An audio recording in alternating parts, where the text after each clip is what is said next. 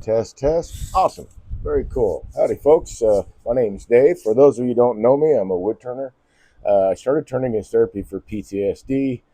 Found out I had a knack for it. Fell in love with it, and then fell in love with teaching. So I I started this channel to become a better teacher, a better demonstrator, and a better turner. I'm always looking to be the best turner I can be, whatever that summit is. I don't know. I haven't reached it yet. And I hope it's a lifelong journey, actually, or at least for the rest of what I got left. I know I'm just barely scratching the surface, so there's a lot to explore and learn about out there. So I thank you for joining me on this channel. There'll definitely be some education along the way, and a lot of turning. So thanks for joining me again. It's Twitch Tuesday, at least on this channel. And I've got, let's turn this down.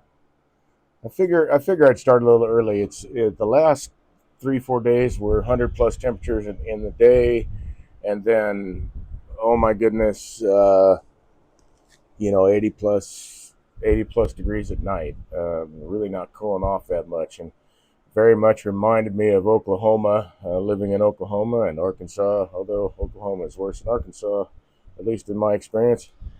So I thought, man, yeah, that's what I was thinking was, holy cow, this is very much like Oklahoma weather, and I don't like it. Turns out I talked to my two oldest boys, and they live in Oklahoma, and yeah, it's hot there. It's very hot, but I remember the days. So I've got. I don't guess I should have put that in there yet. Let's just take that out. So I've got I've got a lidded box that I'm working on. Whoopsie, dog on it. That was a lid that I just sent on the other side of the lathe there. Anyway, you know what? I'm jumping ahead too far. The whole point I was making was it's been like really. I've done some turning the last couple of days, but oh my goodness, has it been hot and very stifling in the even with the door open and the fan blowing, man, it's not been a lot of fun. So I'm really glad that it's cooled down today. Still got the fan going, but it's a lot better. So I got this lid that I need to make a finial for a litter box, and I don't have any more of this material, this pine. Bear with me one sec. I want to aim the fan a little bit different direction instead of right into my ear.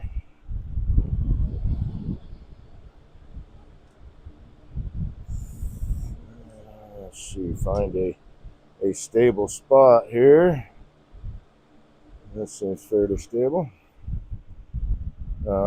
Plus, it'll help blow some of the dust away, so that's nice. Anyway, I don't have any more of this material, and it is a pine, although we're not sure what pine it was. This is a part of a blank that was glued, billet, whatever, that was glued together. Basically, it was two blocks, same diameter, but glued together. So, if these were glued together. And his name is Dennis Ferguson. He had two of them. One of them he had turned, and we had a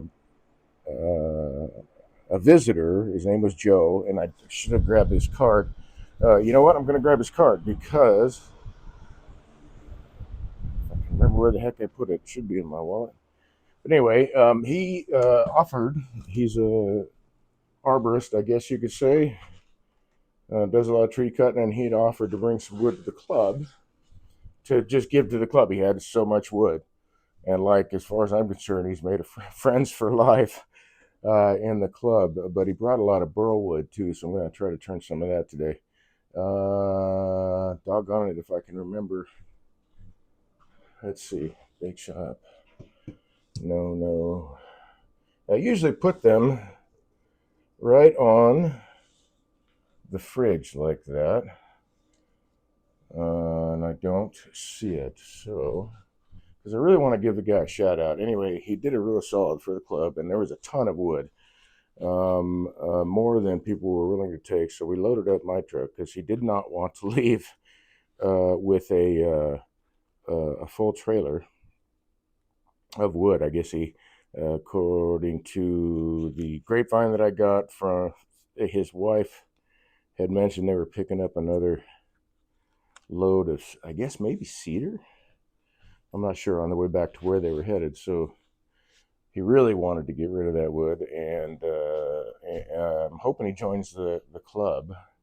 He has an interest in wood turning. I'm not finding his card. This is a bummer. Anyway, his first name is Joe, and I'll keep looking for it. By tomorrow night, I'll be able to, at least I hope, I haven't misplaced the darn thing. I give him a proper shout out, his company name and all that. Anyway, bunch of wood.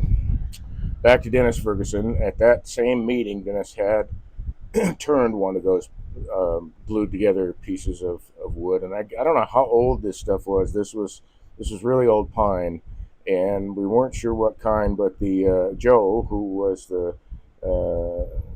logger or arborist or whatever you want to say, he's got his own business. So I don't know.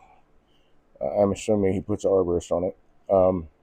Said that he thought it was Norwegian pine. It's really dense and heavy. It's heavier than like fir or ponderosa, stuff like that. So I would believe him.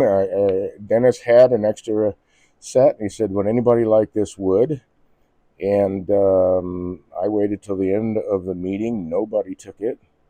So I approached him and said, "Hey, man, I'd like to turn something out of that and make it a bring back for the club." So I'm doing a little box, and I need a finial for this guy. And what I have is this piece of ash that I think once the finish is on here, I'm using tung oil and orange oil, and it really does brighten up the pine quite a bit. It's very nice. That it will do the same with this piece of ash. So since it's kind of close, I didn't want to do, well, I don't know, man. I guess I could look at like doing a completely different color for it. Like maybe, I don't know that would be too crazy. Bloodwood, or let's see. I do have some walnuts. Do I have any wangi left? Oh, I've got a little bit of wangi left. That might be cool. Um, hmm. Questions. I may use this wangi, perhaps. It's actually almost even in the right shape. Even if that's split off, I can still put it between centers and turn the thing. And I'll just need to cut off a little bit, make a tenon, which is not a big deal. I'd really like to have this in a chuck, though. Pin jaws. Is that like, even though it'd shine up real nice, maybe that's not the right combination either. Let's poke through a couple other things here. I think I've got, let's see, I got that walnut. That looks to be, what is that? Oh, that's mahogany. That would be a subtle difference. That'd be all right. I'm not sure about that, so we'll move that one aside. Maybe those. Anyway,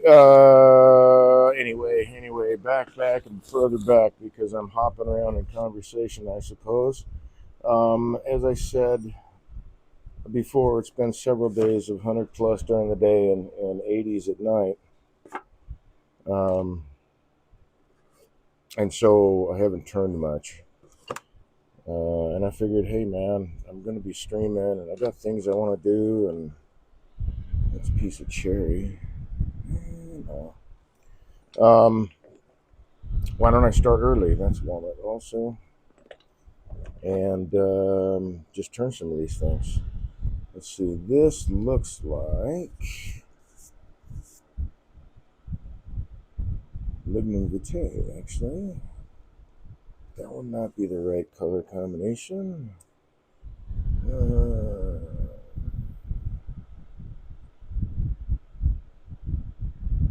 don't recall what that is. It's a red wood, but I don't want to say it's red heart. It might be red heart, actually. Just a slightly different color than what I'm have a lot more of. That's bloodwood. Oh, I think I'll save that for a nice pen. Don't do a lot of pens, but I do have some really nice blanks that I want. There's some bloodwood.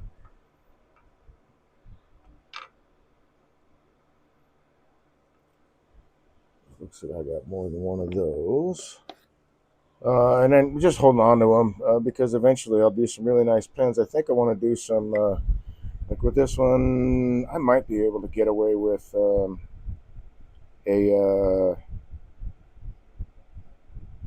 oh my gosh, what do I want to call it? Come on, Dave. Either a calligraphic pen, turn it and get that thing turned in there so the nibs can be replaced, or a standard. A long time ago, the old pen with the nibs, dipped them in inkwells, or they had a cartridge or whatever. I don't remember what they call them for some reason. That is escaping my brain. There's some fish scale oak. It's a longer piece, but I don't need one that long. What do we got here? Might be some more ash. So anyway, since it's cooled off, I wanted to get an early start. Let's turn some stuff. What the heck? Oh, Coca-Cola. Will that do? I don't know if that's going to be the right combination either. All right, I'm just going to pick one here. Oh, got some elm. That might be groovy. Too busy.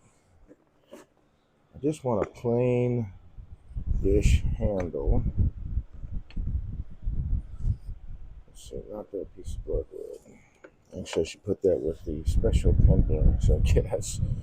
So that is a maybe. That's a maybe. That's definitely a maybe. Oh, I can't remember what this is called. This is some wild stuff. You know what? I'm going to go with this. I think that's big enough. I can't remember what they call this stuff. I got a couple of odd sizes of it because it just looks really cool. Maybe it's, let's see, no, I don't think this is Goncalo Alvis because that's more of a uniform color. For some reason, I always think that the name swamp is in the title of whatever the species is, and I know that's not correct. So it always stays that way with me for some reason. That's not Purple Heart. So put away all the stuff we're not going to use. Plus, starting early gives me a little bit more time to pick and choose and be picky about what I'm going to turn as the finial. That's a piece of elm, but it's going to have too much spalting, so that's going to be a little dark for what I want. Or not the right dark, I should say. So, we'll just go with, you know what, I'm going to go with that. Let's put this stuff away. So I'm going to start between centers because it is not square. Well, it might be square enough on that end. So yeah, you know what? I'll start off with pinjos. This shouldn't be too very tight. So that should come out easy. Plus, I've got a wig stand I want to turn for the club, for the next club meeting. For the Cal Cancer Center here in town. Our club makes and donates wig stands to the Cancer Center, which I think is pretty groovy. We also do empty bowls every year.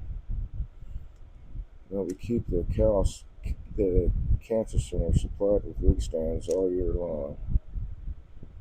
And picked up one of the sets of pre-cut wood.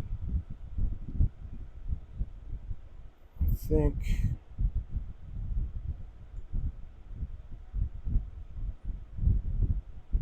think I want the grain to be as straight as possible. So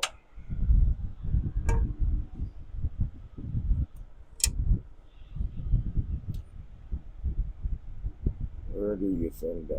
You thin down right there. So I'm going to measure from this corner, or this side rather, to be 5/16. So from this side then,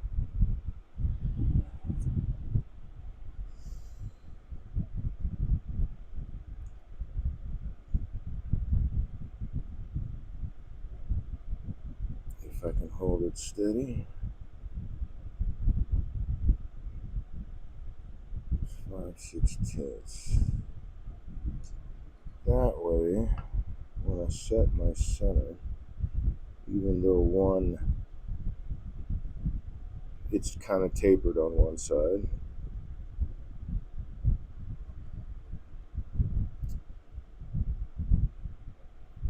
those just definitely don't look the same, do they? That's 5. How did I not get 5? Totally missed the mark. Oh.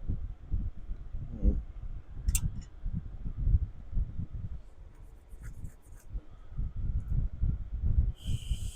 So, even though this end will be short, it's going to be thinner anyway. Turn it down so I can keep the grain straight.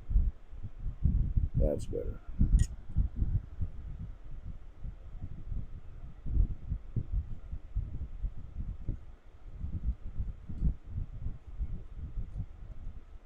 Or at least as straight as possible.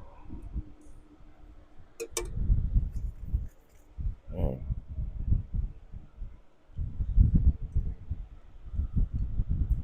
So we will go from the end that is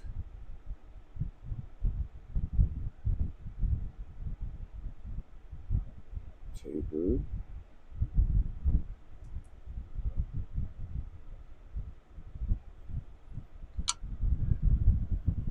Maybe it's just my eyes are deceiving me, but that sure looks like it's narrow on that end.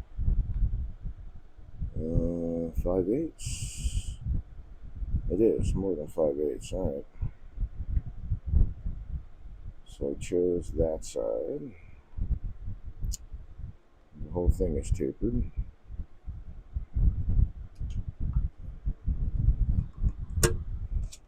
Man, I don't know why I have all these itches coming up all of a sudden. This is wild.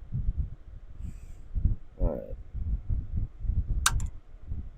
That works. So I'm going to round this out, and then I want to put it in pin jaws.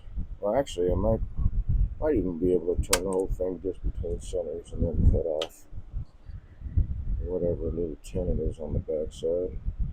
So we will take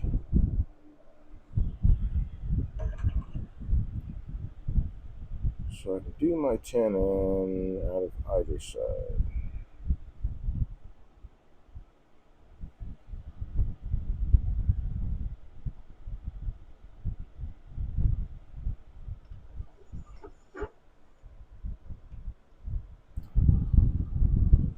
Let's see, let's flip that dude on and do this. I like this angle, gives you a better view of what I'm actually doing with the tool a lot of times.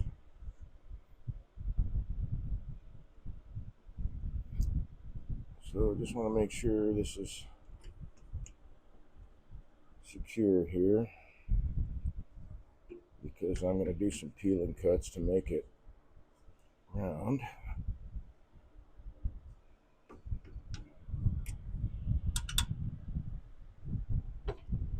And I think I'd like to I should probably bring the box out so I can see. You know what, I'll grab that. So I can get,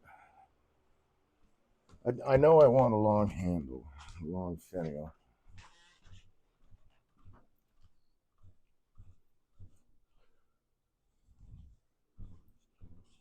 But let's take a look at this dude put together.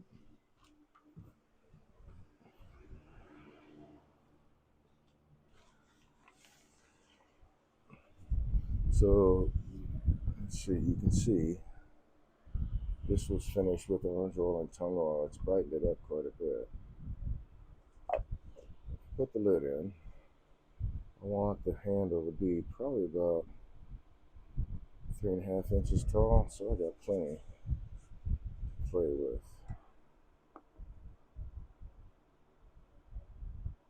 3.5 inches, so I got plenty to work with. All right. Set that over there. Glasses are on my head, now they're on in front of my eyes. Okay.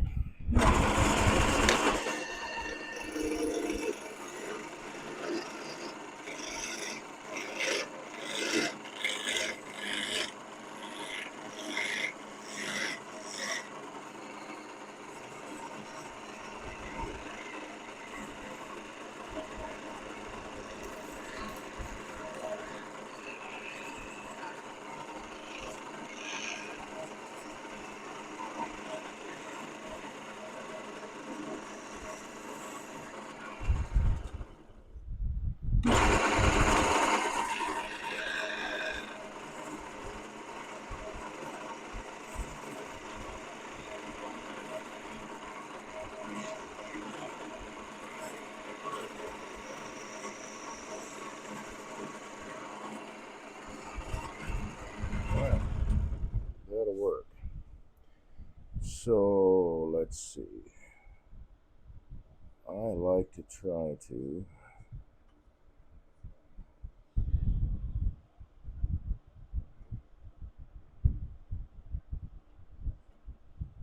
have the wood grain patterns in the wood be the main focus.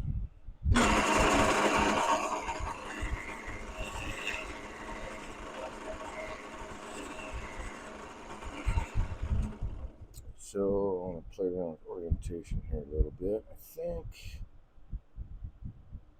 think I'll make the tenon down here. Yeah, I'll make the tenon down on this end. It looks more like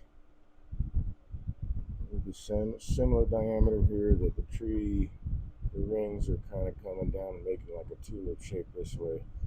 So kind of like the tree, or wherever this came from, I'm out of the tree, but this is the direction it was going up. So I want to kind of incorporate that into the handle. Right here.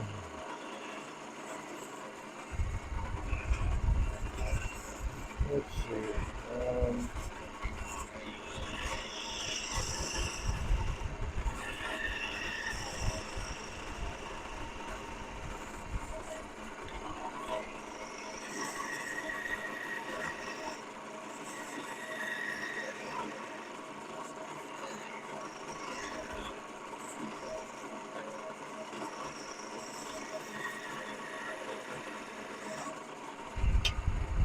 I think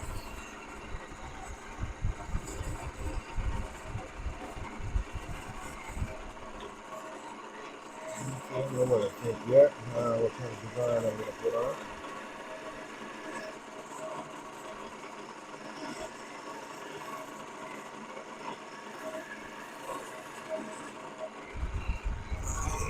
I've got bead feature and some burnt lines. Try to get an idea of what kind of shape I want to play with here with what I got to work with anyway. So that would be 2.5. I still have plenty of room. And I need to look at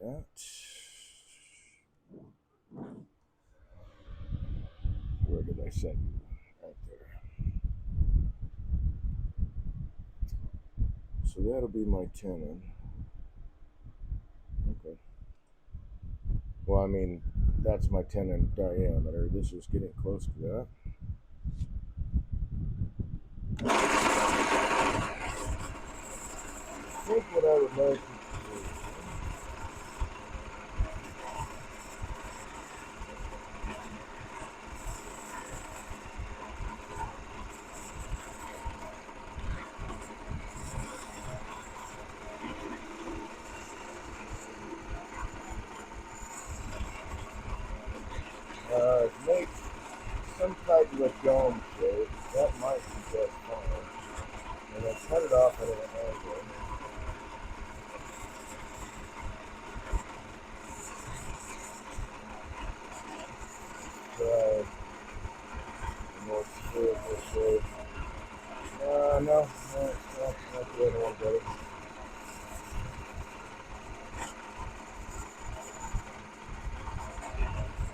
Go with that.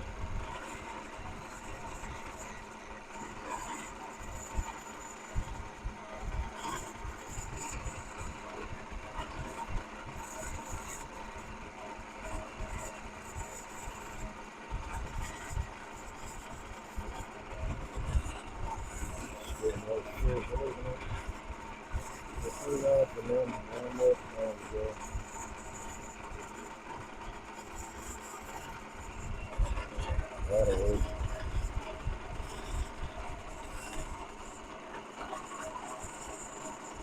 And I'm going to cut it off.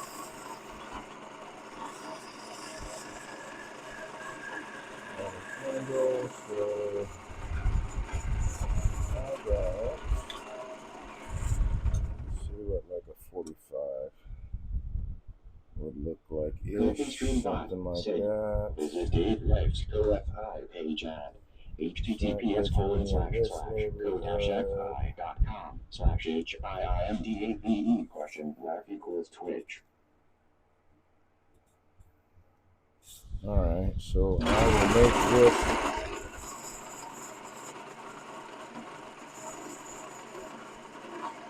a little bit of an edge shape, not super pronounced, or whatever that shape is called. And then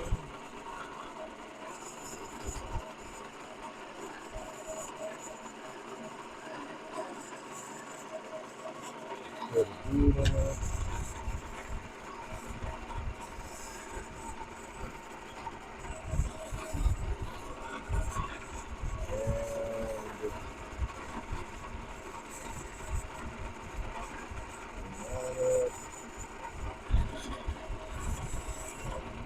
Yeah, I think it looks pretty nice. Let's see, then I'm going to just go with right here.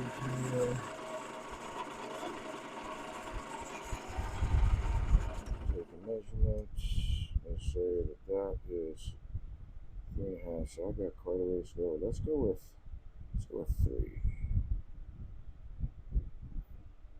And 3.25. We'll split the difference. We'll do it in a pencil.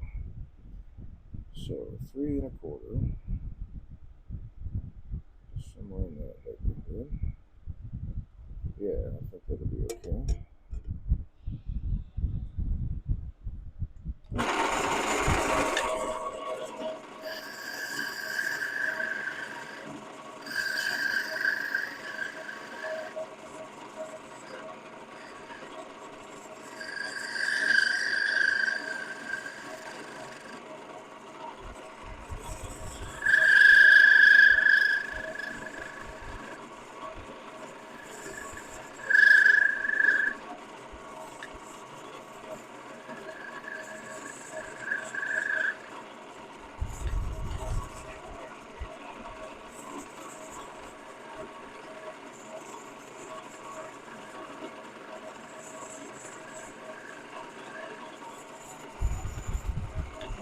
It needs to be thinner.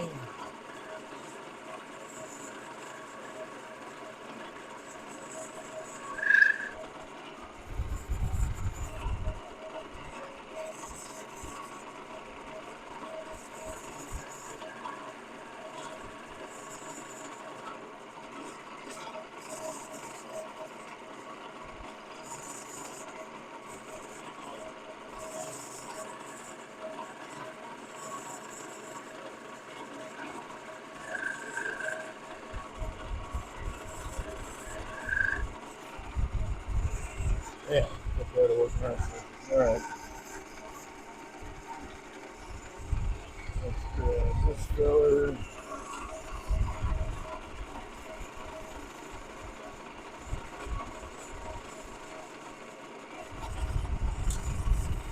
I think I like having some of the food right here. I'll put that to pull off.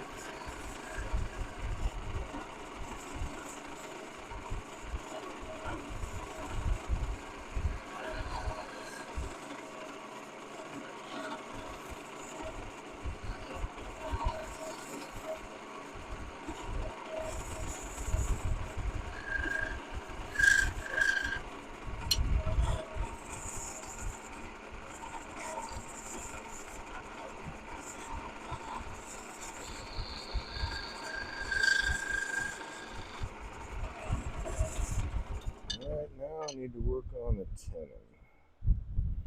Actually, what I really want to do is flip this guy around. So I'm not really working on the headstock side. That's tight enough.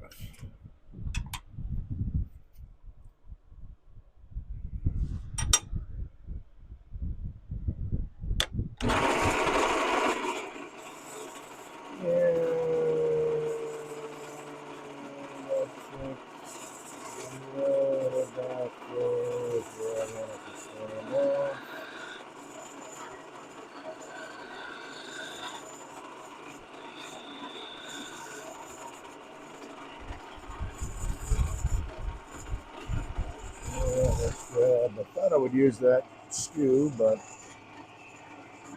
there are two wires towards this spot.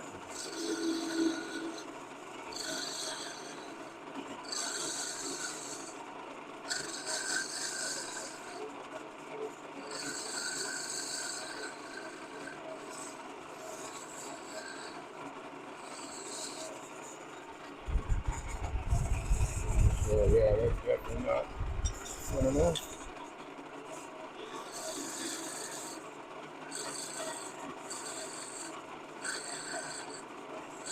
Anyway, I can glue this guy together and then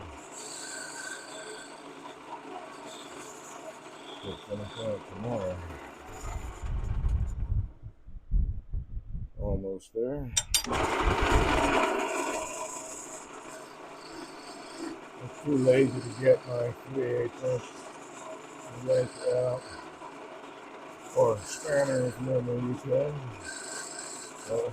Other parts of the world have used British English, I suppose.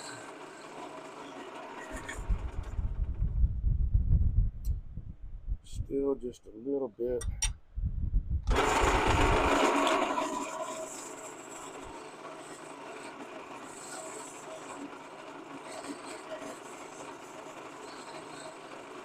A little bit there.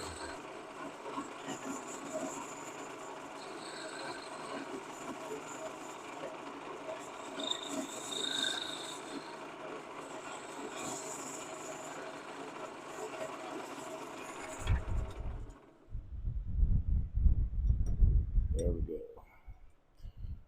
All right, so anyway, I used an adjustable wrench today because it was the closest thing I had. It's the only reason.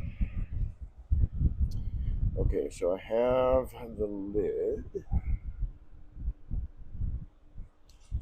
and I want to match the base of the finial to the curve on the lid. Actually, it might be easier if I just take the lid off.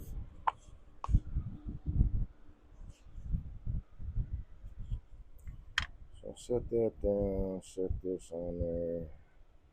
I don't expect that I gotta do much. It should be just a tiny bit. Well, in this case, it would be like this, so just a tiny bit cut in. So I think I'll be able to do that with the skew.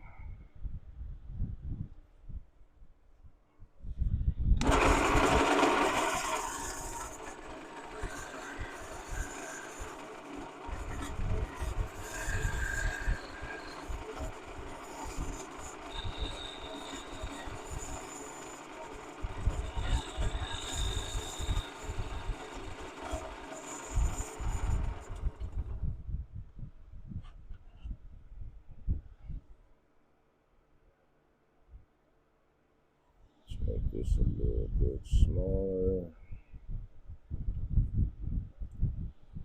This might actually help.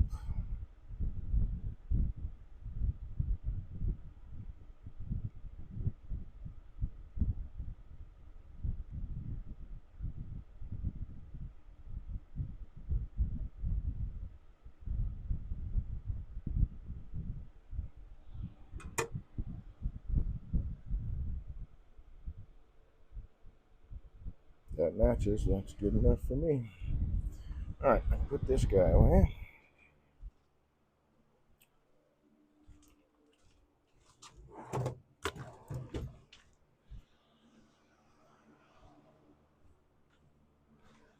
Come all the way back around. So I didn't need that much tenon, but I want to leave that for now to be able to hold in the pin jaws. So I want to turn this away, then sand it. But I think I can sand this part right now.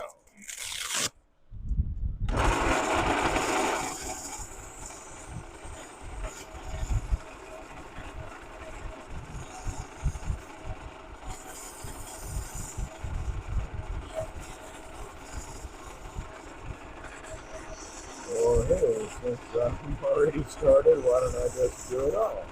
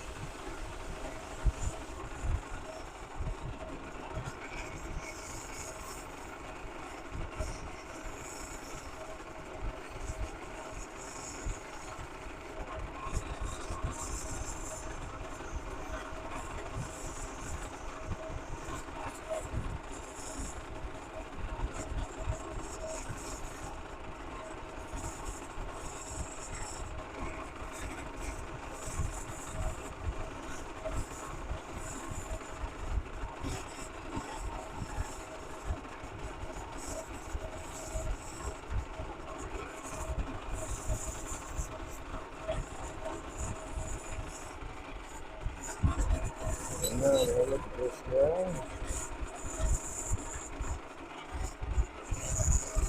I think I'd like to take this down a little bit more.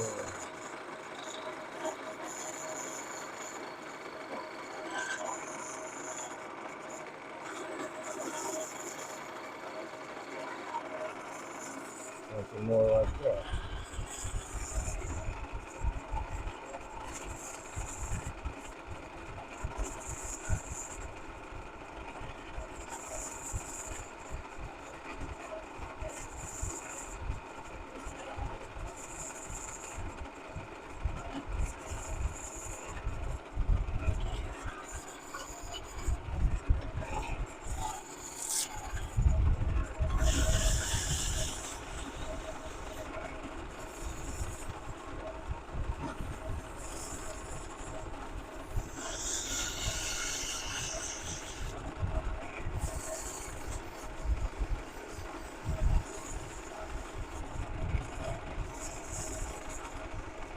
Yeah, this was just a kind of a spur of the moment. I really had to waste the time. I got stuff I should be turning. Actually, everything I need to turn, I probably should be turning. And it's just so miserable. The weather, the heat. Yeah, okay, that works. So let's just cut this off.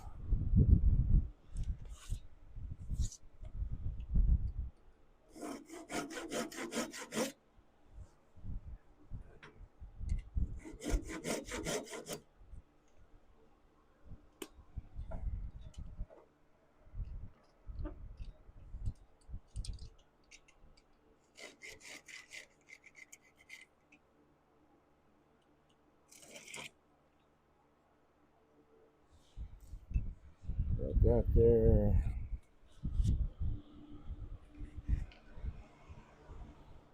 Put it in that bucket. Let's double check ourselves.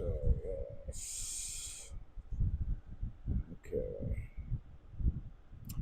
And so now I'll put this into pin jaws.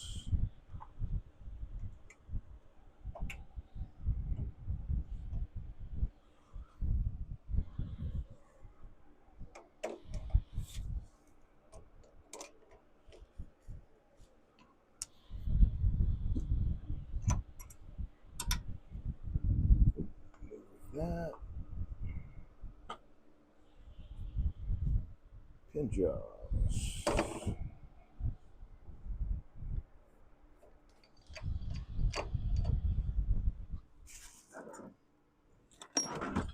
So I need this guy, which I finally found again.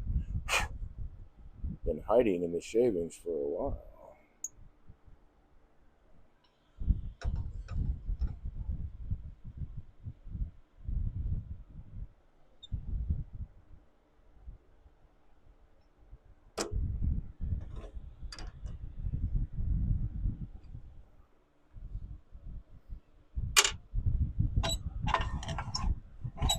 You know what? That's how I lost it last time.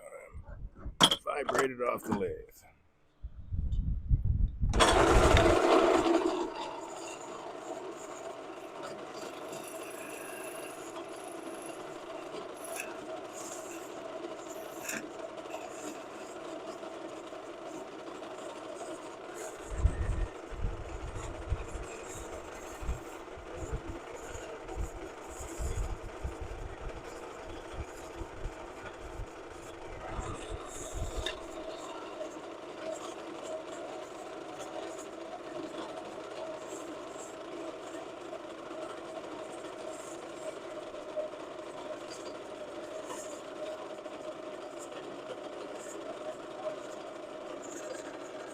And if I'm really careful,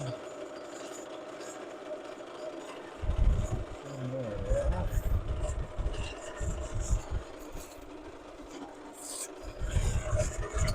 Now for you to move.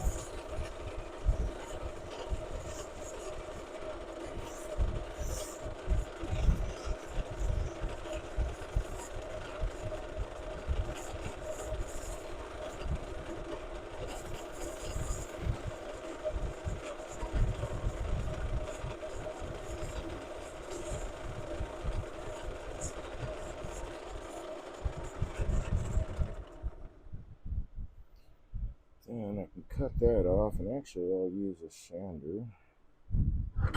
So we'll get that set up too.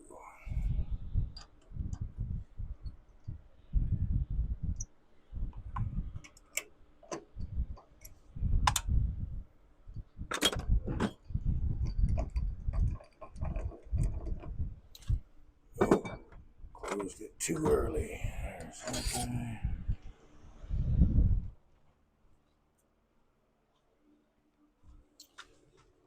These two guys. And this piece of abrasive. That'll work.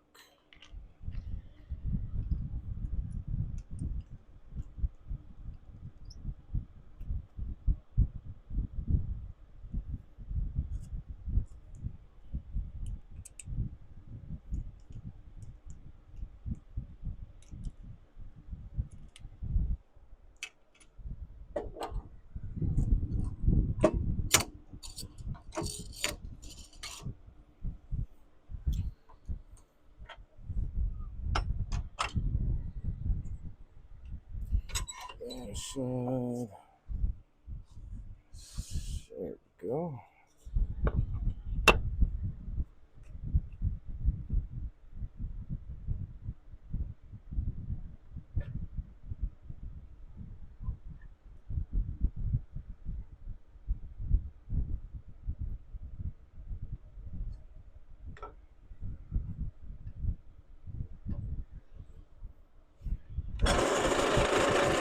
Alright, let's go for grain. So I think we'll do the back side of this one.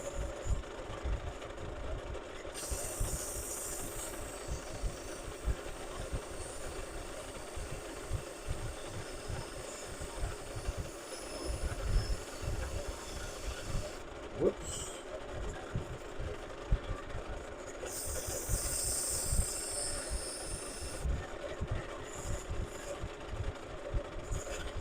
Okay, from there.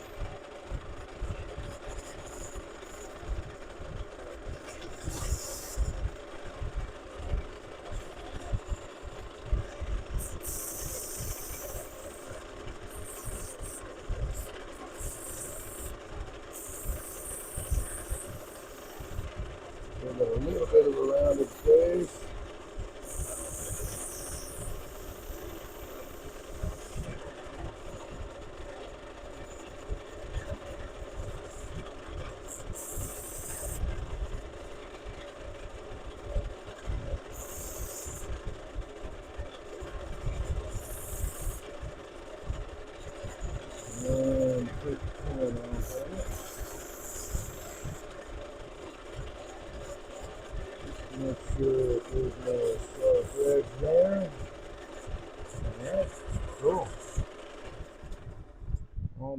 that guy, so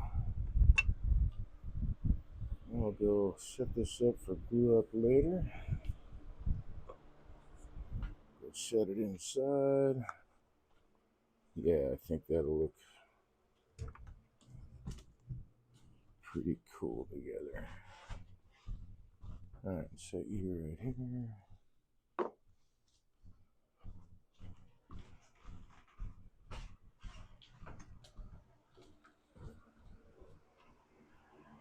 Okay, next on the list.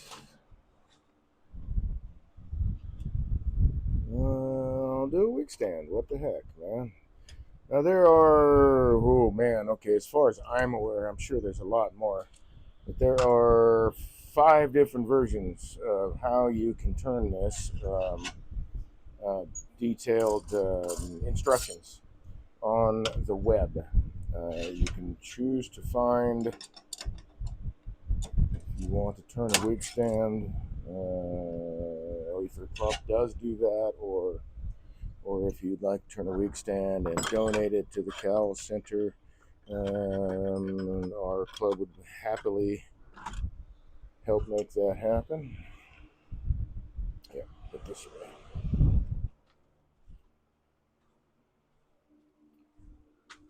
Turns out Dennis Ferguson is also the what head chairperson for that, I guess would be the right term. He's a really nice guy.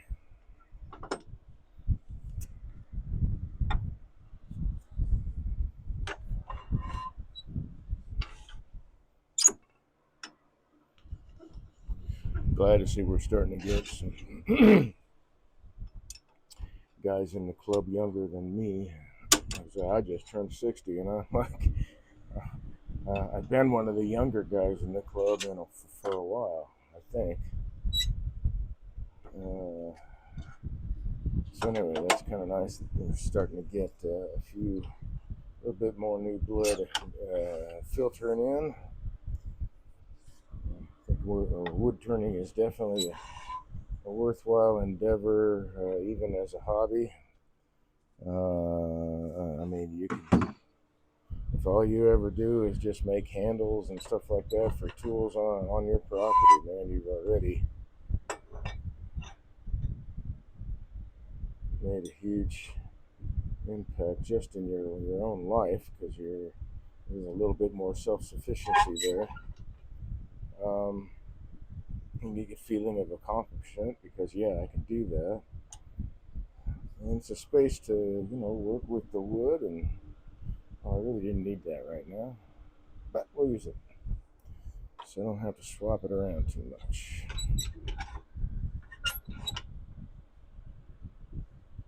You know what? No, we won't, because it'd just be easier to go with this guy first.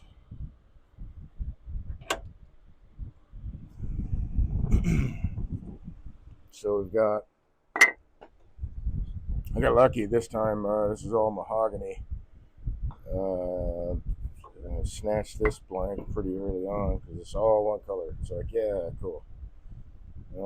This is the base, this is the top, the wig sits on, and of course the support column here, which is 12.5 inches.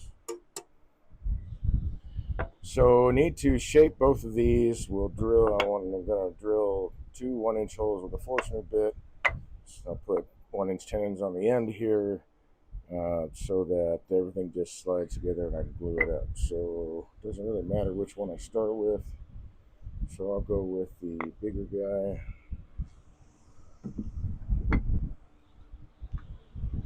And it would probably be helpful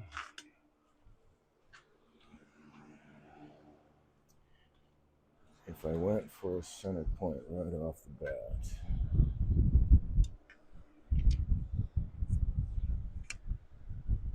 So this looks like it's mostly round. I think I'll take one here, I'll strike a line here where it looks like it's kind of egg-shaped there, and then strike a line on this side If I can see, there we go. So it appears to be the same line. I'm going to go perpendicular to that. And looky there.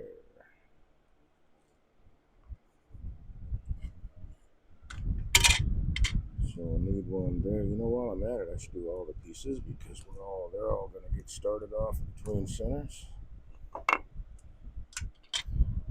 Hey, that might be the center. Let's find out. That line hits it. That line hits it. That line almost hits it. That's good enough for me. Let's grab this guy. So we got some flat spots. I'm gonna have to true it at that. It looks like that is the center right there.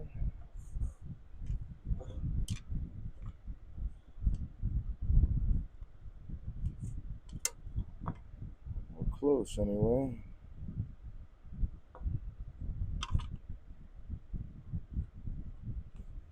That hits it dead on. So it's off a little bit. Okay, we'll call that close enough.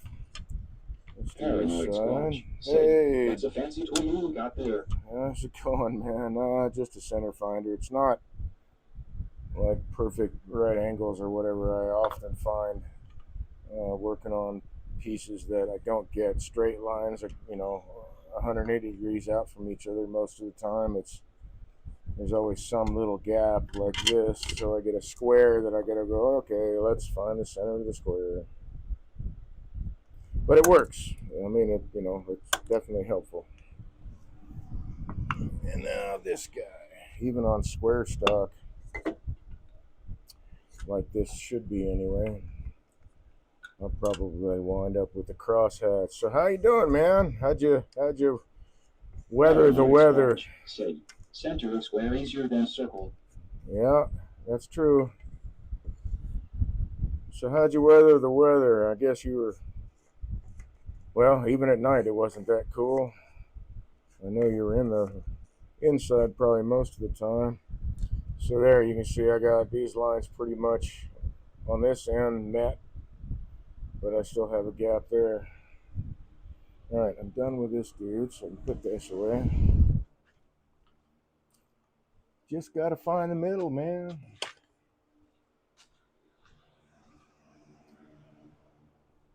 Just gotta find Paranoid the Squatch said, yeah, it was a rough couple days, but I wasn't in the greenhouse. It hit 115. Oh, man. Oh, yeah, I didn't even think about that. That didn't even cross my mind. Yeah. I would say that'd be a lot warmer.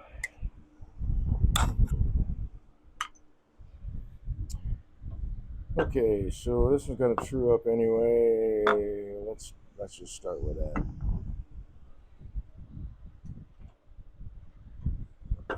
So I need a live and drive center. Yeah, I got I've done a little bit of turning in the heat, but only just a little bit. A lot of chainsaw work though. That they do a lot of that. Squatch said, it wasn't any better at the restaurant. Not even in the basement, huh? Although I guess that's where all the stoves and everything are at. So I didn't do as much turning as I really wanted, and since I was streaming tonight, and I figured, what the hell, man, I'll just start early. Get a couple more things turned out during a broadcast, maybe. Alright, that's secure. I can move this guy away. Say, watch an ice low cook our corned beef for 18 hours. Oh, man. Wow. That sounds really good, actually.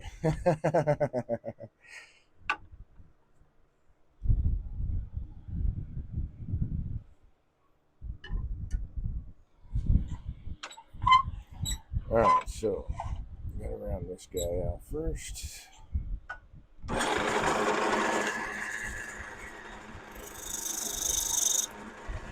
Yes, the fan's blowing right at me. All right.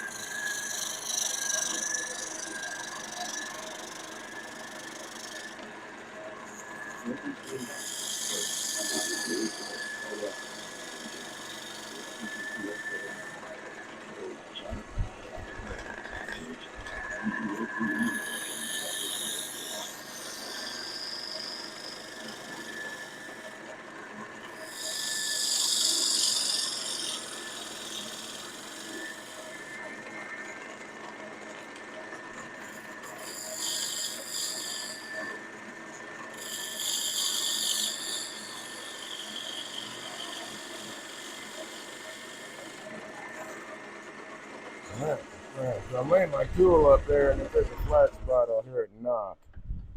And no flat spot. Alright, so this is a wig stand. So the top is going to be a dome. And I'm going to look at the grain here.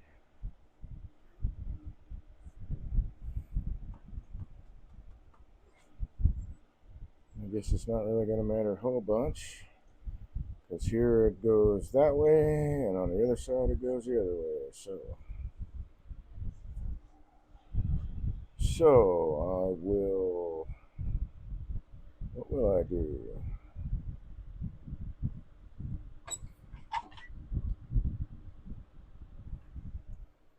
You know what? Let's grab this guy.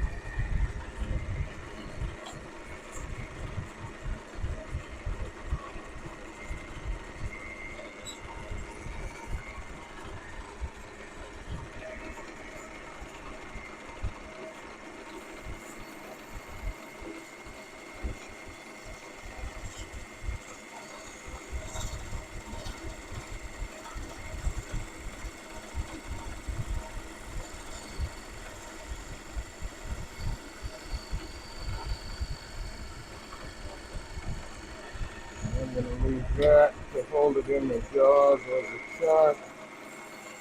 I can hollow out the inside, make it a little bit lighter.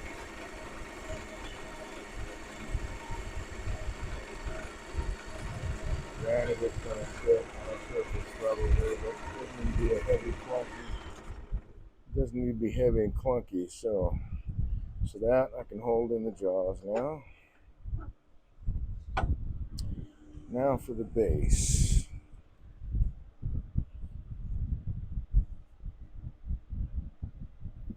No telling what's gonna show up here. I think I'll make this the bottom and at the top of the base.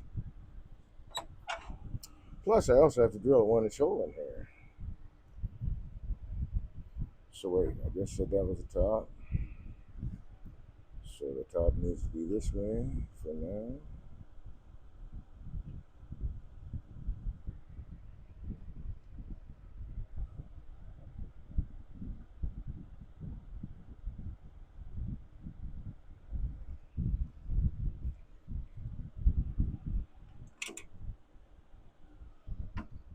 That's secure. Square it up. Actually, I don't even do that yet. It will get there.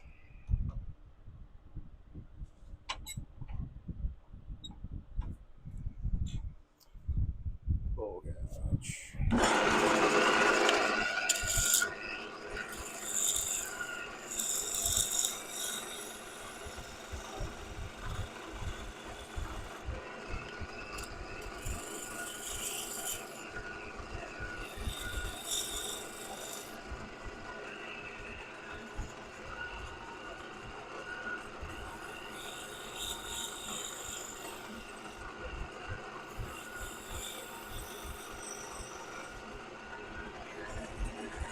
I guess you could measure these things if you want to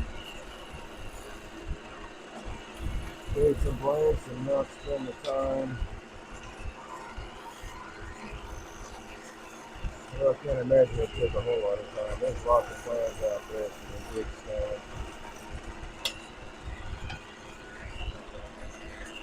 Let's see. I want to create a hollow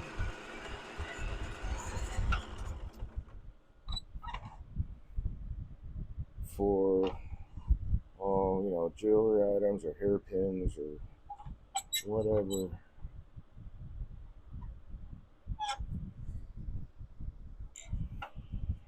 might need to go down in here.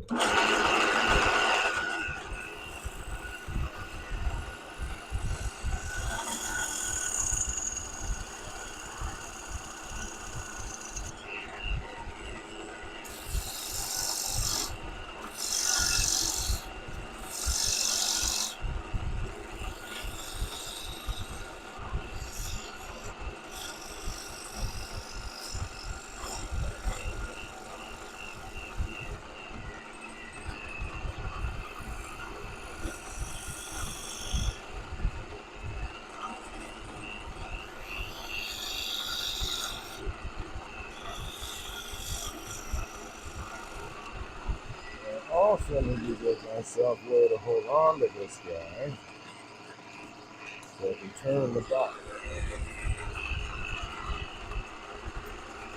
Also, since I gotta take some of this out anyway,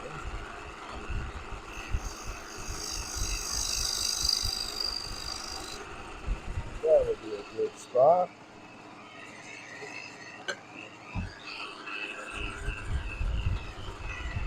Whoa, easy there, killer. I'm dropping tools. And we'll make that a bit of this here.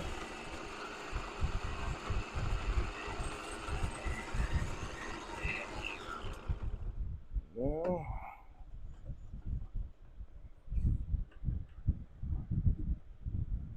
do this.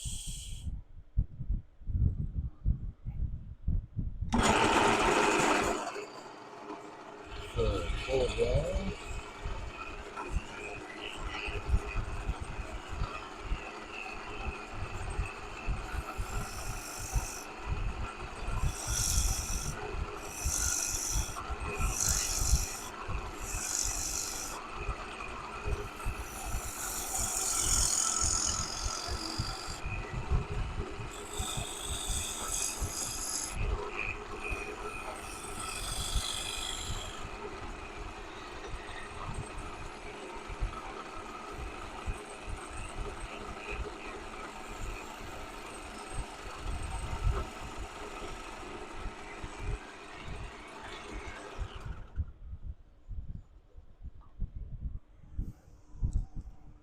Now, that's ready to go. We can work on this guy.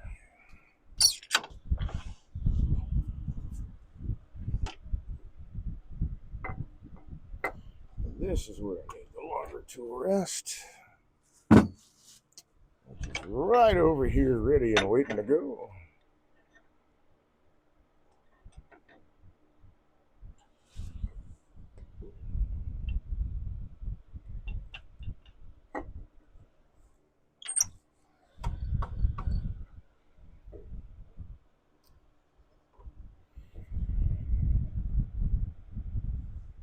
I don't know, maybe now that I think about it, what we're calling mahogany might actually be Sapel.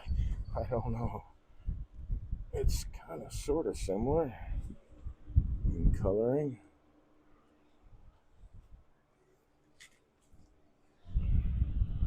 And grain pattern, sort of, but pretty sure it's mahogany.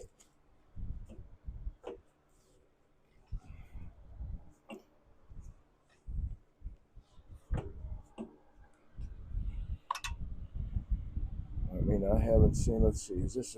This is not okay. So it is a partial glue up. What 5/8 there? But I haven't seen Sapel that big for a while.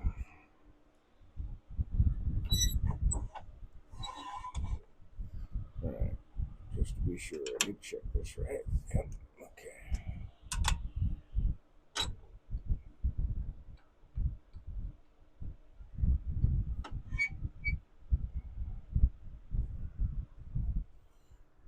And bring out this dude.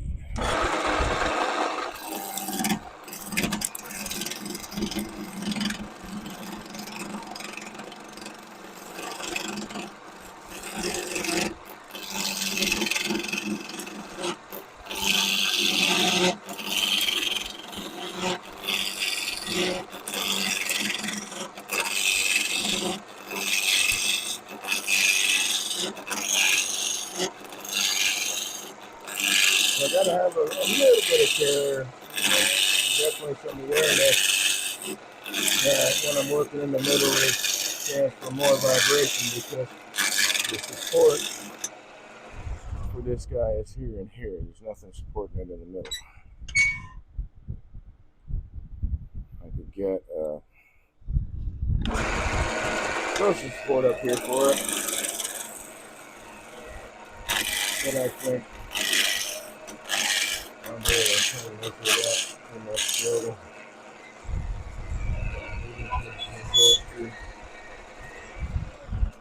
Spindle steady or bull, yeah, spin. I guess I don't know.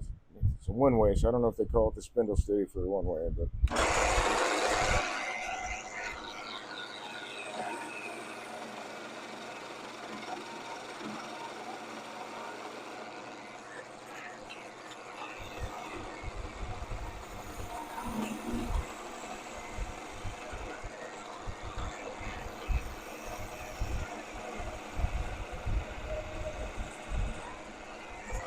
We could stand the original tool rest a little bit.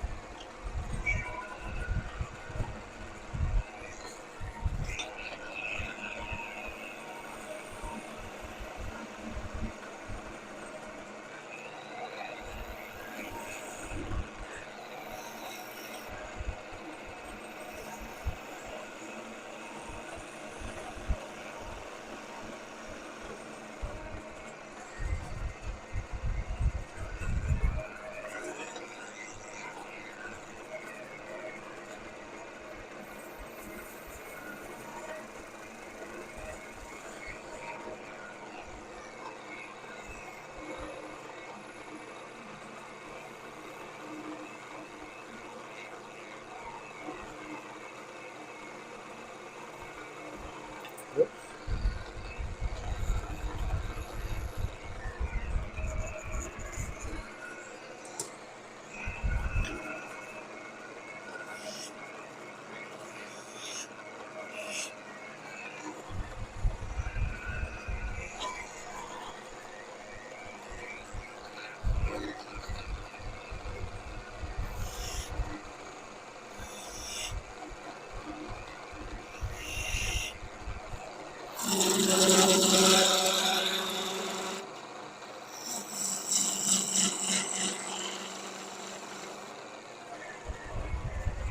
Alright. If I can just remind myself what's up for that. Calipers.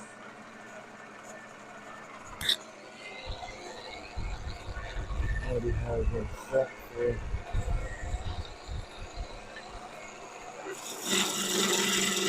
what it's diameter.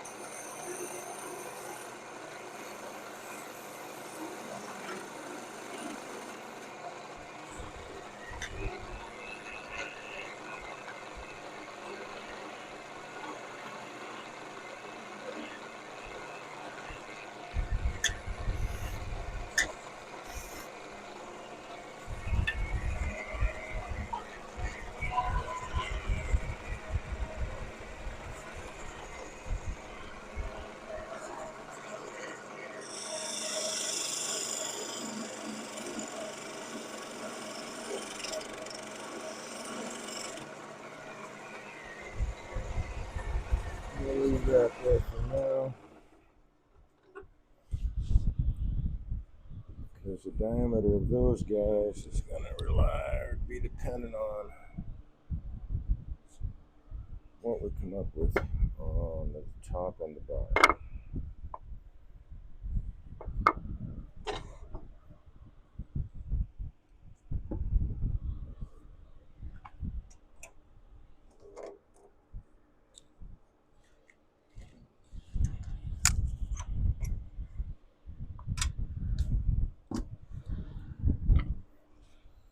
And we'll go to this guy. Like this chuck. Hey, Vic Mark, if you're watching, listening, whatever, man, if you want to sponsor this channel, let's talk. I really like your products, man. This chuck is very, very well built. It is my favorite chuck.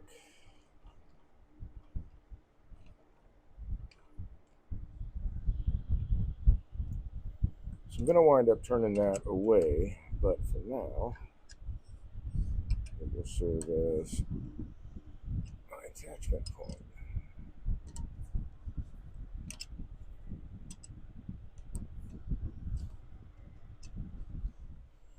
Okay, first thing I want to do, get my Jacobs chuck and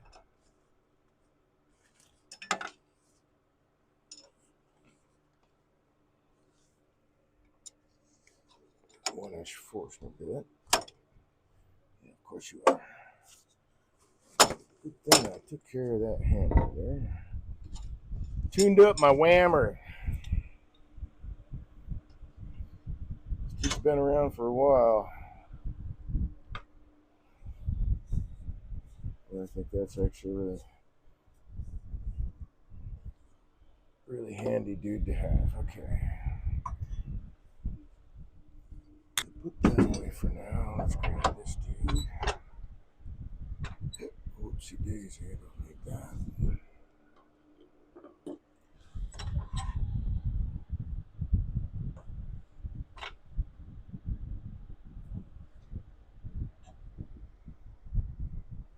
Okay.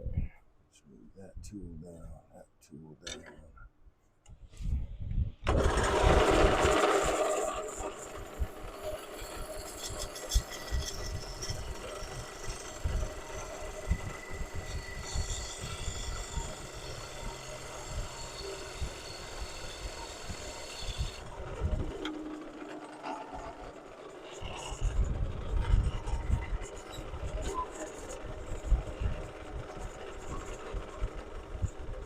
Really should turn off my lathe and moving the banjo around.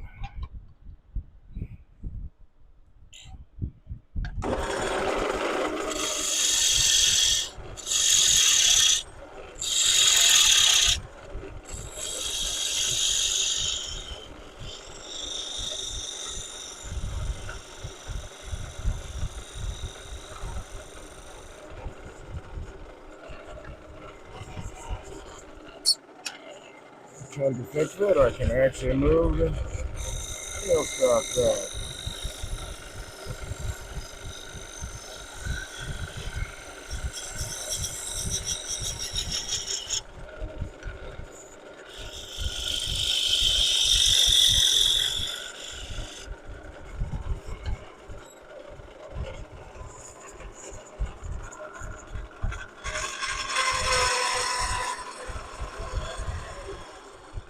Yep, that's starting to sound like bearing. Okay.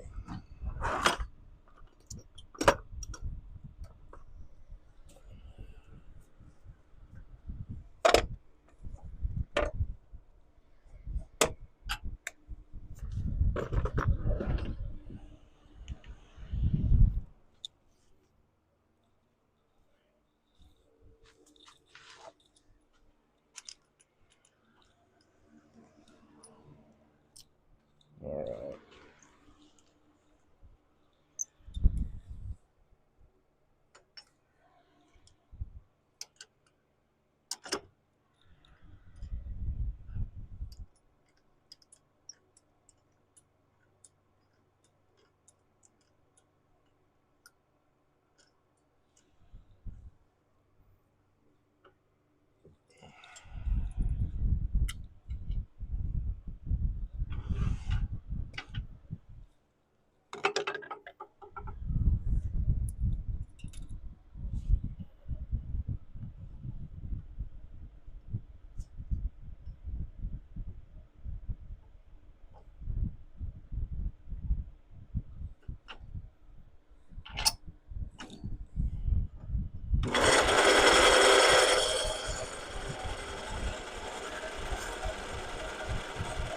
So I'm just gonna make a 1-inch deep hole.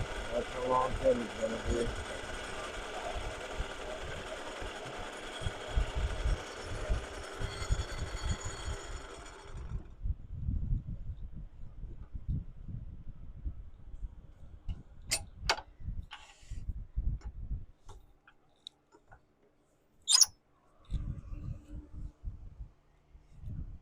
Surprised that that vibrated off the lathe.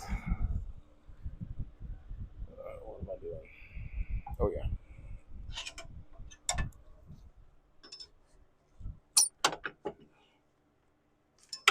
I'm turn it loose.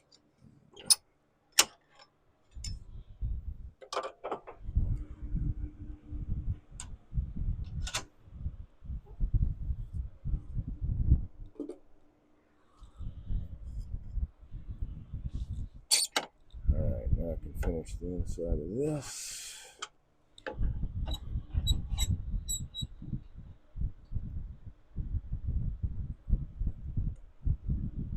There's my spindle gouge. So let's see.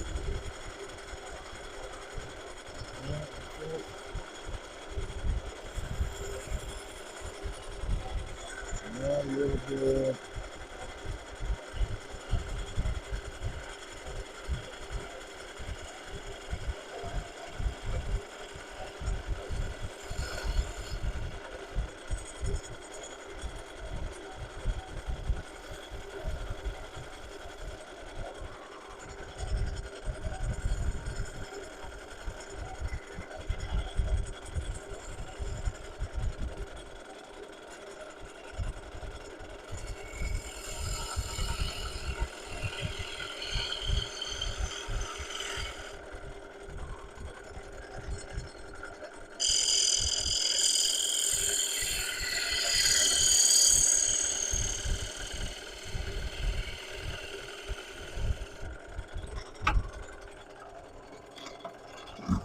And I'll use this guy.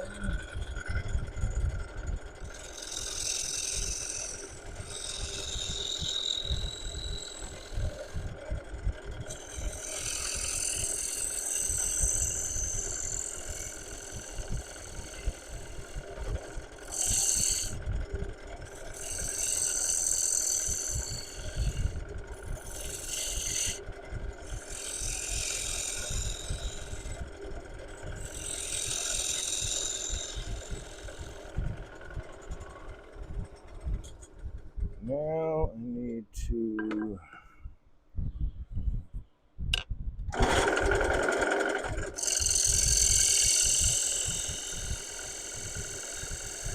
get just a small flat spot. I think I will go ahead and dovetail it a little bit. Clean this up. And edge right there.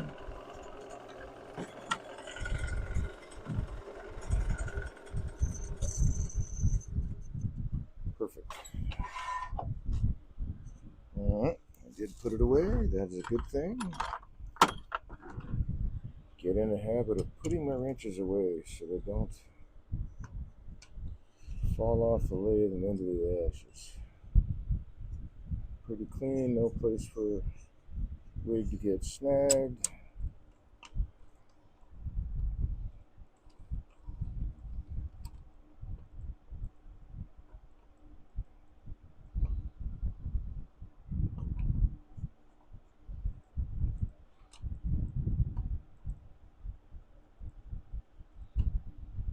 I think I am.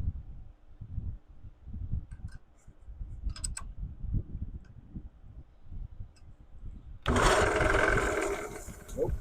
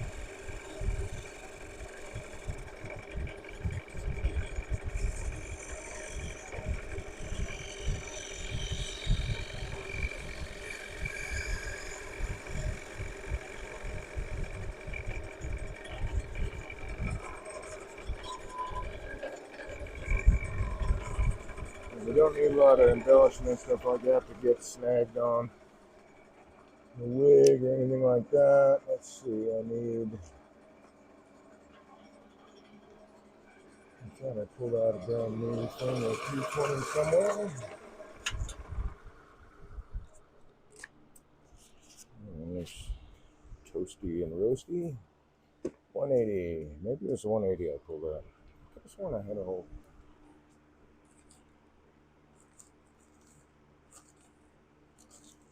new package here. 220, but I could have gone through it all already. 220 is the grit I tend to use the most. Let's see, there we go. So I will put out a brand new bag.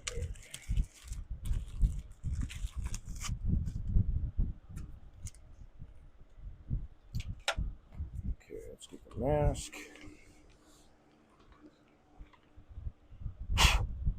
Fan's blowing, so that's going to help a lot.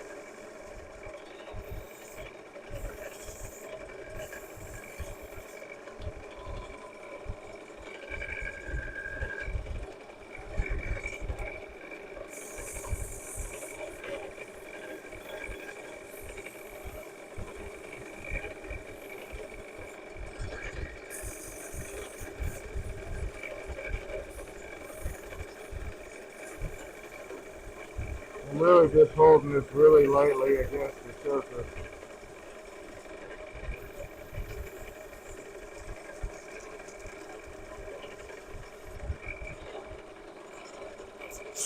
Not a whole lot of pressure.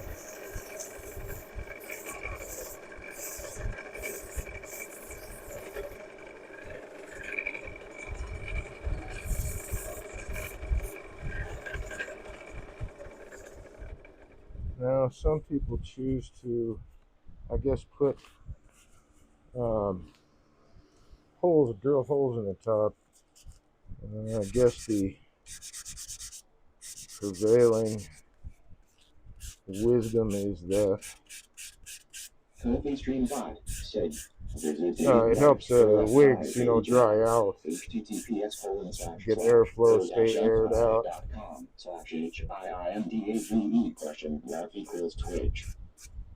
But I don't know if that is a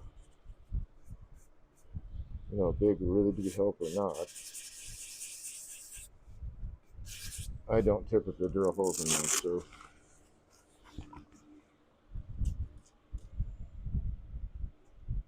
Although on the other hand, if the cow center says, "Hey, we want more of those," I guess there would be.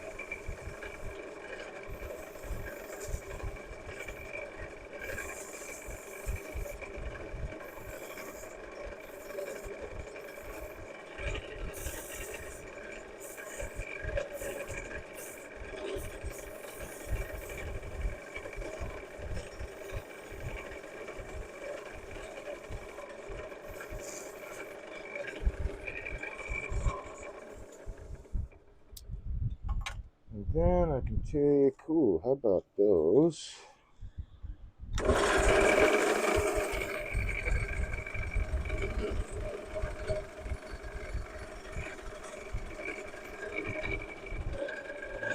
bit of that.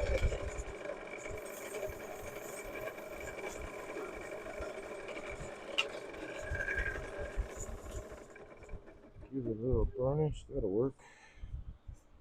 Okay, I put the tool away, which is what I should be doing. Wrong tool. So that is the topper.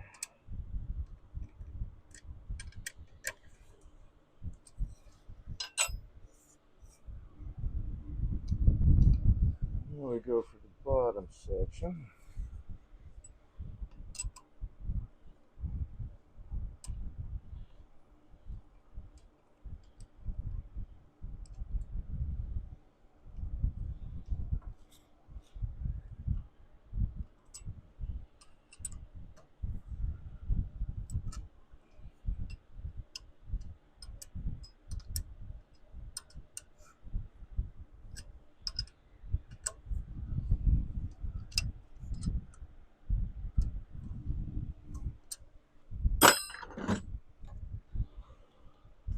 This stuff aside.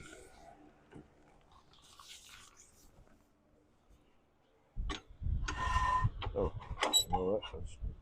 Let's do the drilling first.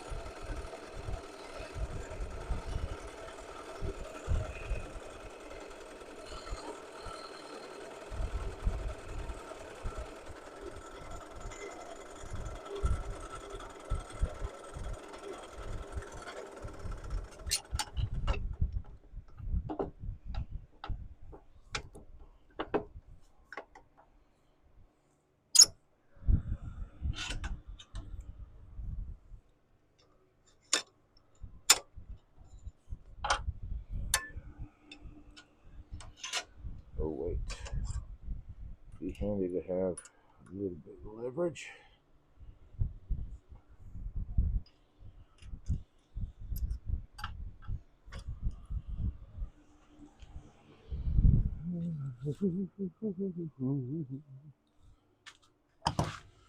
So as I'm sanding, I'm wearing a mask.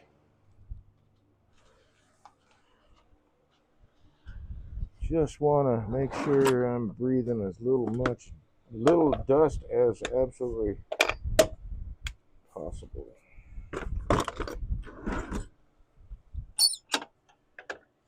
All right, move that guy back.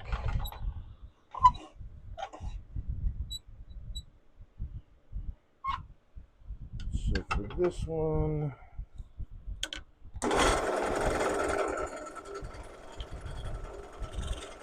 give it a little bit.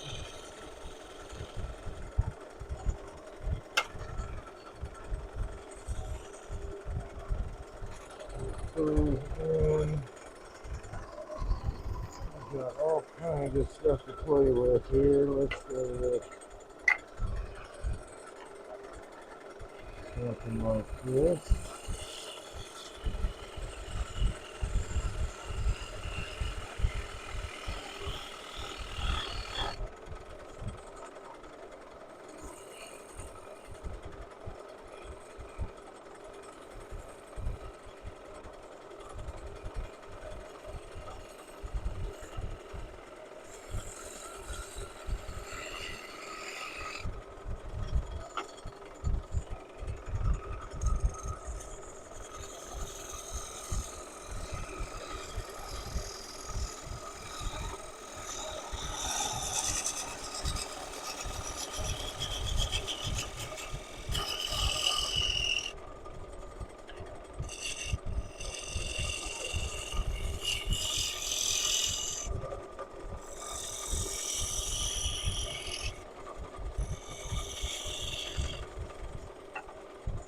There's a little bit of a tray.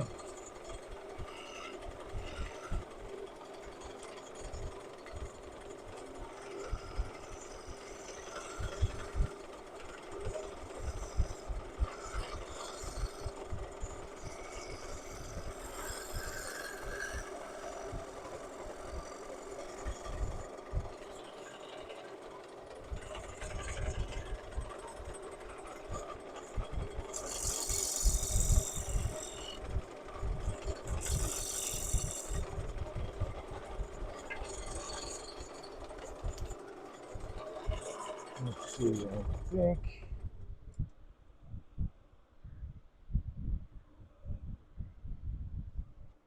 Actually, I'm not sure what I think yet. I do have to leave myself a way to hold on to this guy. I can do it anywhere out here.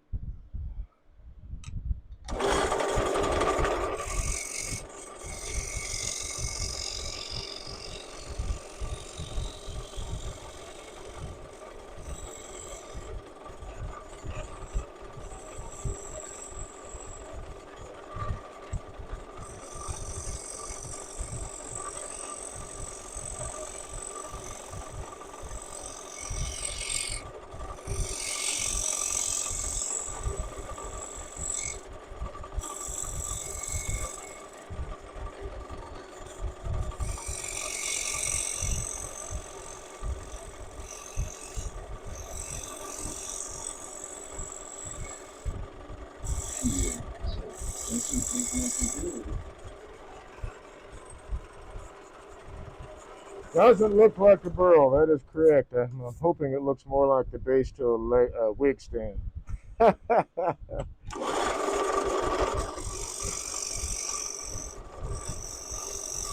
There's some coming in right over here on the side, man. I just sort of a little early because it's not so damn hot. I didn't turn as much as I really wanted to with the weather we had.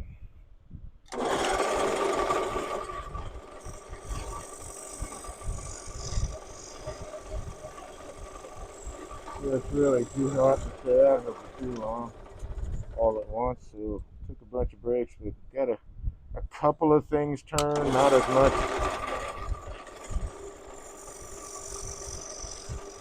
as I wanted to, I guess.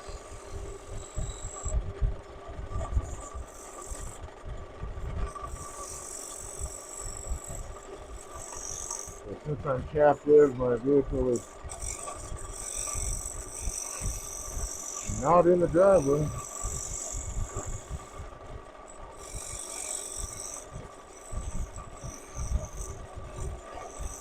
I thought, hey, man, I can start this. Okay. I'm not liking this. Oh, I need to put a fresh burr on this, dude. That's probably why I'm not liking it.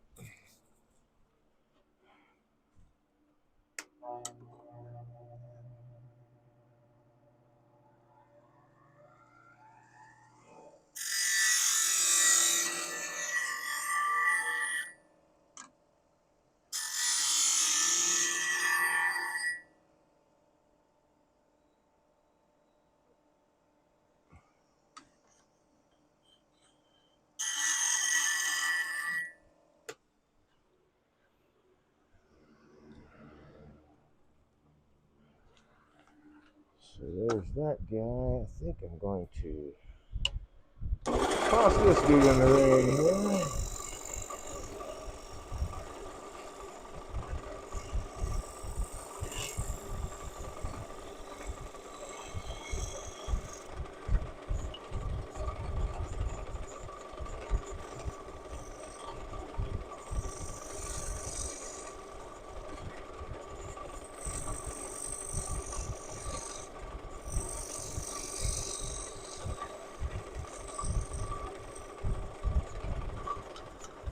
Blend all that together in three.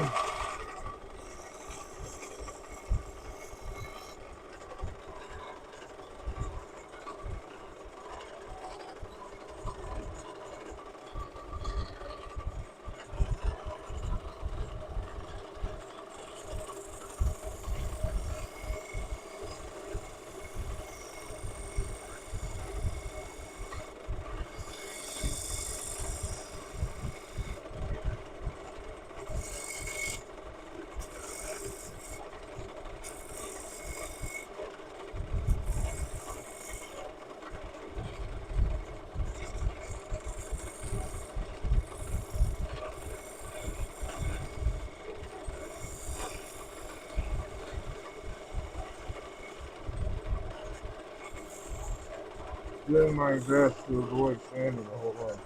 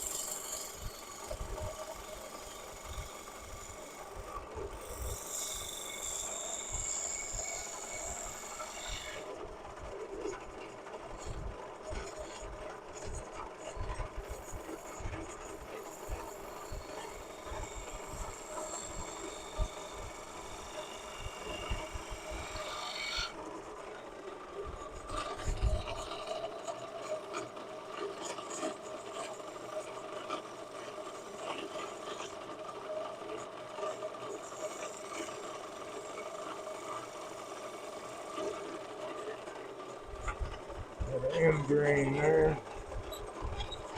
Alright, since I have the mask on, hey, why don't we do some sanding?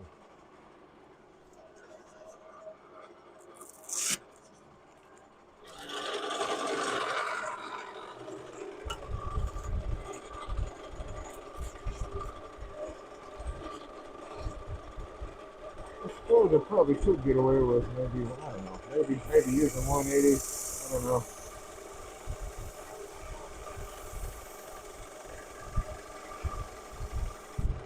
220 is fairly smooth.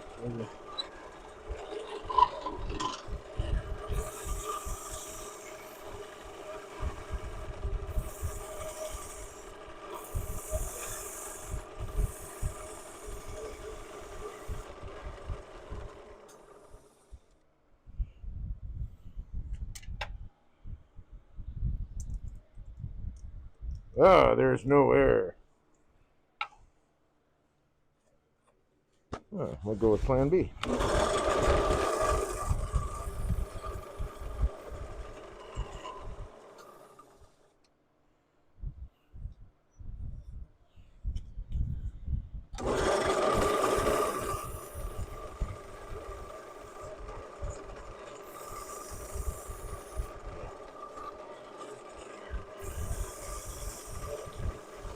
So again, really light shots with the abrasive.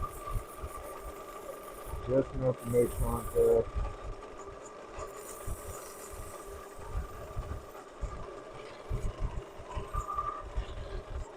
I think I'm gonna put a bead out here. I'm not sure yet.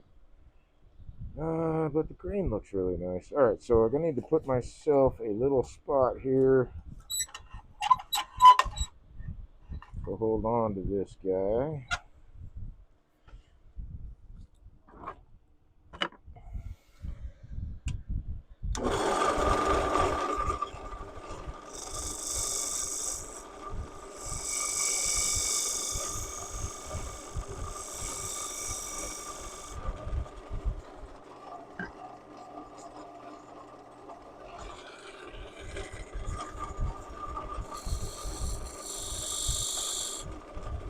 Doesn't have to be much.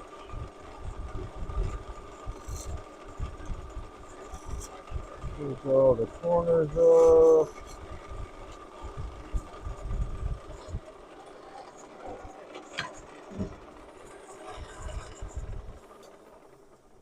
Okay, so that's essentially done. Let's. No, I set that somewhere. Did it fall off or did I? It fell off. No, it's right here. Dave, it's right here.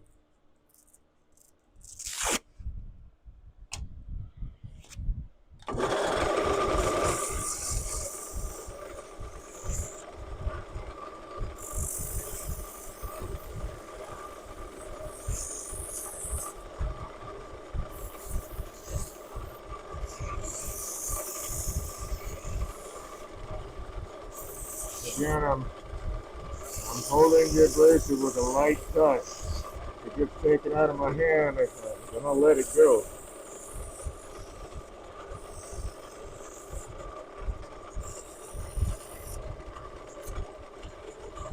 Okay.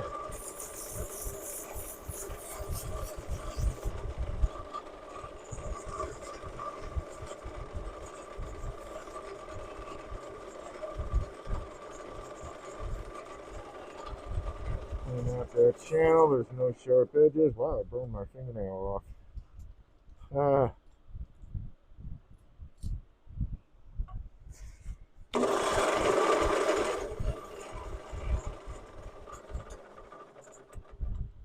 guess I better straighten that out.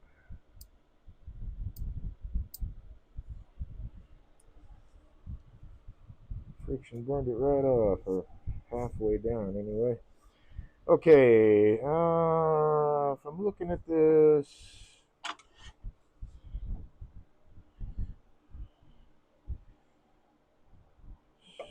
so I need to take that down a little bit clearly. Do I want to put a bead in here?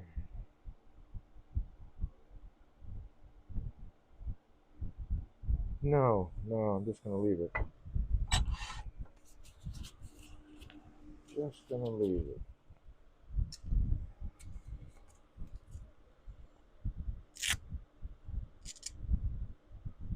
I think that grain on its own will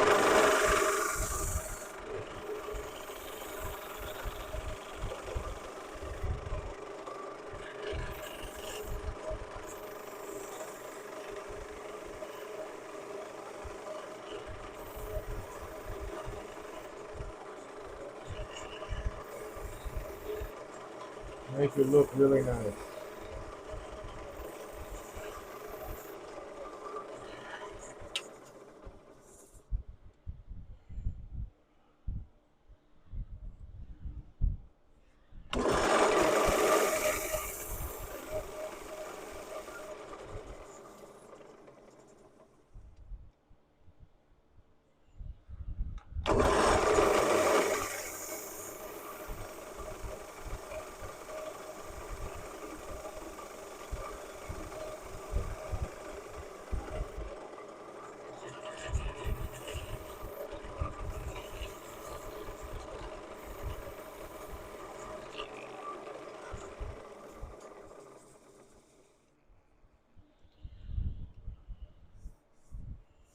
Alright, got that. Just getting some spray sanding marked out. I think a lot of end grain is showing. There we go.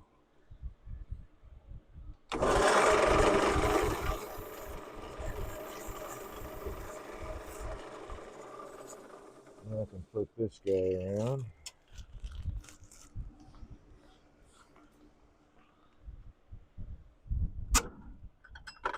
Get the right key.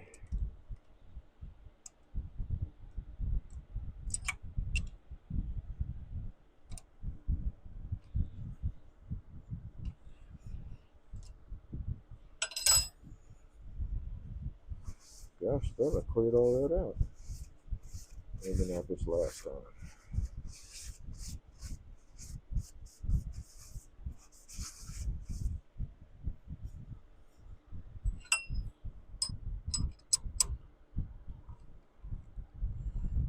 May have to change jaws on this. We'll find out shortly. Oh, maybe not. Maybe I'll be able to. Yep. So I think I can use this outer part here. I don't have to swap. If all that will fit. Yeah, it won't seat. Alright, so gotta swap jaws for that guy. Which is okay. Let's do that.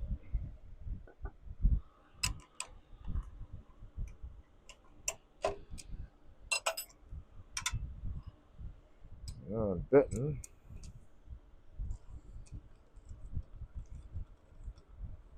something like that will be about right. Time to get the pipe wrench out again. Maybe.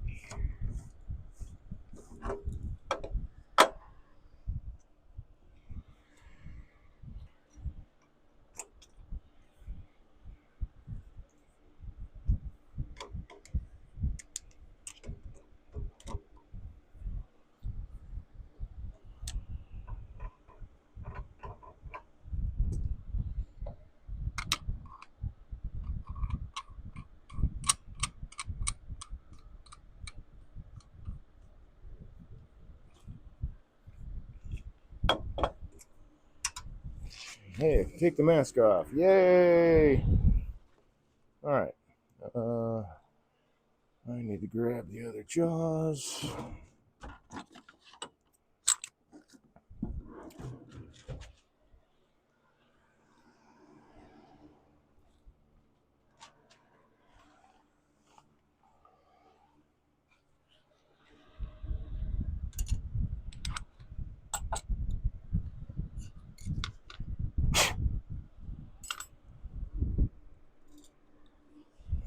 Time to clean these out.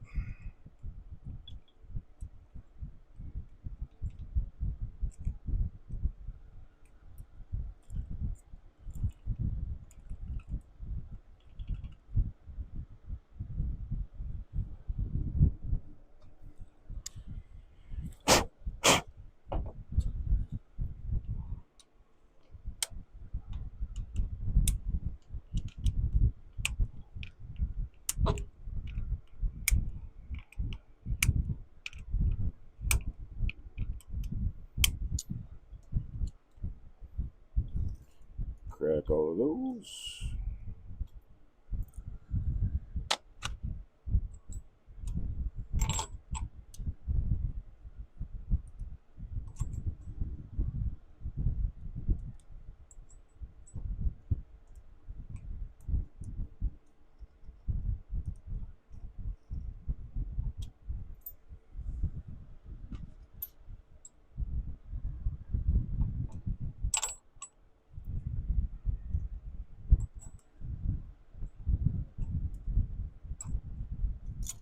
Oops.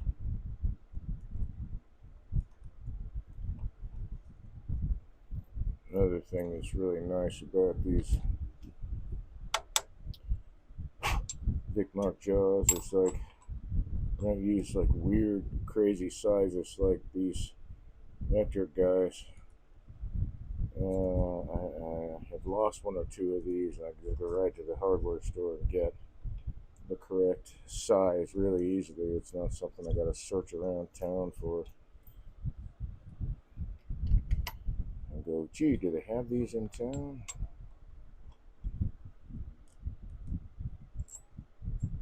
It's a shame we really don't carry a ton of metric drill bits around here, but you know, a lot of the pin kits use the metrics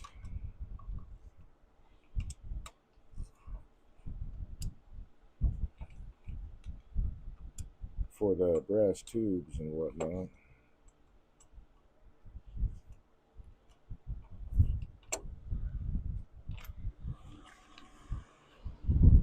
But hey, this is America.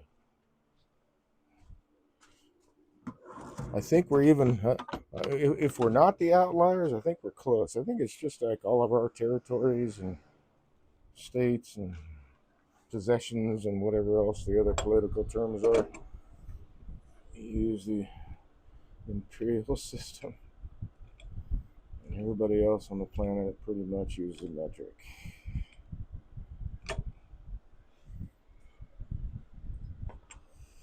I was wrong. Don't tell me this is between sizes, because that's going to be a drag. Why? Yes, it is. And only just, I think. Alright, let's take this guy off. I'm going to use a different chuck instead of swapping jaws out again. So hold on to the back side of this and slightly widen this little step here. Let's see, where is that? There it is.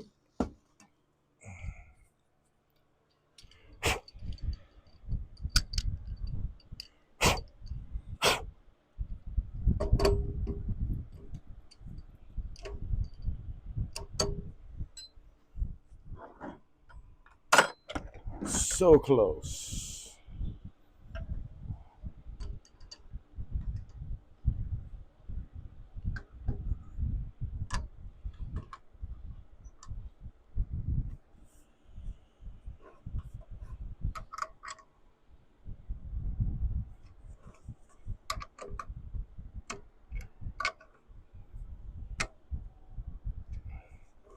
I do have to say, I do not like these kind of chuck keys. They're more difficult to work with, I think. Okay, are we running true? Yes, we are. Let's widen this just a bit.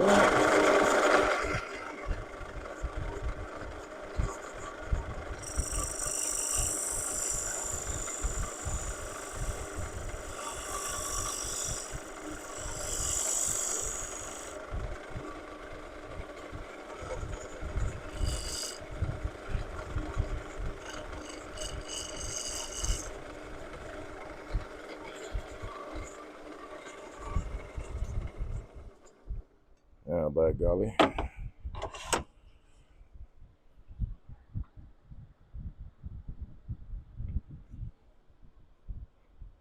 Still just a little bit. No, come on, really? No, that's seats. Okay. Oh, don't need that.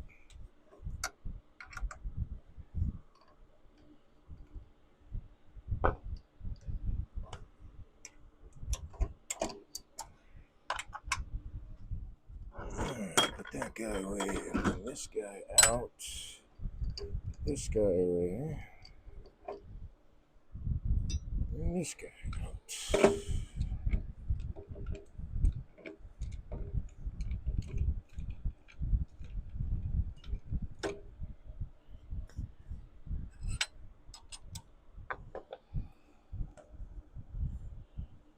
Whoops. At least I think it'll seat. You know, I'm not sure that's running true. It is not.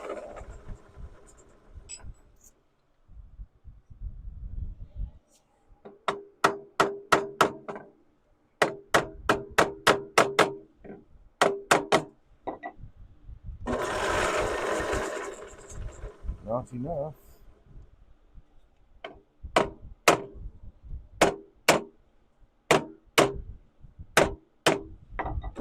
There we go.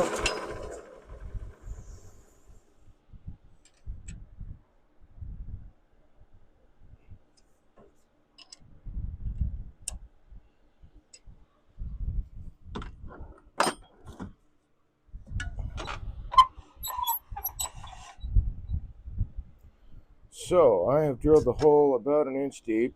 So that gives me basically half an inch to 5/8 to work with in the bottom.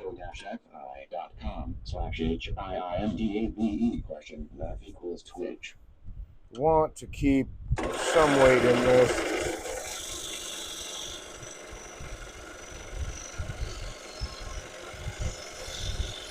And I also want it to sit flat on the surface it's going to be resting on. I want to keep some weight in the base because, again, it's a weight stand.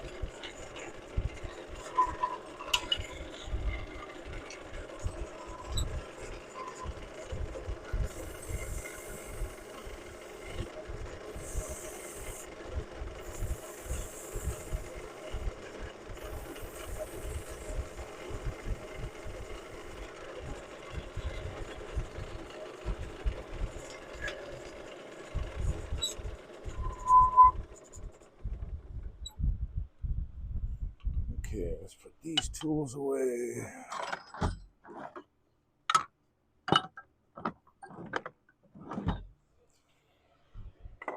Move this aside.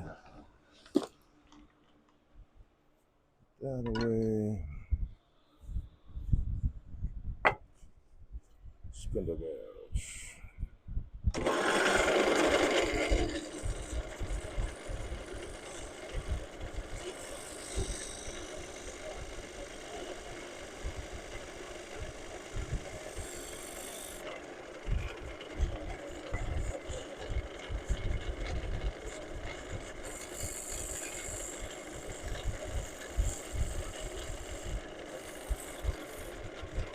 A bit of detail in there.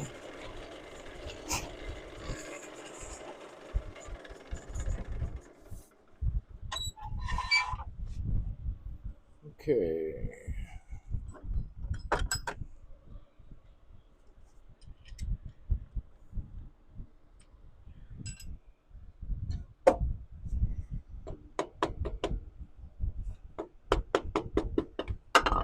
Easy there, Dave.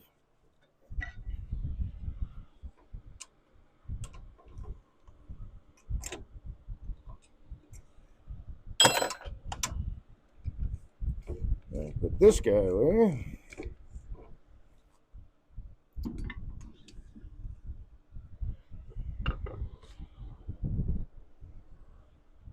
Oh, that's the wrong side there, Dave. There we go.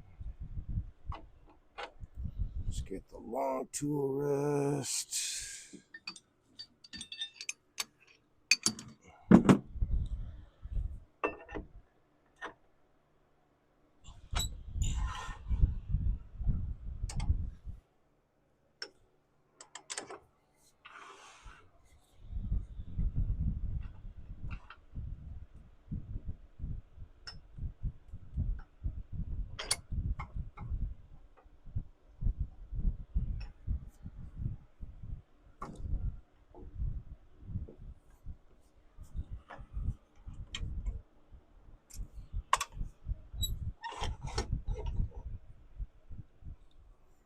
Eeny, meeny, miny, mo. There you are.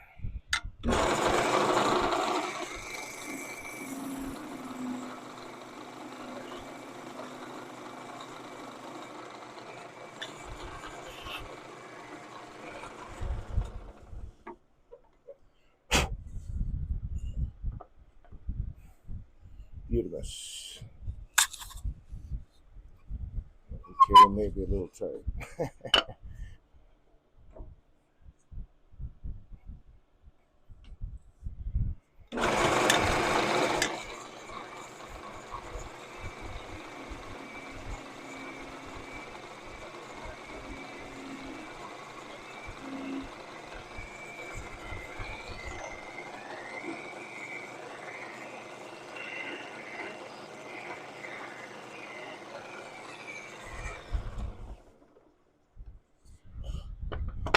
Ta-da. Okay, cool.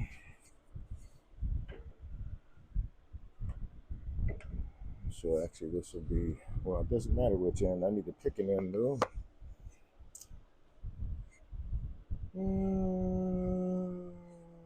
We'll say that this one is the top.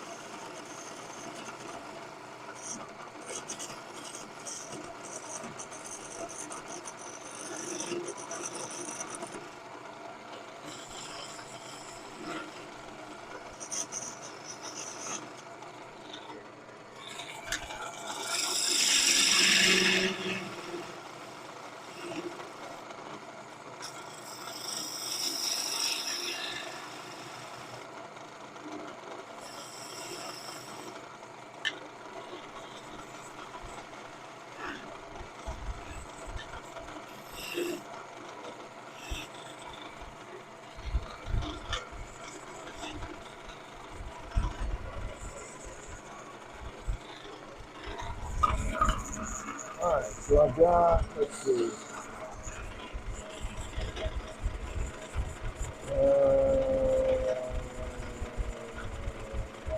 inch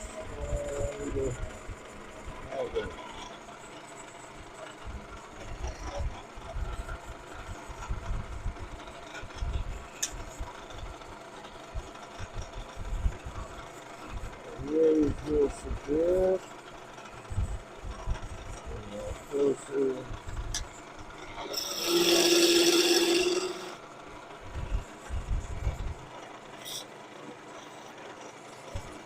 3/4.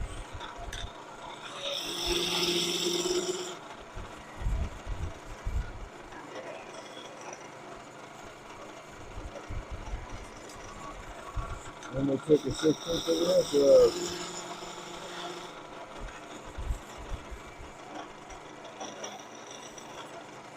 There we go.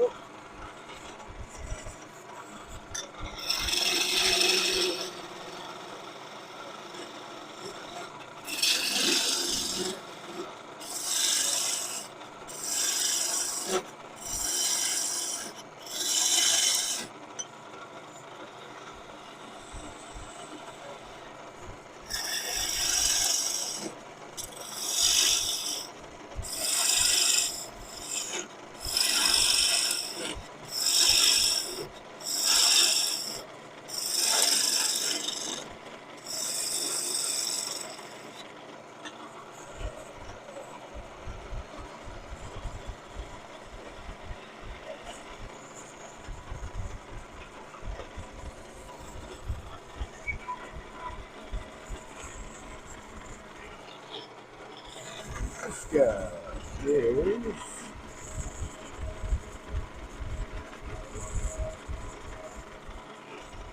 3/8.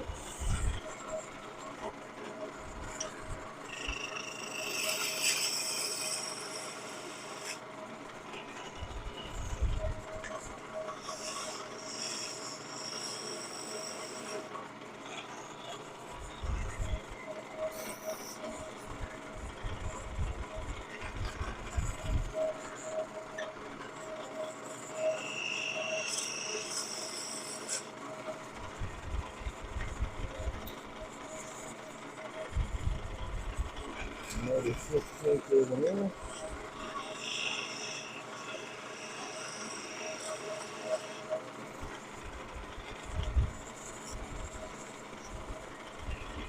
Yeah.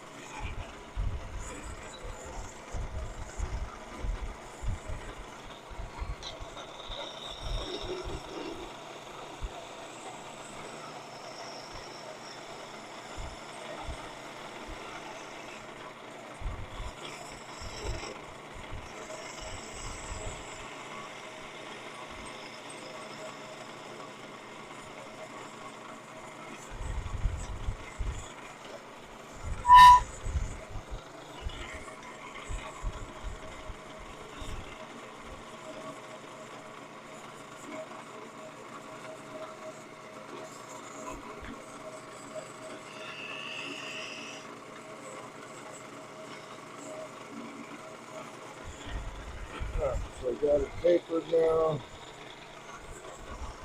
And just do the 2 foot off there.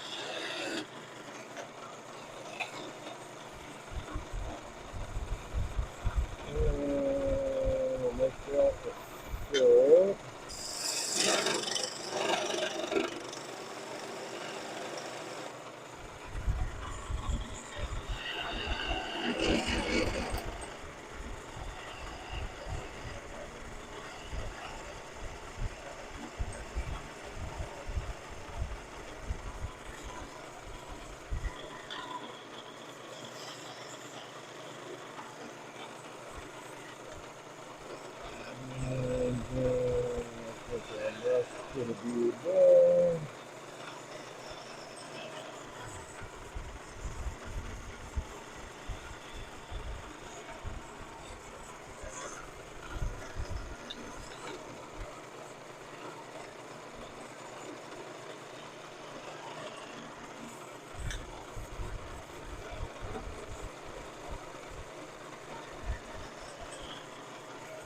And then let's see.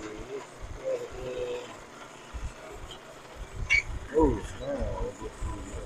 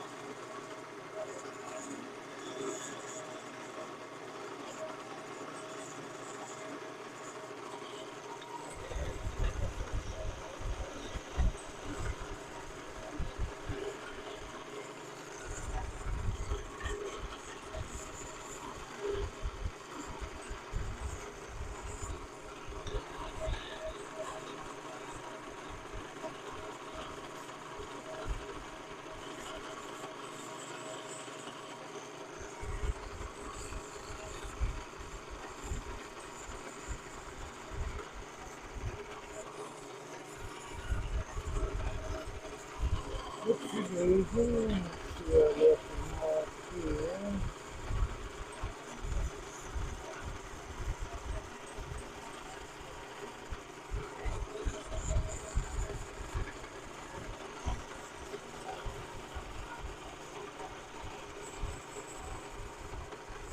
There. There, it looks pretty nice. Let's take this guy.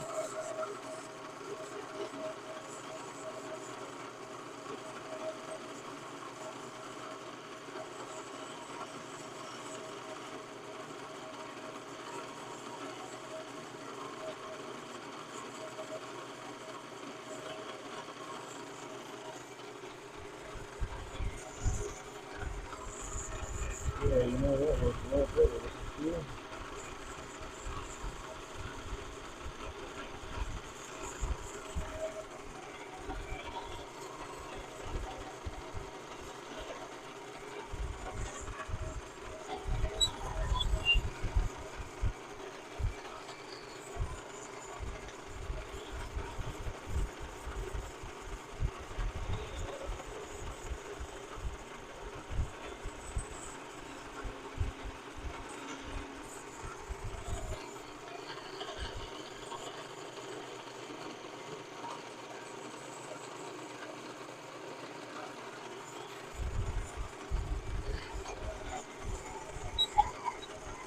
come on, move.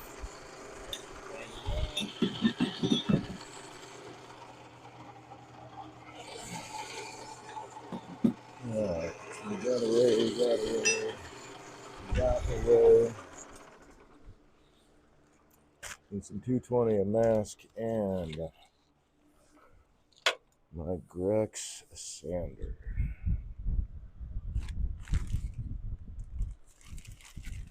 Cool, man.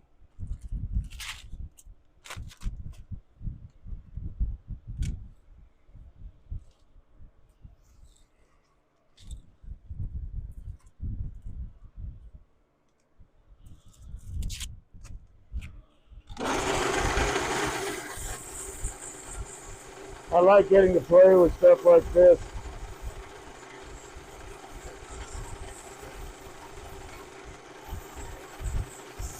You know, people lose their hair for cancer treatment, and, you know, they're self-conscious.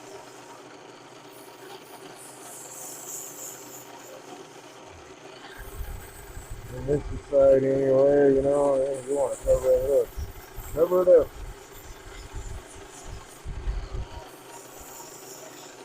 But having,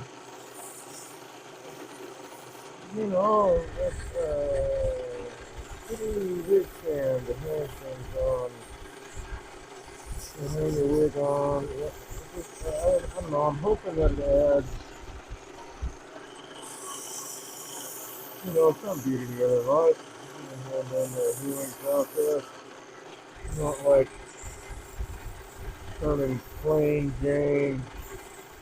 I could turn a bunch of those, I guess, into a plain Jane wig stand, but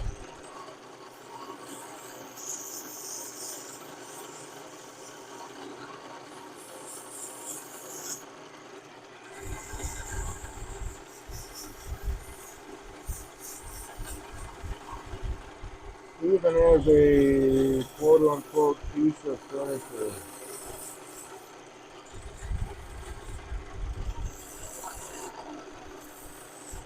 really they want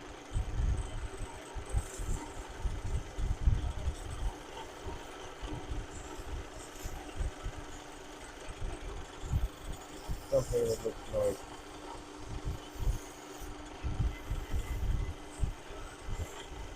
There's all kinds of designs you could do from a spindle turning perspective. I like to play with those.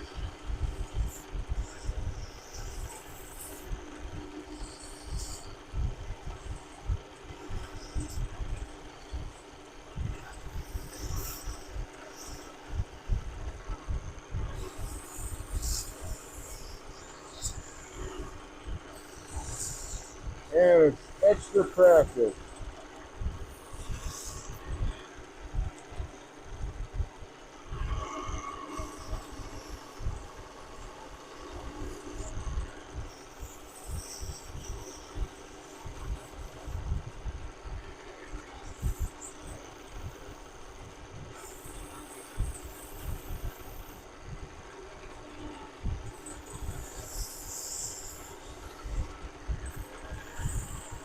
I would have called that a win-win.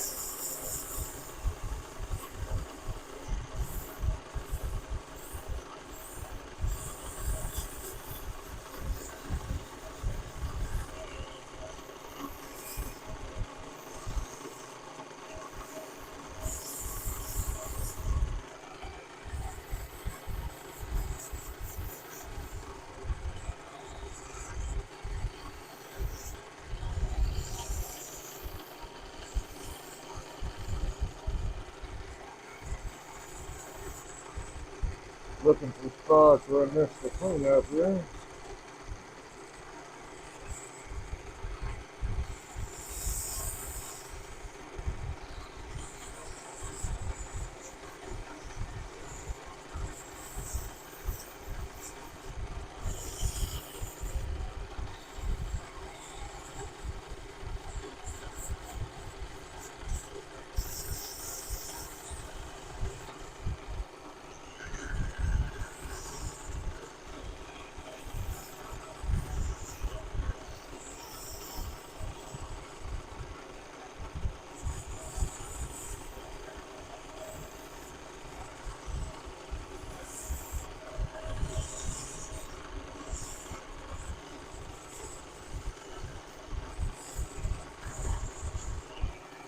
All right, there we go.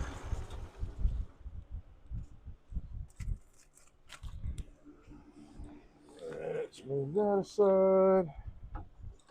Okay, so we got a base. I'm gonna have to cut off some from the tenon here. You're kidding, right? It doesn't fit in there still. Well, it can go right back between centers as far as I'm concerned. That one will fit. So let's cut.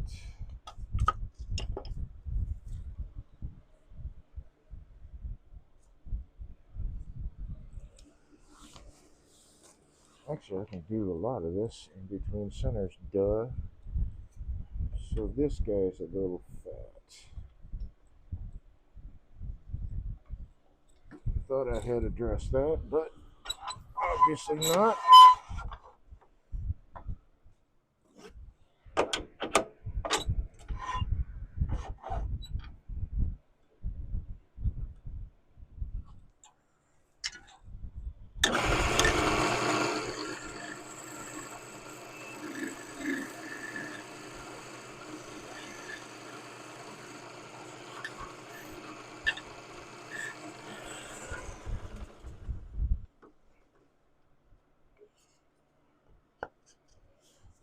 That'll do. All right. Whoa. Okay.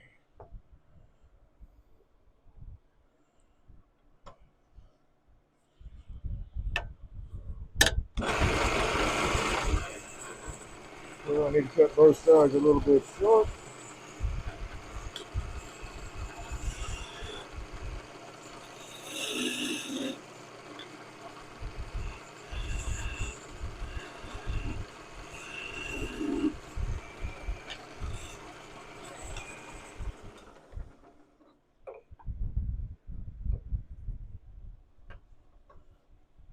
Coffee's ready.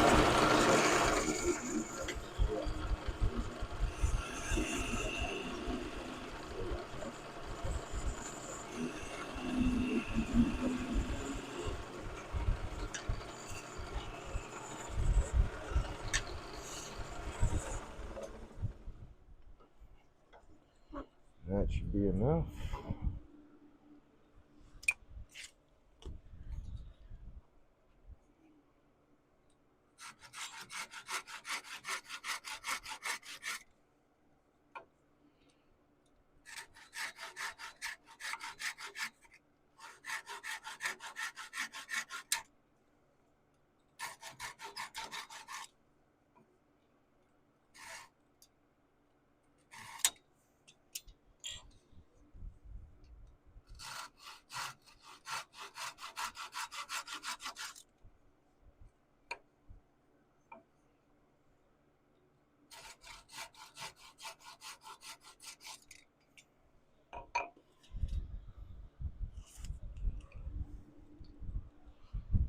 Okay, let's try this again.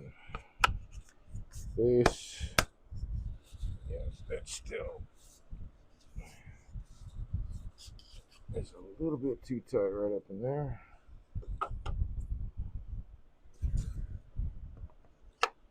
Perfect fit.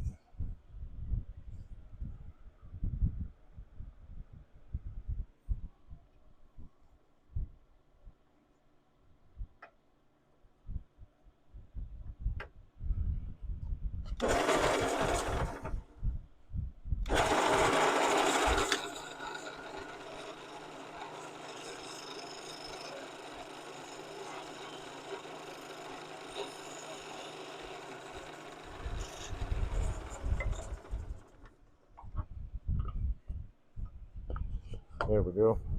There we have weak stand ready for glue up. All right, let's put that aside.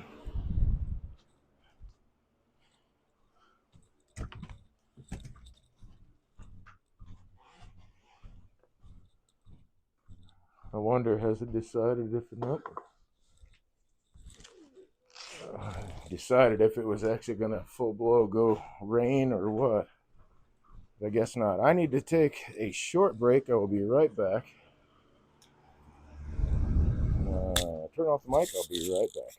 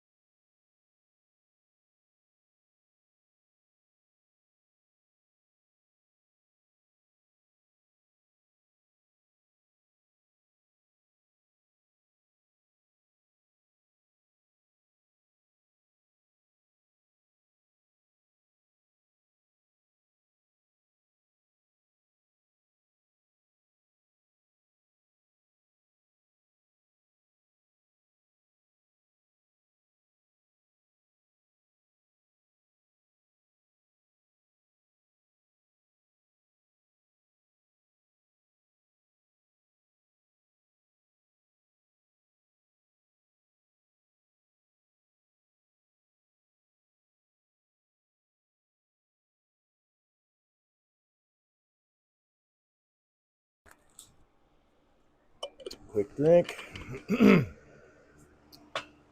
All right, let's move on to this guy. Actually, I don't know. Maybe this guy.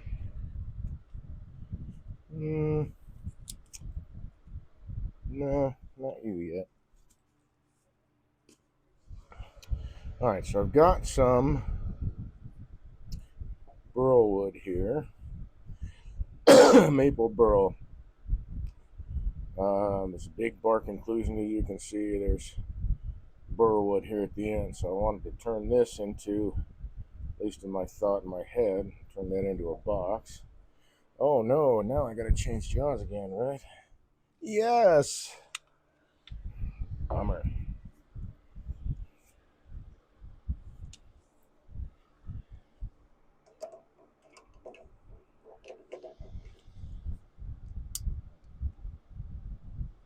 Oops.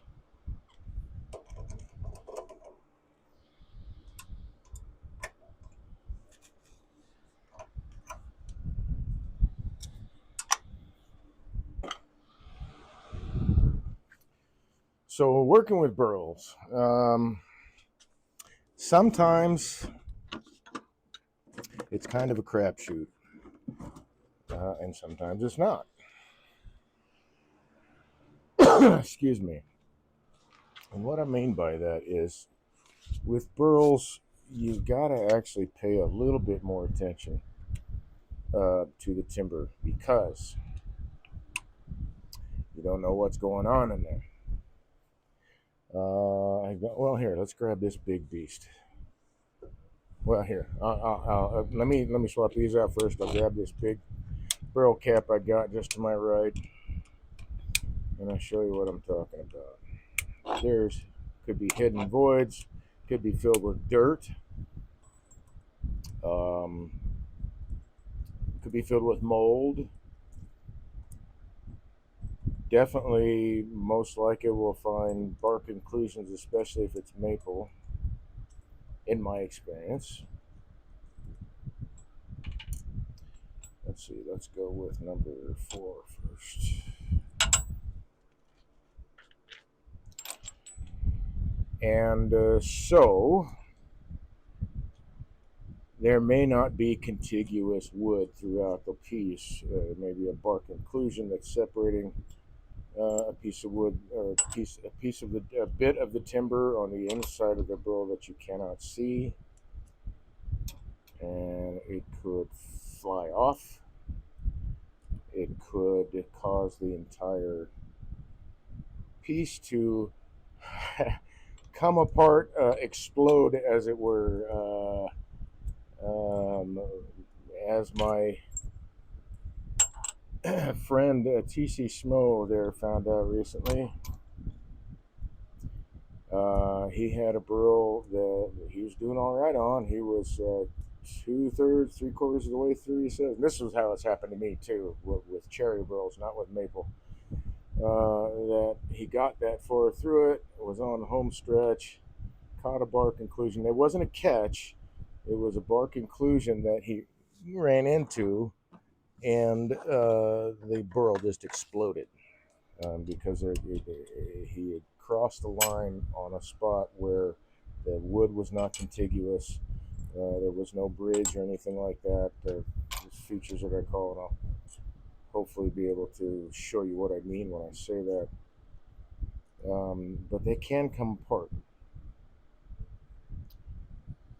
When they're covered with bark, you don't know really what's going in there. In fact, I spent Sunday. Golly, I don't know how long I spent out at Schmo's place cutting up wood. I think we were at it for 2.5 hours, maybe. But then when I got home from their place, I still had another couple of hours of chainsawing and going through, partially because I was also cutting up pieces for another friend who was coming out Sunday. So I guess that would have been Saturday we did that.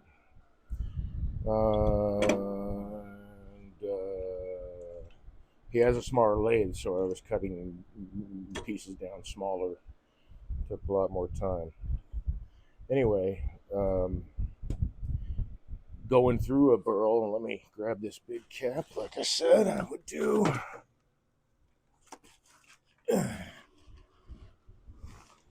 Oh, this is going to be lovely. So cutting through a burl or around a burl or whatever, it's like I say, it's kind of a crapshoot. You can find pockets of dirt, gravel, stuff that'll just chew your chainsaw and your turning tools up. The crevices that are in a burrow usually will have grit and stuff in them too. But here's a great example. Getting this burrow removed from the main trunk of the tree, this cap, was this pocket. And this pocket was just jam-packed full of dirt. Good brown soil. In fact, there's still some even in there. Yet, good stuff. Been in there a while. Part of the tree had rotted out. There's some rotten wood in there. But, my chainsaw went right through that. And so I had to do a little bit of sharpening. But you got to watch out for stuff like that. But imagine now, you've got this grill cap, and you don't see that on the side. We'll say it looks like this. This flat side, as opposed to this. So this doesn't exist anymore. This hole. And you're cutting through in a bowl, or maybe you're doing a hollow form. These are really fun for hollow forms too. And you get right through that, and boom, all of a sudden you've broken through the wall. The wall is no longer contiguous. Like there's no bridge from here to there, no bridge from here to there, nothing holding that together. Once you break through a certain point, and then it will just explode. Okay, explode's not the right word. Although, when all the pieces hit different spots around you, it'll definitely wake your ass up. Hopefully, you don't get struck by any of these. So you got to take some care with burls. Things like this happen all the time. I don't know what's down in here. Although some of that work looks like it might be, oh man, that looks like it might be some carpenter ant work, but they're not crawling around. This is definitely punky. So when I turn this, I'm not sure what I'm gonna do with it. I might make a really large bowl out of it, possibly. I got a lot of dirt stuff to clean out. I don't want to dull my tools up. Some work to do, and I don't know because I can't see. What might be in here, what might be in there. Like it is part of. I don't know. Like I say, I call it Christmas because you don't know until you break into it. But sometimes at Christmas time, I guess there was an old. I don't even know why I say Christmas. I guess because partially because I was raised sort of more or less in a Christian-ish, whatever. It's not something I really follow, but I guess those old habits, I need to stop doing that. So anyway, we'll say the winter solstice celebration. How's that? Sometimes coal was left in coal was left in a stocking or whatever, as opposed to a present. So sometimes that happens. Uh, um, anyway, but I'm not saying don't try it, don't explore. You got to kind of figure out where you're going to cut a burl up. Sometimes you have delineated spots that say, okay, yeah, that looks like that might be a good spot to cut. Other times you don't. Like this whole thing, this whole mass, there was really nowhere to cut it apart that made sense and doing some of the things that I want to do. Like maybe I could cut this off and make a bowl out of that, and then do something else with this mess. I don't know. But anyway, pay attention to what's happening. Again, this is why I don't have music or podcasts or anything else going on in the background. I've got a fan next to me, but it doesn't cover up the sound of the tool on the wood and what's happening with the wood. I always want to try to pay attention to that. I can tell you that something's coming up a little bit before, or maybe even some time before it actually happens, and you have let's call it a catastrophic design change. Let's call it that. So it can happen. Is that too? So yes, it works. Awesome. I think I had it in check already yesterday. I was kind of making some shapes and cutting pieces up to be able to turn. on the lathe. This guy was fairly green, but I've got also this big bark inclusion in here.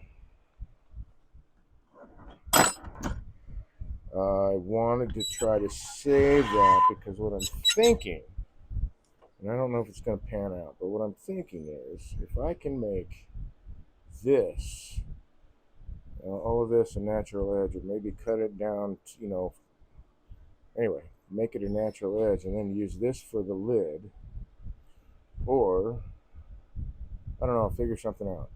But I've got a couple ideas where I use this as the lid, but not with the bark on it. I'm thinking I'll probably turn it. So, but maybe let's do that. Let's put on some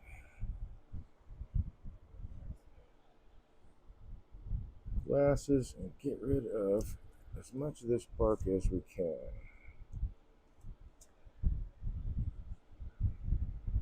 And see what we see.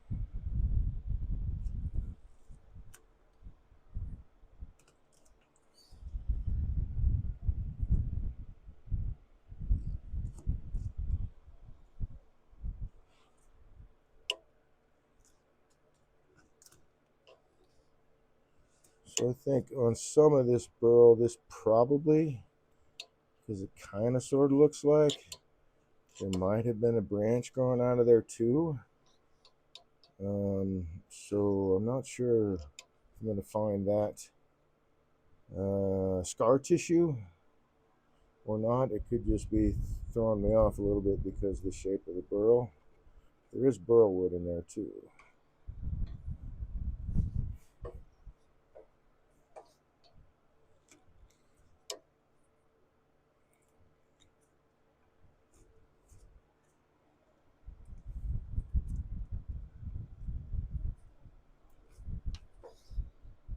Well, that was just a big chunk of bark.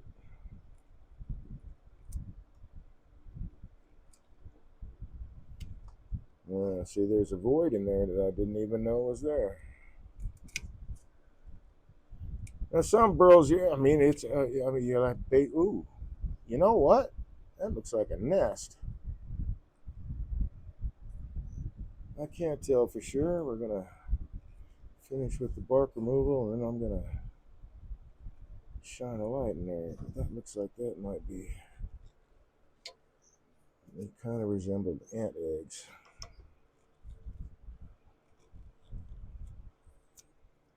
And especially if they're carpenter ants, I do not want them in here.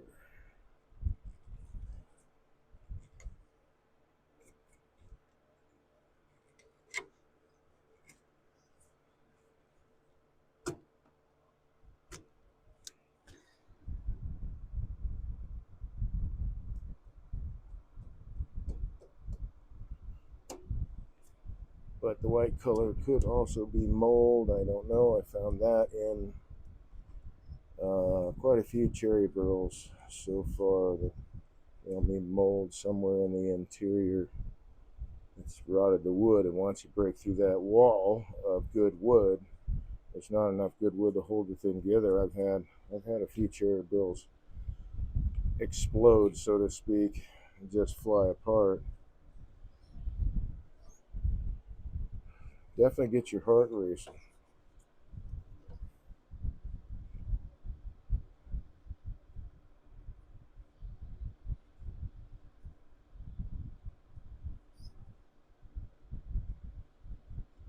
So this gives me a little bit different idea of how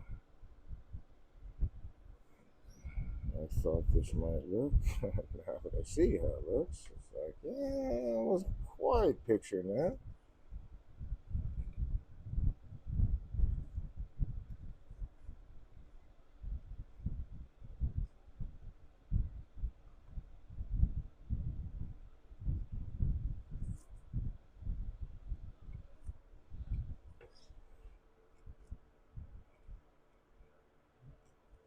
Thought that might be. Ooh, it is. I got some mineral staining in there. I think that's what Joe called it. I don't know if it'll stick around, if it'll be part of the piece. Okay, so light.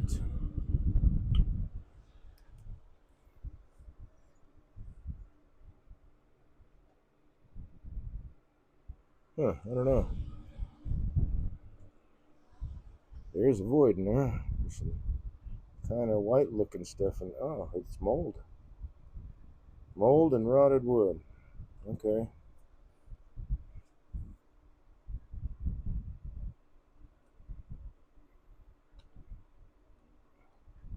So at least I don't have to worry about bringing pests, at least with this piece, into the shop. Okay. Well,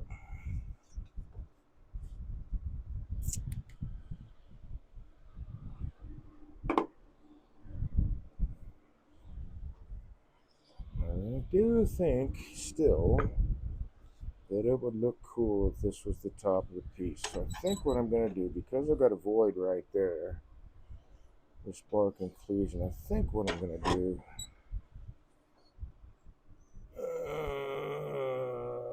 goes down a little bit. I think I'll take off some of that. Let's go with this guy. There's so much figure in here, I don't want to get rid of too much.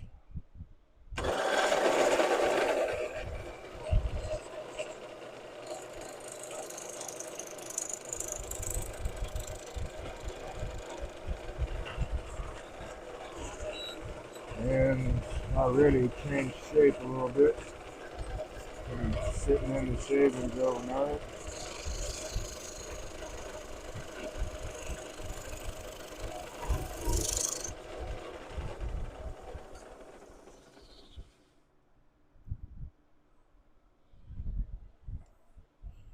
I wonder, yeah, no, I don't want to fill that with epoxy. I suppose I could use 5-minute epoxy.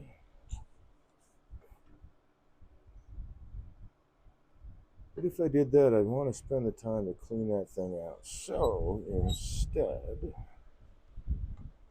I'm just going to clear.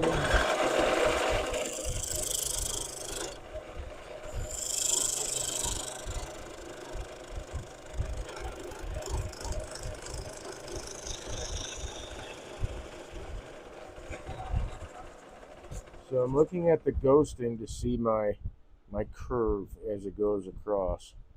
So here's like that's a contiguous piece and that's easy to see, but here it's not. So just watching the ghosting as it goes, that actually looks kind of interesting. I'm going to take a little bit more off, expose some more of the burl here.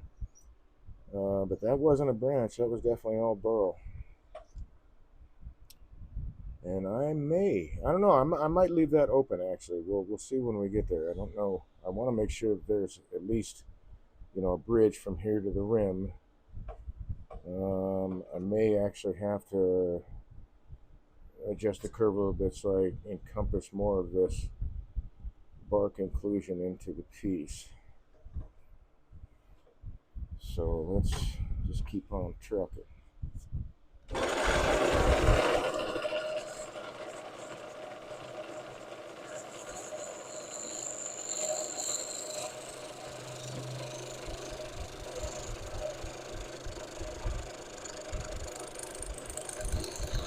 And as I'm going around, the tool is not really making that much. The tool steel right there where the cut is not really moving all that much. The handle has to move to make that little bit travel in order to keep your curve.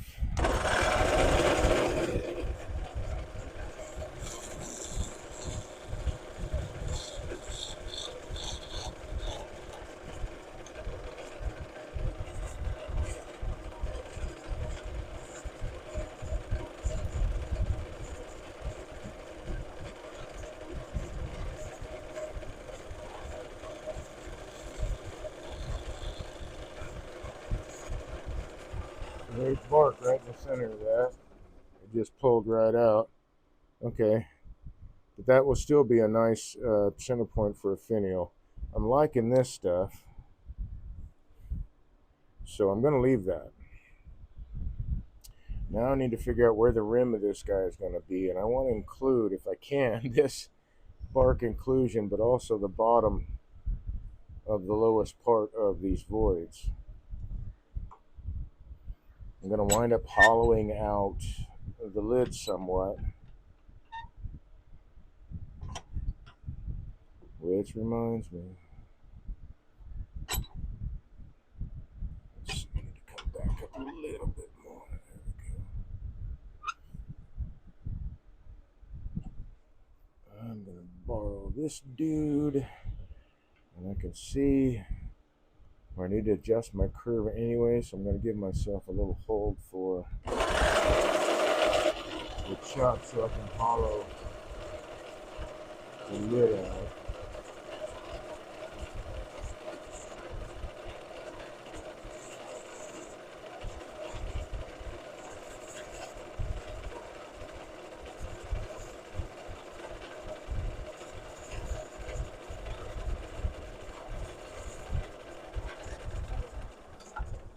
And I'll take off that 16th of an inch when I reverse it again, so I can encompass all of that into the lid.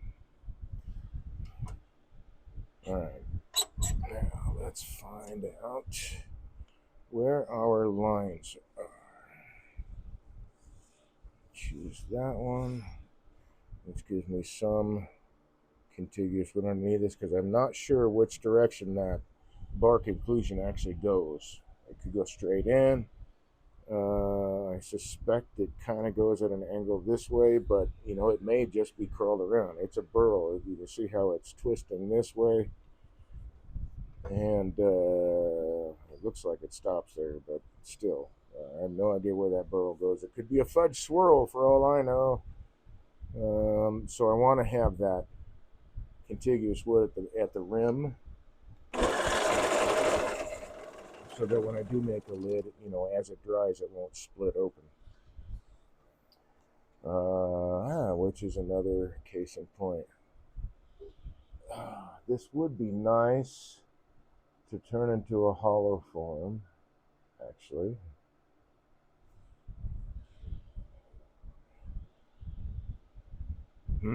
Decisions. If I turn this, I'll have to take that down. Let's see, I'll have no contiguous wood there. From here all the way across to there. Alright, so maybe not a hollow form.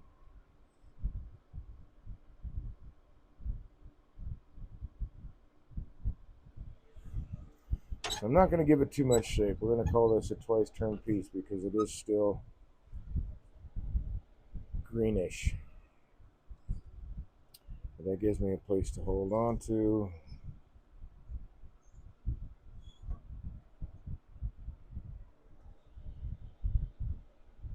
I think that is a good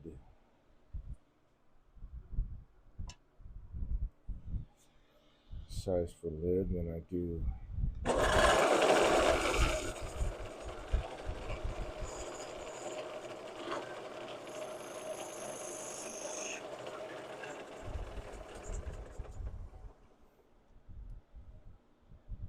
I like that better, so I'm going to go with that.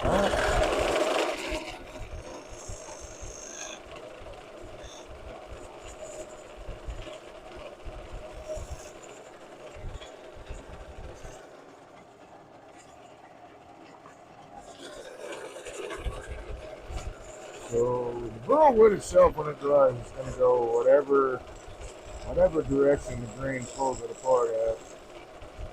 But because the grain is so intertwined, typically if you get cracks from shrinkage, it pulls fibers apart, and the fibers hold everything together still.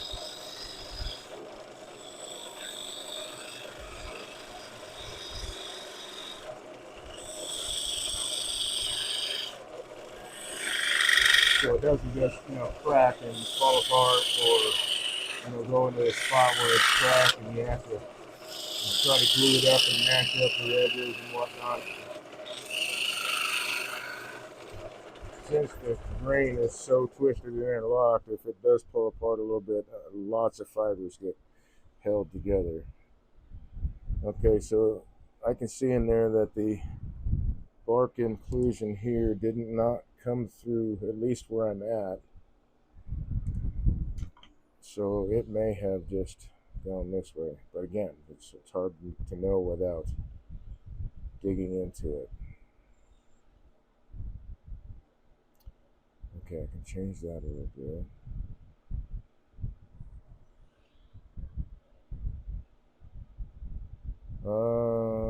Okay. Coffee Stream Bot said, visit Dave Life's So I think I'm just going to go with this. I'm going to hollow this out a little bit, hollow this out a little bit, let them dry. Change shape. And then I'll be able to turn a finished box out of the dried wood and hopefully won't have to turn away too awful much. I don't know what's going to happen with this bark inclusion, but I did hit it with CA glue yesterday. That was why that white haze was on it. And I probably should hit it again just while it's here. It's still a little, I don't know that it accepted much of the glue. Now, let's find out.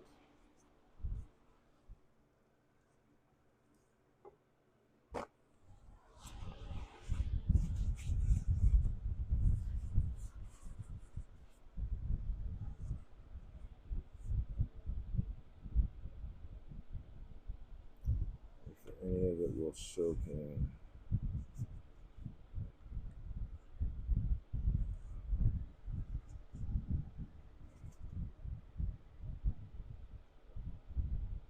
Sort of along the edges. No, it's too much. This way a bit much.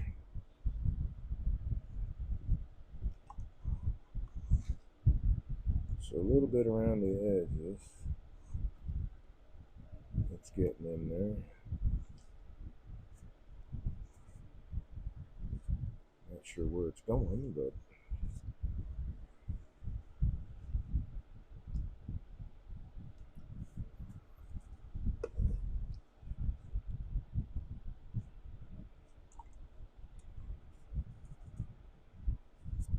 keep going till it stops soaking in.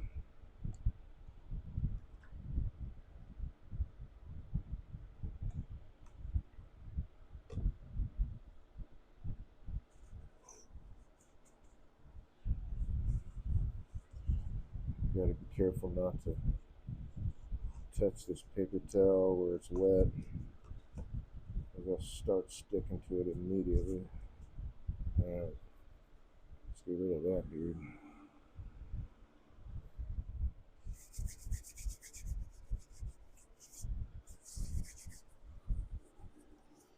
Make sure any CA glue is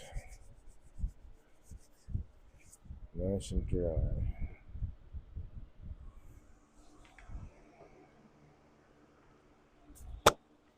Whoa, easy there, killer. You're gonna fall over.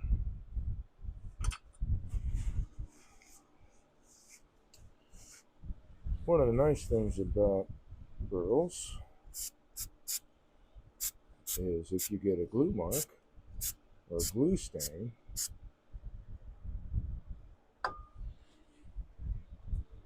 usually it's harder to tell.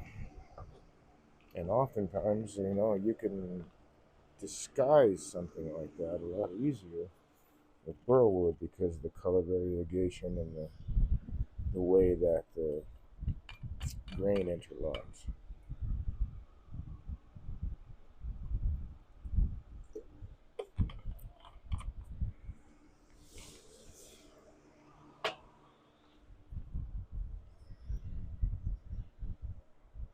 So it definitely soaked in there and right along in there. Not so much right there. So anyway, that is some pretty dense bark. Okay, so I'm looking at this, and hey, it's time to hollow this dude out. And I think also what I'm going to do is I'm going to create. I think I'm going to create an onion ring, and then I can shape this on that. Actually, that means I can shape it all right now.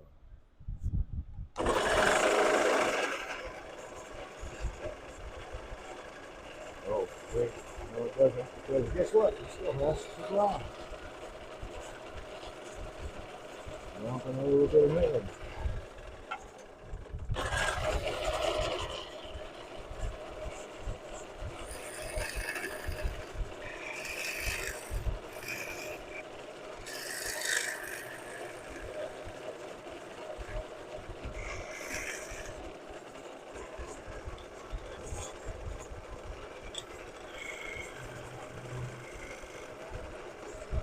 Almost had it. Then the elbow poker got in my way. That's going to leave a mark. Ah, forgot about our friend the elbow poker. Oh, not much of a mark though, so that's good. Yeah. You're only my friend sometimes.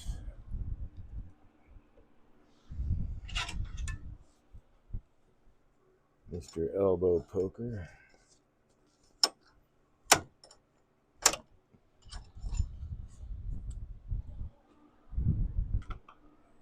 Take that out of there.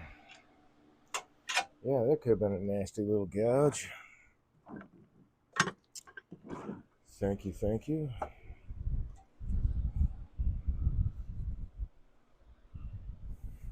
Alright, saw this guy out. Even mall thickness. Let it do its whatever the hell it's gonna do, which I think is gonna be probably wild. I don't know for sure.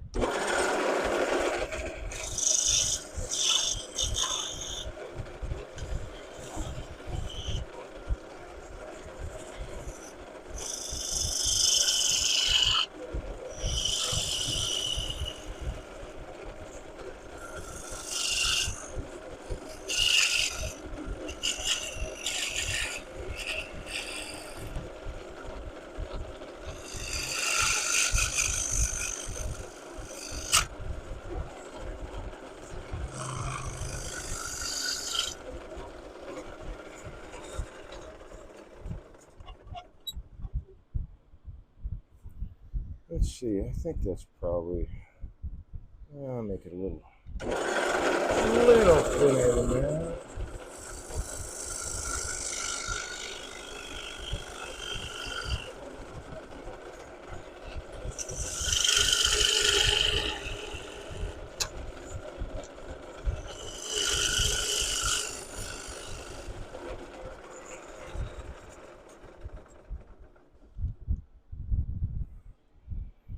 Check our depth.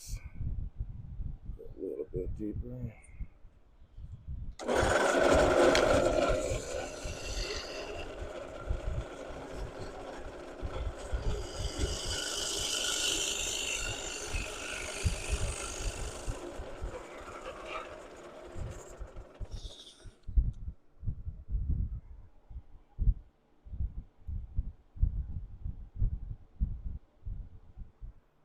I think that'll work if I take the wall thickness down just a little bit more.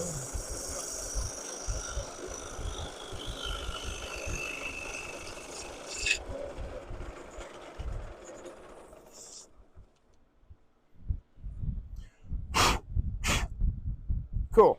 All right. So now I can let that do its thing.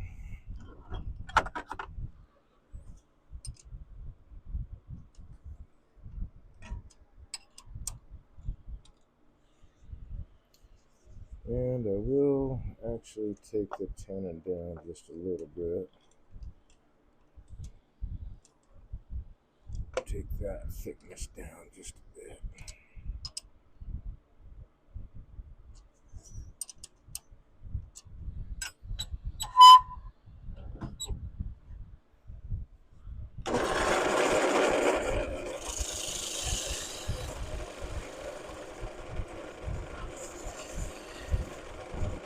once it's dry, I won't need that thick of a tenon.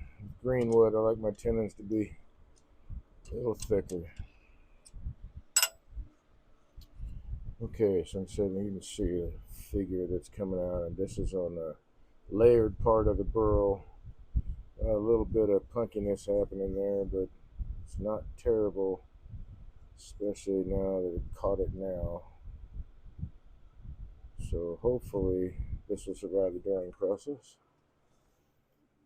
I'll put that guy on the shelf. Somewhere in there. And now let's go with this guy.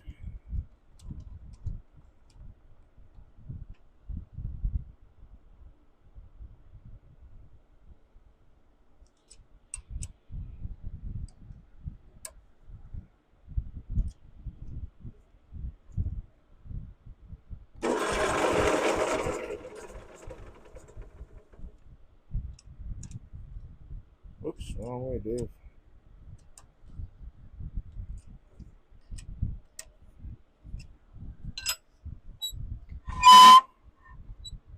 Give this a similar wall thickness.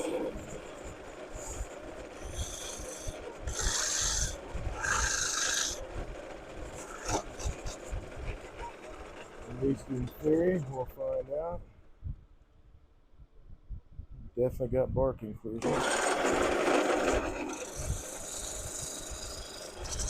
Gotta watch out for those.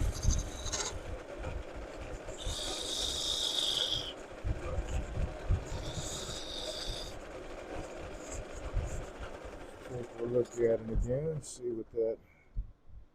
Okay, so it got mostly wood. All right.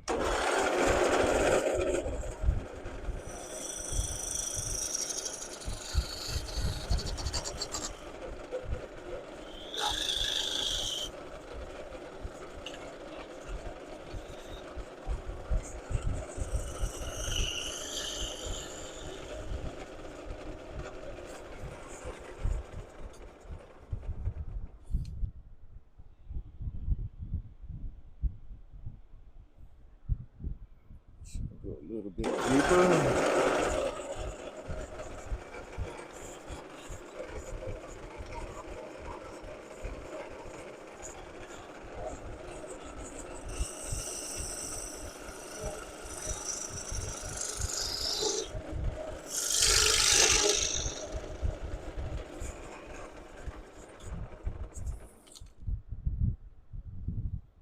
Starting to get more bark inclusion showing through.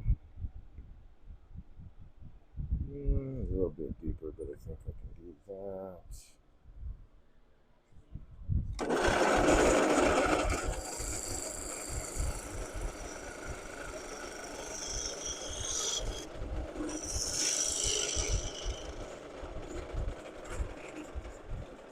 Yeah, I need a thinner wall.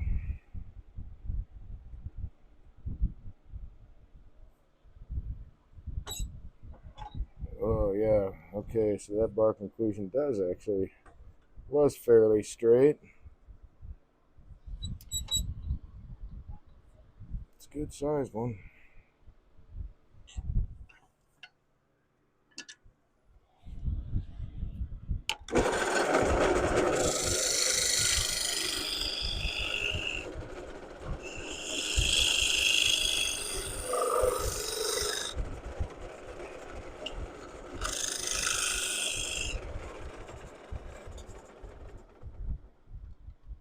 And then we'll let all that do its thing.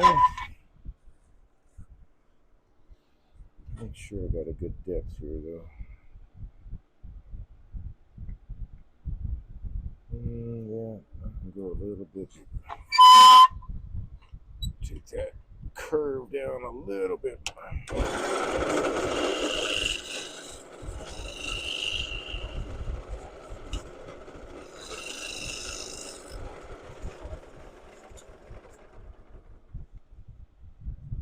Yeah, that'll work.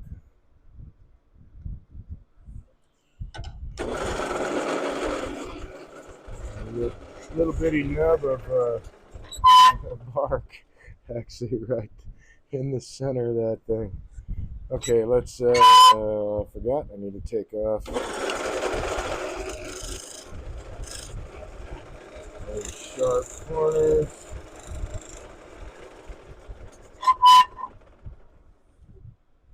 Those sharp corners will usually be the first ones to crack because right at that corner there's no meat underneath it to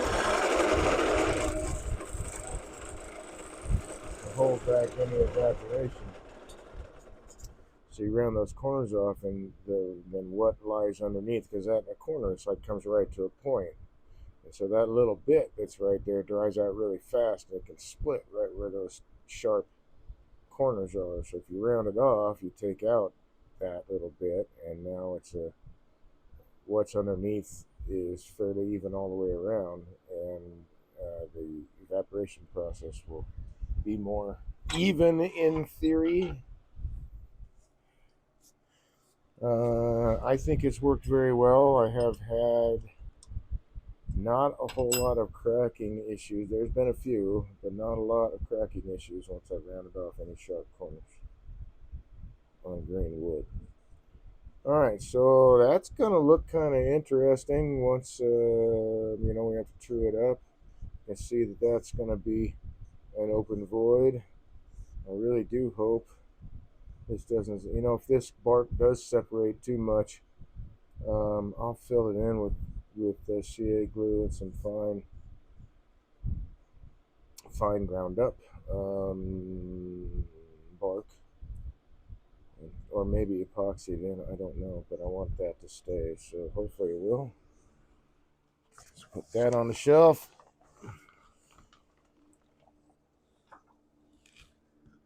Way up there.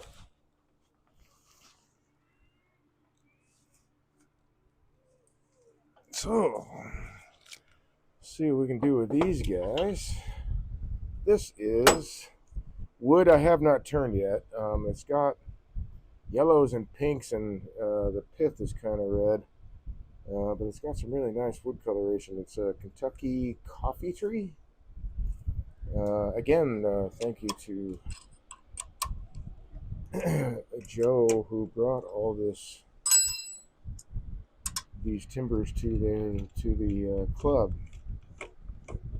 Very nice gift.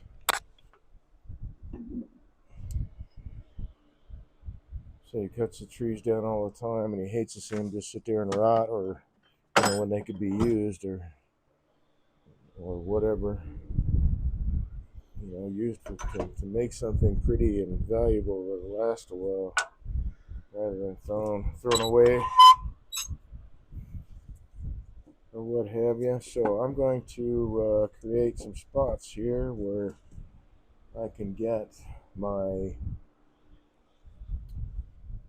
live center or drive center, whichever one I use, into some actual wood and not this bark. Bark is kind of spongy. It gives way to pressure faster than the actual wood does, and those centers really need something solid to dig into, because you want the piece to be as secure as possible.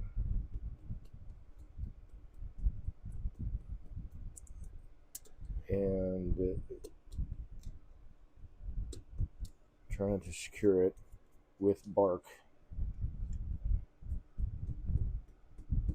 It just gives it that much more possibility of coming off the lathe, not being secure. So I want to get down to that wood.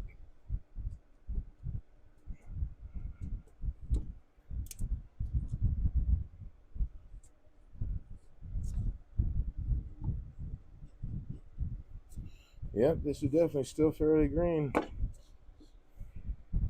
Purple Daisy 977 said, Don't LOVE, don't LOVE. First time chip from Raider. Oh, Dawn started his raiding with a party of 6. Wow, welcome, folks. Said, hello there. How the heck are you today? It's very, very cool. Thanks for stopping by. Playing with some green timber. This is Kentucky coffee tree. Um, haven't turned any of this stuff yet, so nice to be able to get my hands on a little bit of it.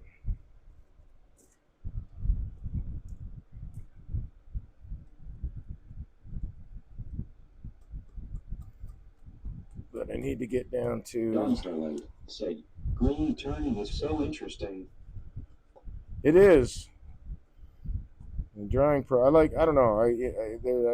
If I'm making, I don't know, dishes, bowls, whatever, that need to stack together, and then I'll want to either twice turn the pieces, so that the finished piece is actually turned from seasoned timber or dried timber, or I will use dried timber to begin with.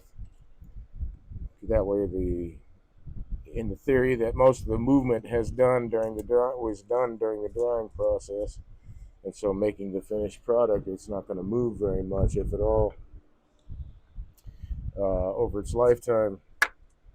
But greenwood, I think it's cool to watch the drying process itself. 8977 said, "But kiln dried is so much more expensive than a chainsaw will travel." All right. Yep. I have to agree. All right. So, turn a couple bowls out of this, man. Little small bowls. What the heck? Let's go with this being the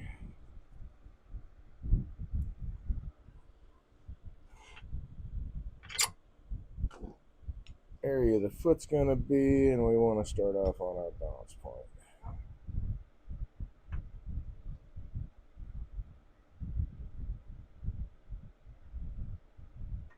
which is usually easy to work with when you have heavier pieces.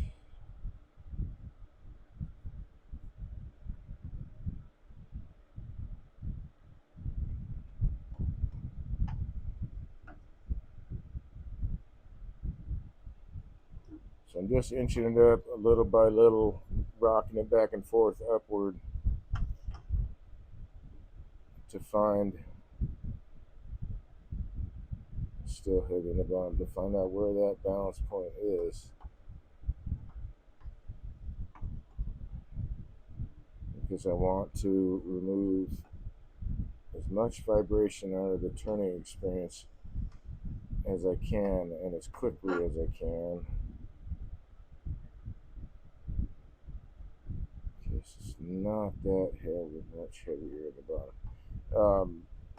So the ride is smoother, so to speak. The turning is much more enjoyable.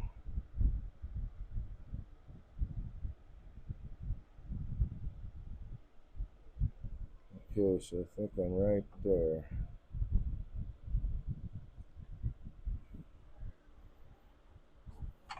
And I don't know. Let's see. This one I think I might make. Well, you know what? One of them I'll make into a standard regular bowl, and the other one a wide, shallow bowl. And that would have been really nice had I thought about that beforehand, and I could have done some detail on the outside. Shoot. But can I anyway? Can I anyway? Nah, that's not. Smoke my about.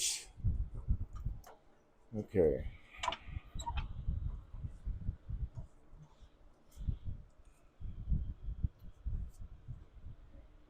Yeah.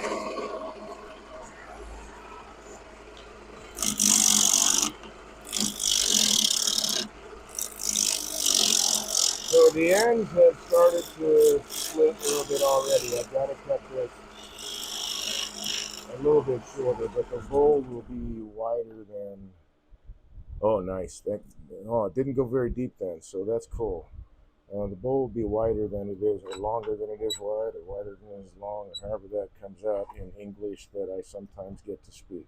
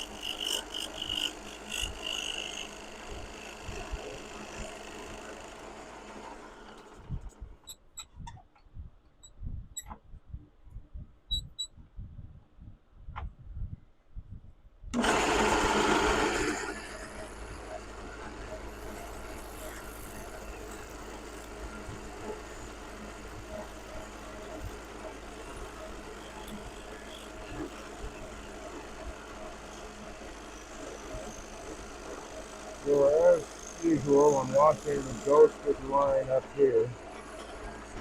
I know my tool is in, and this is the result of lots and lots of practice. I know where my tool is, so I can watch it ghosting. While spinning, you can see that it's black light reactive. Oh, hey, we should try that. I don't know if it is. I don't know that. I don't know if Kentucky Coffee Wood is on the list, but you know what? I have a black light, just really handy. Very cool. That's always fun. I know Black Locust is. I've done a few pieces of that, and it's a really nice green color. Let's grab this guy. I was wondering, I don't know, it slipped my mind to check, to be honest, but now is a good time. 977 said coffee is a relative of the locusts, I think. Okay. I don't know, it might be worth looking into. Yep, sure enough. Very cool. That's a nice surprise. Thank you very much for letting me know that. Like I said, I had thought about it and it slipped my mind. That's cool.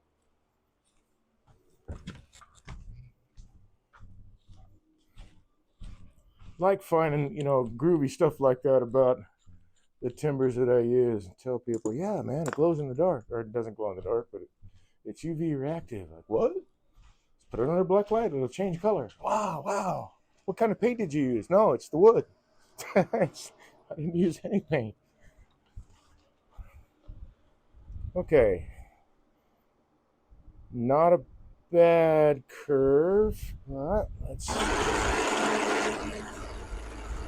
if we can find it.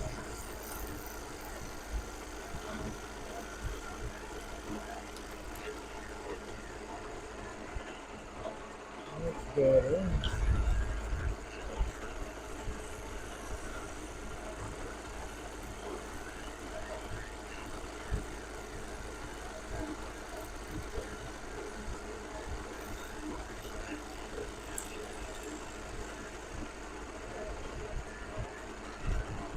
Came out of the cup there. Start it over. There we go. That is a nice curve, actually.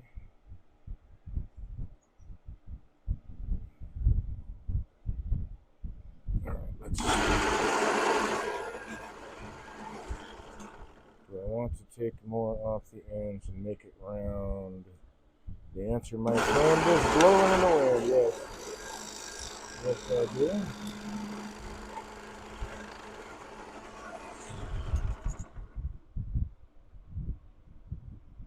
Almost got it. Now we have to get rid of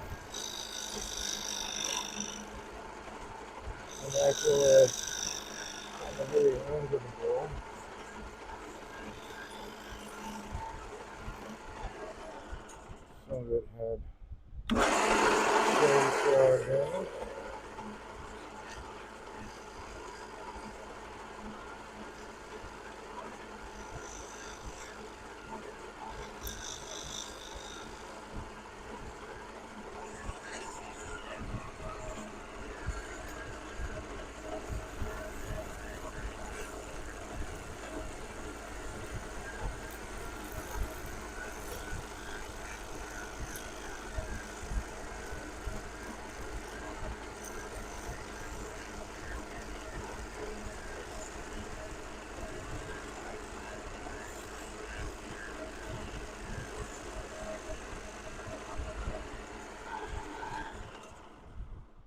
Oh, I'm liking this. All right.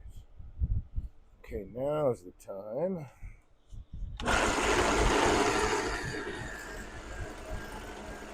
Like to make a foot. Range of wood to grab onto. Do not yet.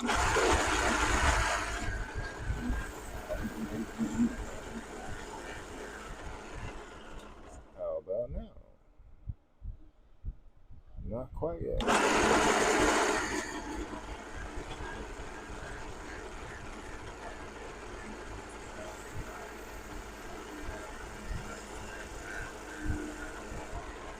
bet you there is more.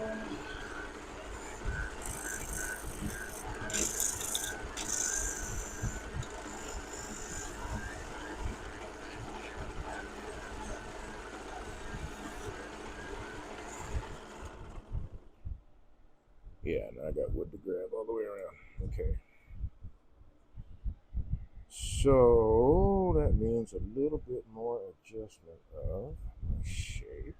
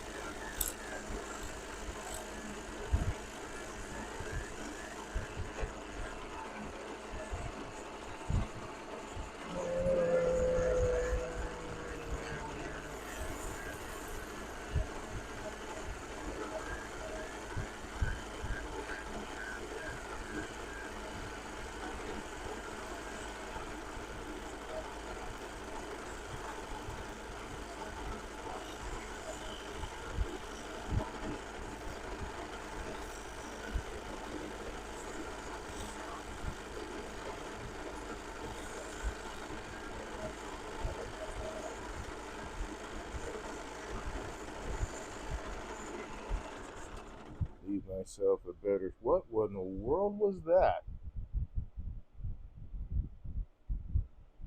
What was that? Oh, this lamp had a bright flash go right off to the right side. And at first I thought maybe, well, no, I don't want to joke about that. But saw a bright flash of light right on my right side. And it's this silly little LED, Chinese LED lamp with a magnet on it. Okay, I'm liking this. The foot is definitely going to be smaller, but this is a really, really nice start.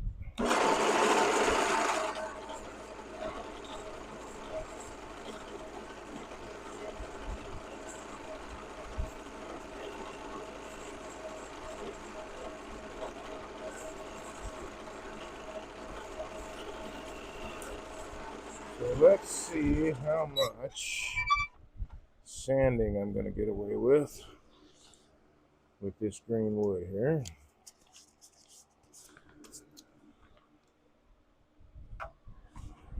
And the Damasco.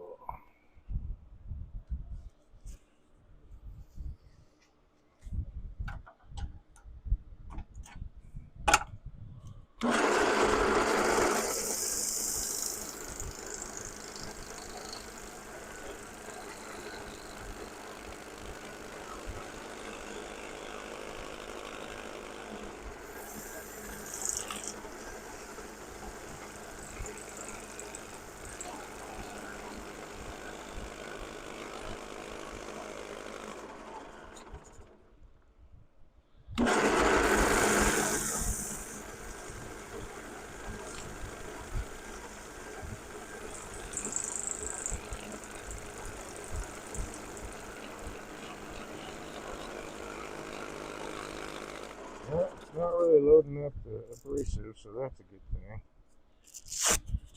So I'm going to say it is at least dry enough to do this. And that's really all that matters.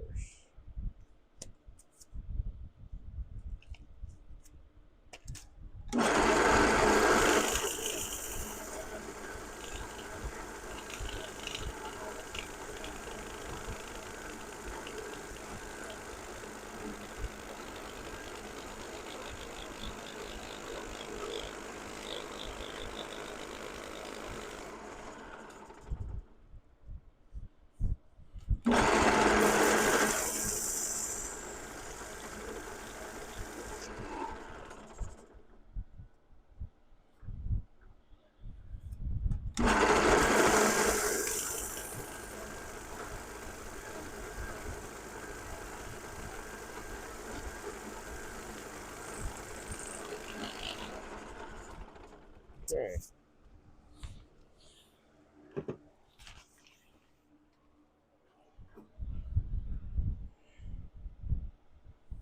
Boy, man, that really does. That's bummer. Got a split right there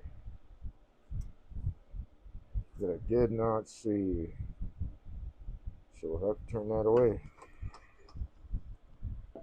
Must go bye-bye. So this guy will be a regular bowl. Since I have these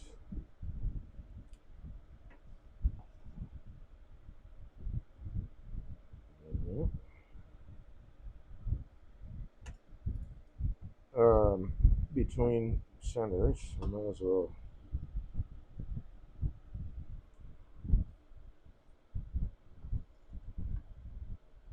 do everything I need to do while they're there. Instead of taking them back, put them in, take them off, put them in.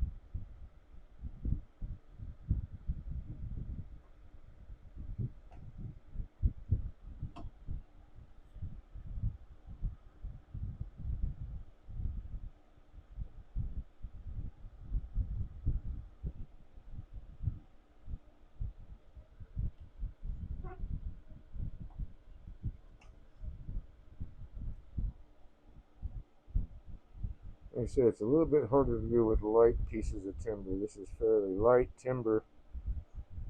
You know, it's just barely contacting the points. And actually, I can take that mask off now. Just barely contacting the points. I want as little touching the wood as possible, so we'll actually, at least give it every opportunity to be able to rotate under its own weight and find that low spot.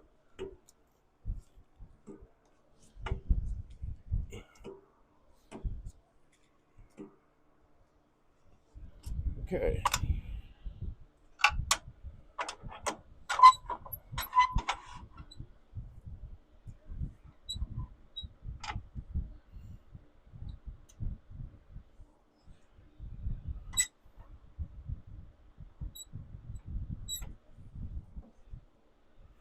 All that's going to clear. I was going to take a drink, wasn't I?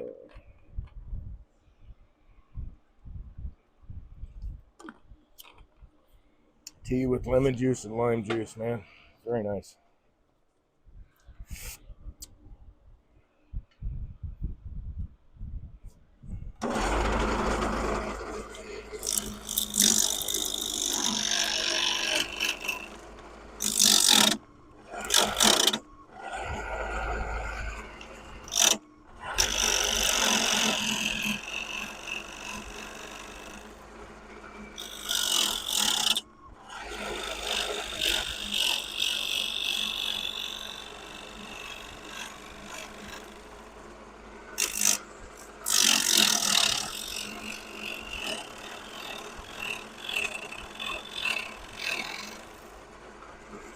Oh man, you know what I have not done yet? I have not. It looked kind of silly, but I've not turned like a regular sized bowl out of a, or like a round bowl. Say that would be the Well, that's essentially what this other guy is, and I just threw it across the, where the bowl is wider than the piece of wood is, but I mean in like a traditional bowl shape. I have not done one of those. It's always been a wider, shallower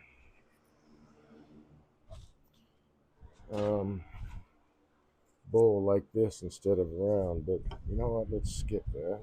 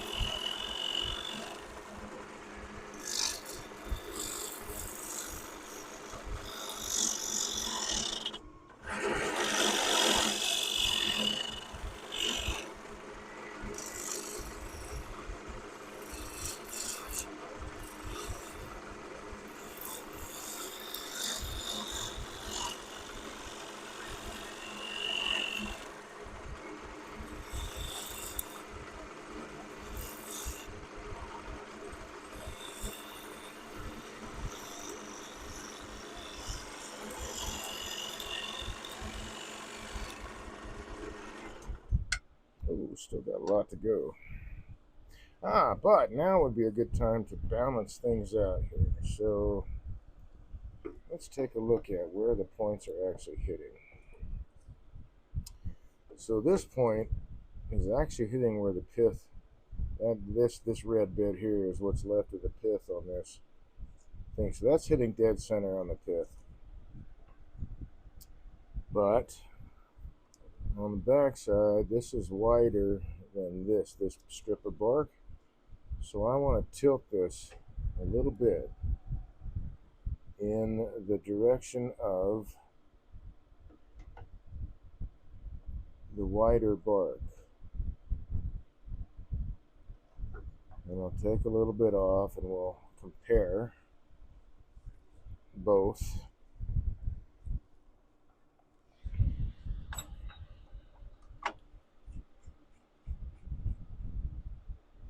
To try to balance the bowl like in the very, very center. Like I said, it's not something I normally chase after, but that's not going to be enough. It's not something I normally chase after, but hey, let's do it.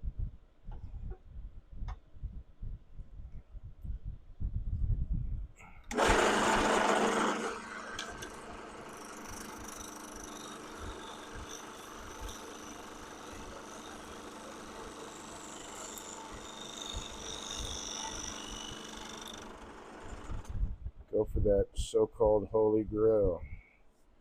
Alright, so that's still wider, so I want to push that into the cut, so I'll move it a little bit more.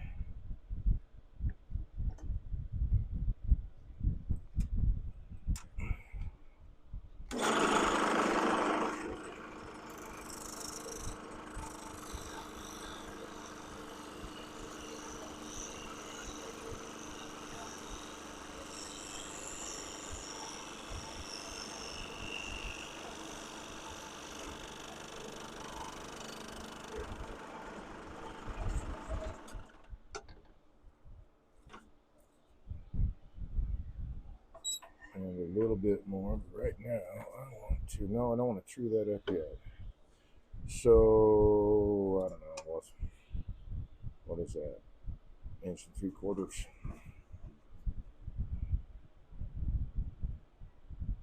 2 1/8. So a little bit more.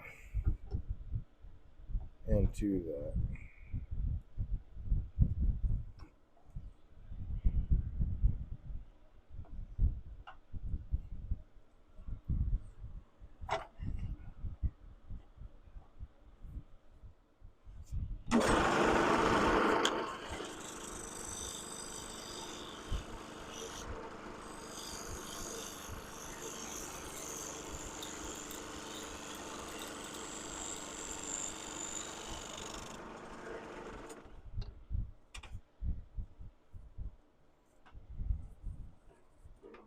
Just not getting far enough. Alright, then I will shift both of them over a bit. No, I don't want to do that. I don't want to miss that center point.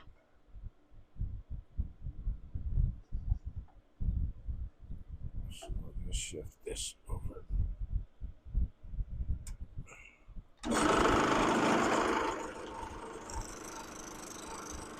I don't feel like it's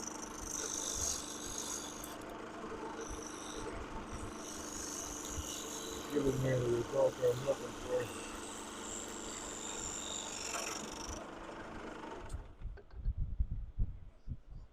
Now let's put it back in the center. Nope, that's not it. Let's put it back where it was. It's going to be a shallow bowl, but that's alright. How are we looking now?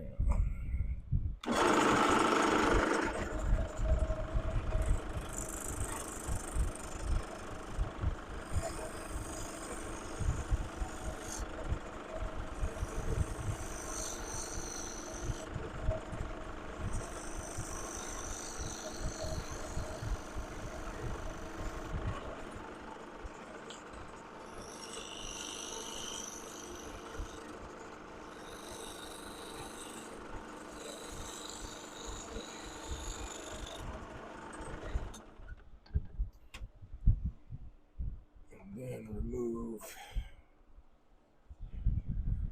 So it'd be centered. Actually, a little bit better if I was here.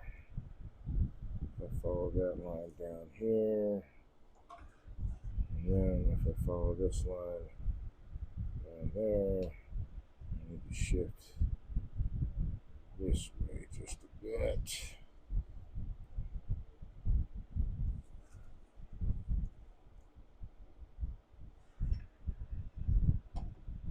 Okay.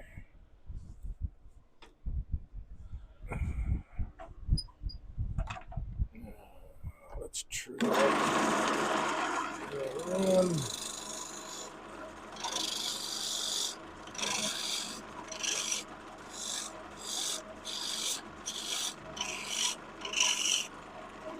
Okay, maybe not as shallow as I thought it might wind up being. That's not too bad.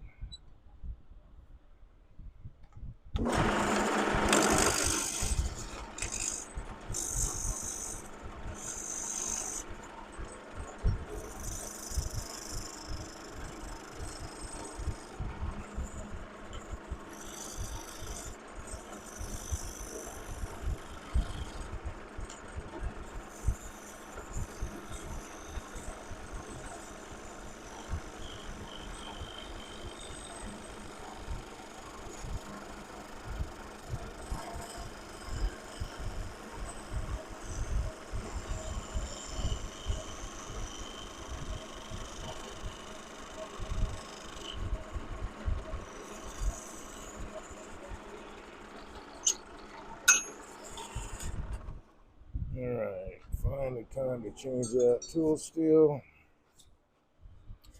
for some sharper stuff. Okay, I need to refine that a little bit. I do want to have a smaller foot on this particular piece. And I think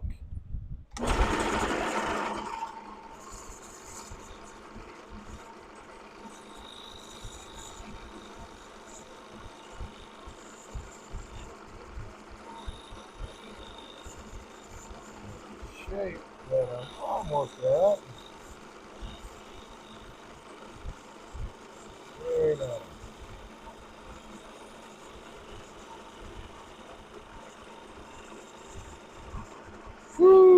Man, that was a nice cut.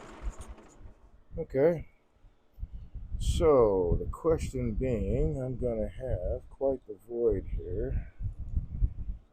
How thick is that guy?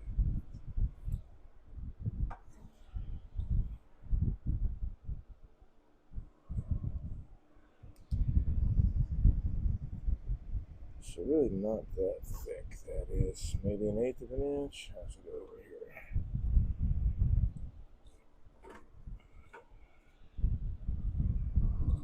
A little bit less. You know what? Let's take it down some more. Let's see if we can, how much of that bark we can eliminate.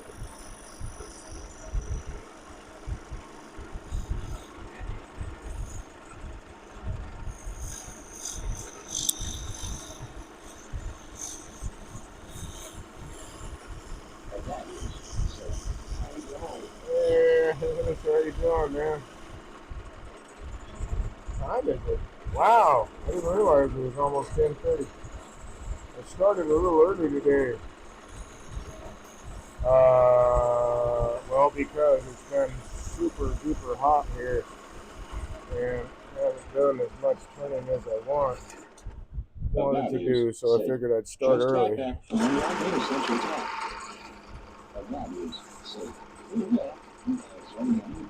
AI data center talk. Okay, yeah, we are in the heat dome. Yes.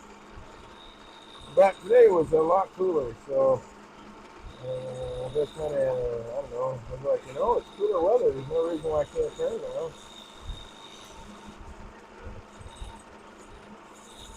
and be comfortable. And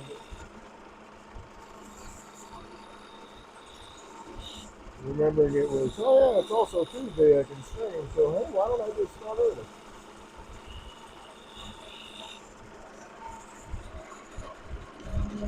Well, do I want that front pickup? You know what? I think we're going to put a little bit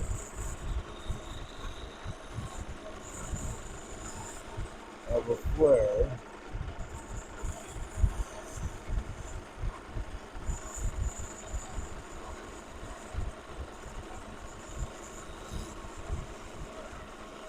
Right here.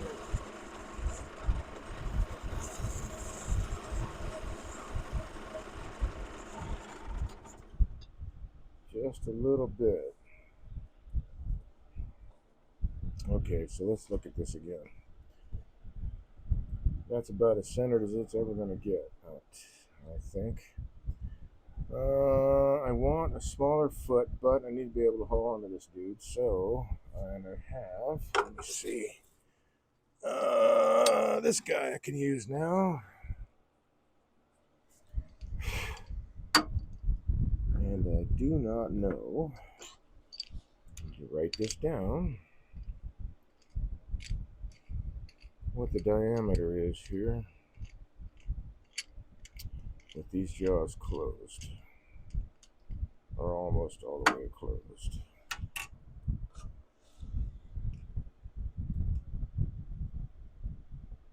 So I think I could call that 1.5 inches. And I had so the calipers over there. They must have gone walking off the end of the lathe. Definitely have enough there. So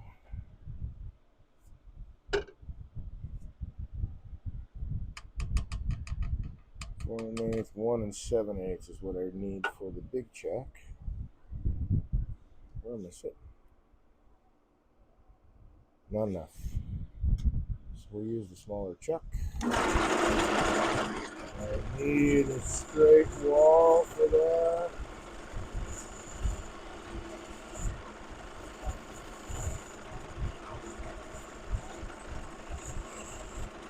That should be enough to hold on to. Now the last piece was drying up the sand already, but I don't know that that is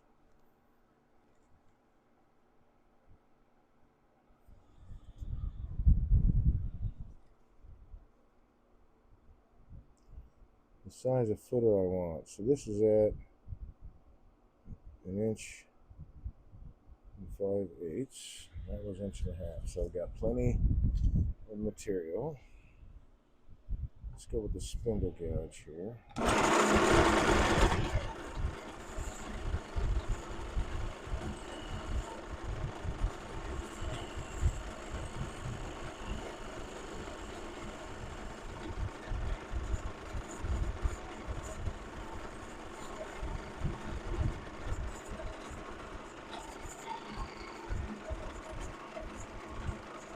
Yeah, I think that'll work, and I'll just make the foot smaller. Yes, I will put you away since we're making noise.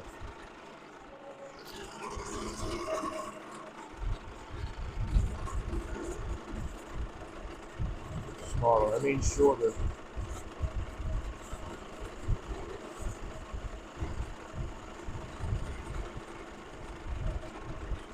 There we go. Alright, so now I can grab the Grex sander again. We'll sand that dude with the bark in place. Only on that side. And that'll just make that little bit of it a bit of a void, actually.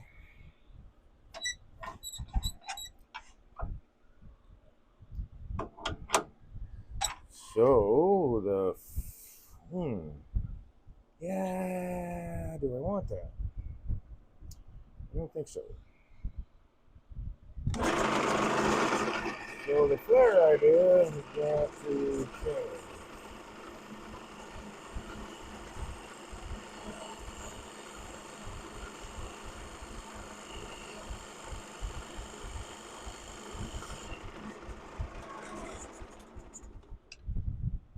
Now the bark is almost gone, so there won't just be a slightly thinner wall there, so that I can be happy with. Okay, mask up and some fresh abrasive if I don't fall over first. Okay, mask. And then I should be able to hollow both these bowls out,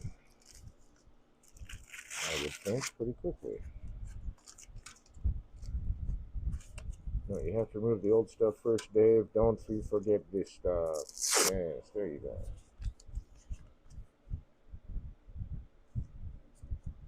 This stuff sands really nicely. I mean, it leaves a nice. It responds to the tools really well. Definitely responds to the abrasive really nicely.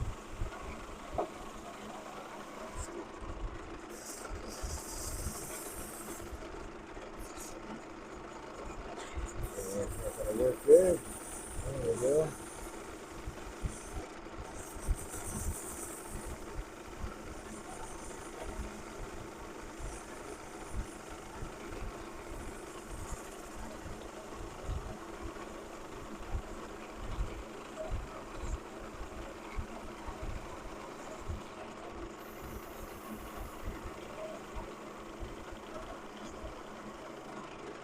Not really pushing very hard into the timber.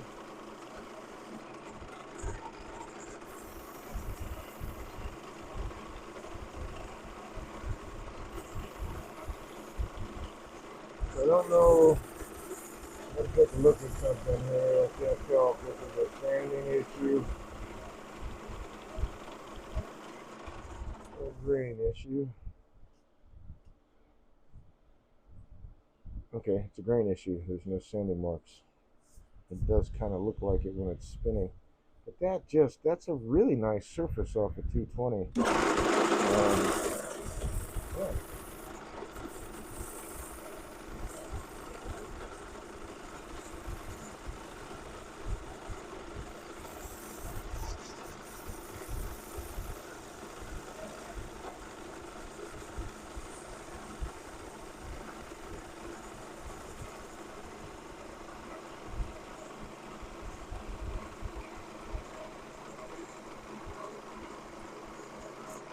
Okay. Moving on. Give it a minute or two before I take the mask off again. And since I've got the chuck ready for this guy, Do this one first.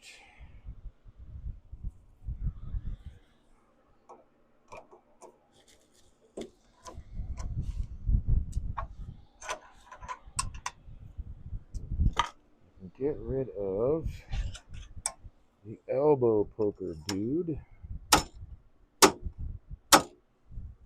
with my mallet. There we go.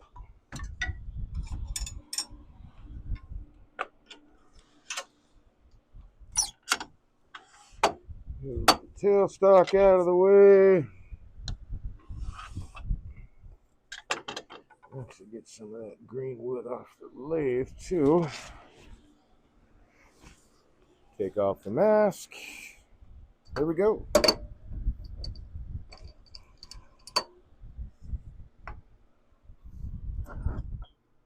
Okay. Yeah, that's a pretty nice shape. I'm liking that.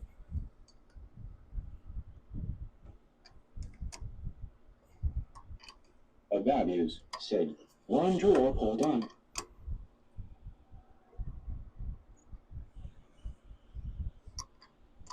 Hey, nice. Are you turning? Coffee Stream Bot said visit Dave Life's co-fi page at https://co-fi.com/HIIMDAVE ? Are you turning evidence? That's pretty cool, man. Values said I was making a joke. It Oh, looked like a giant drawer pull. oh, gotcha. Values said I was taking yeah.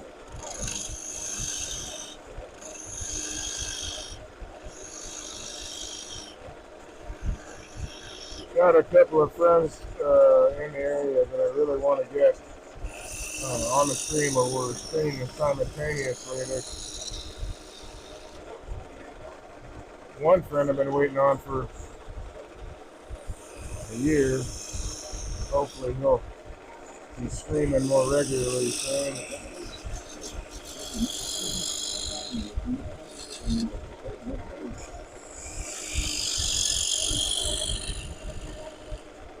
The next few weeks I'm making a point to work on it. Yeah, nice. Making a point to go work on the lathe.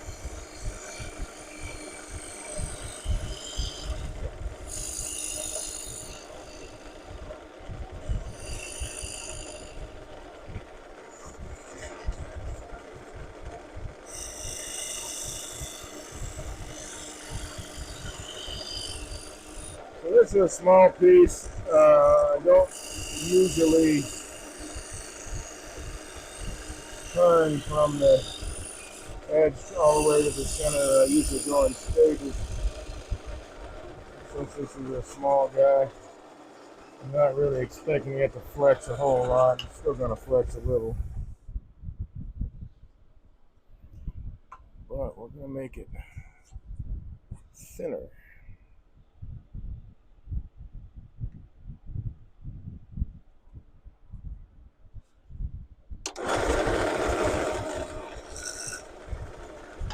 No, Dave. There you go.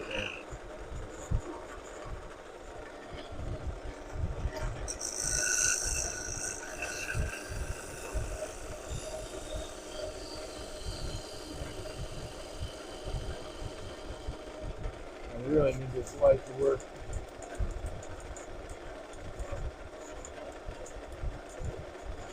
Come on. There we go.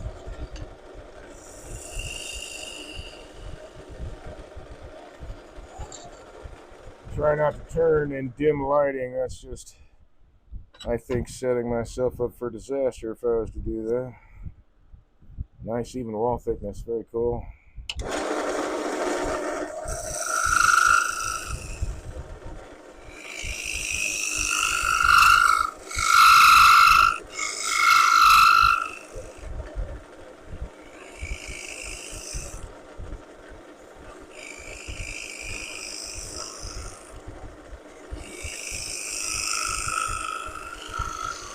Go with the scraper. I've got the handle slightly up.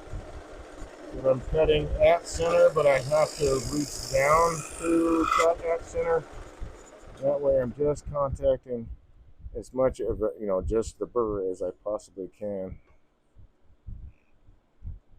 That's really nice. I think that is.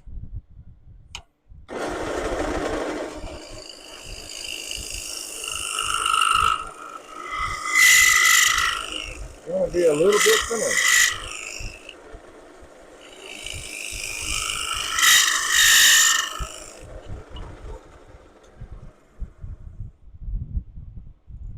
And hopefully it'll move a lot.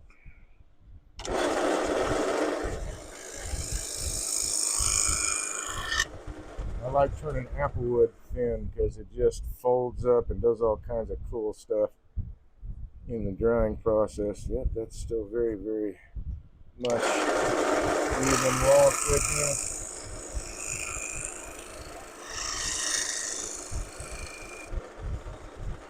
I'm just going to get rid of the sharp edges. Take another light pass.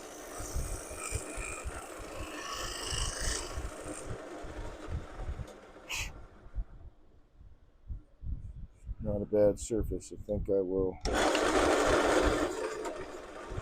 drop the tool rest and put this tool up on the edge. Get more of a smooth shape out of it.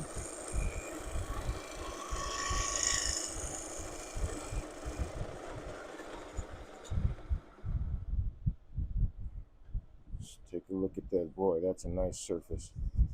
A little bit of issue just in this one spot. Everything else is really clean, but just this one spot's got a little bit of an issue, but it's not terrible. So I think what I'm going to do with that is just right there.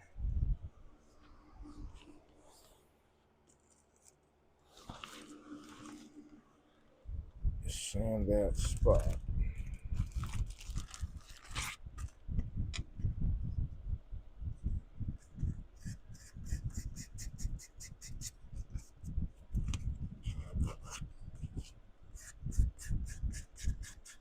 Quick and easy.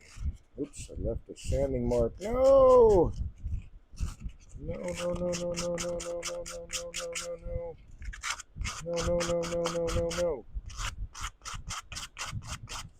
No sanding marks. No tool marks, period.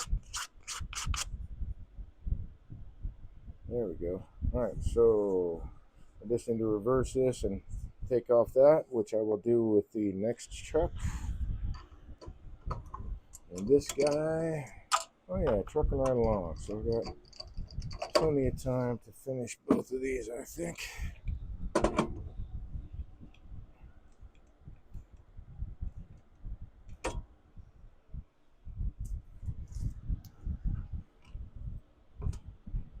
Now this guy, that's wrong keyed. Different truck, Dave. This guy, I'm going to do more in stages, I think, because it's going to be wider or longer than it is wide.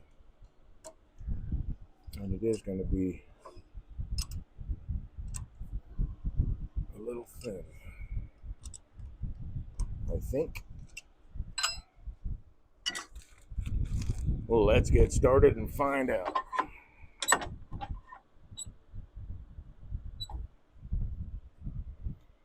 Let's turn that bolt over.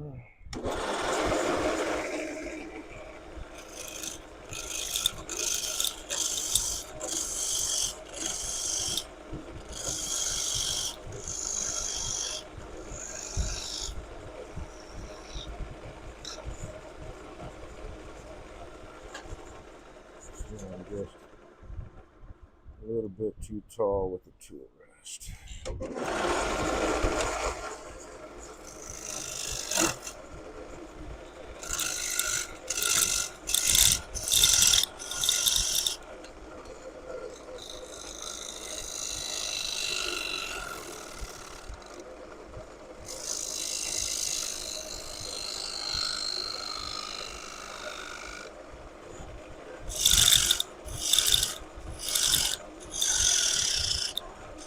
So there's a lot more possibility of the wings on this bowl, flexing. So I'm just gonna go, as I said, in stages.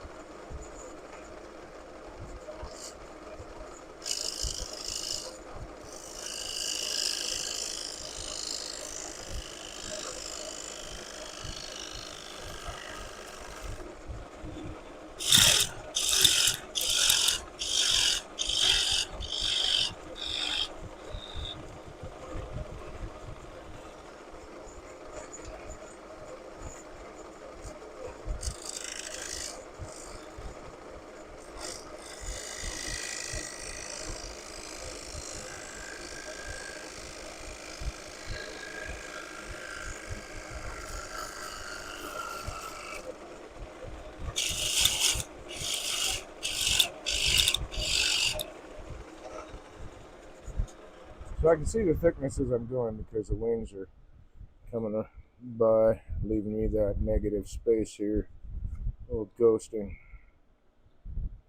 If I round that over, that'll be really, really nice.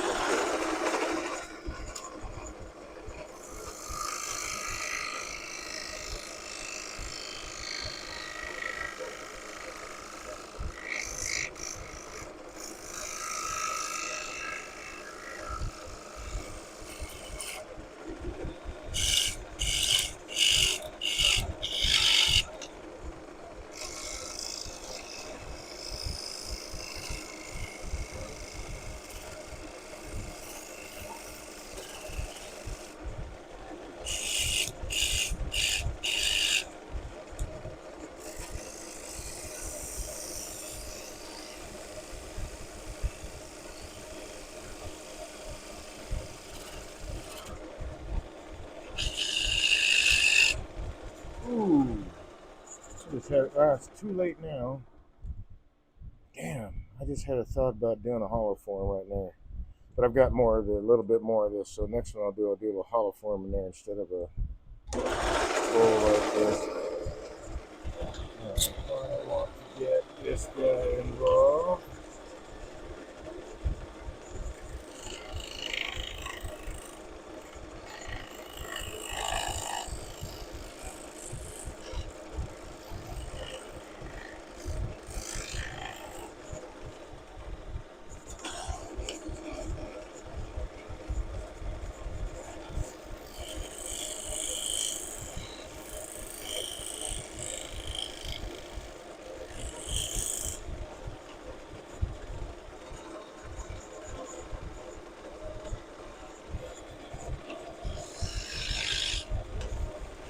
Get that now.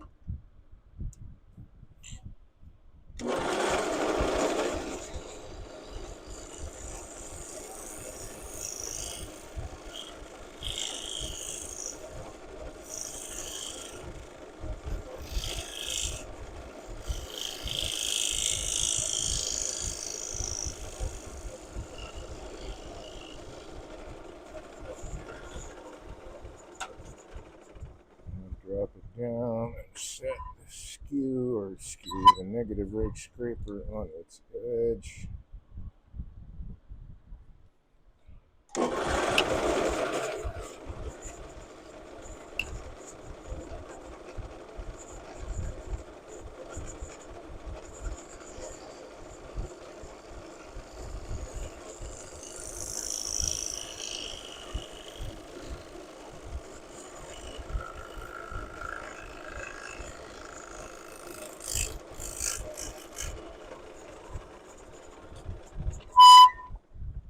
Beautimus.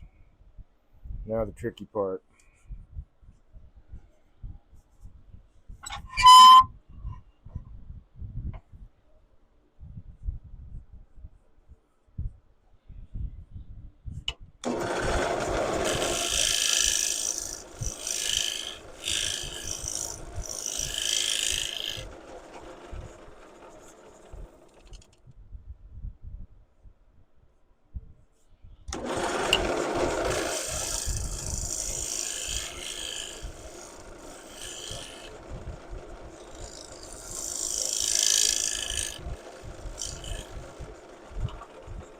And that is reversing this dude and working on the foot.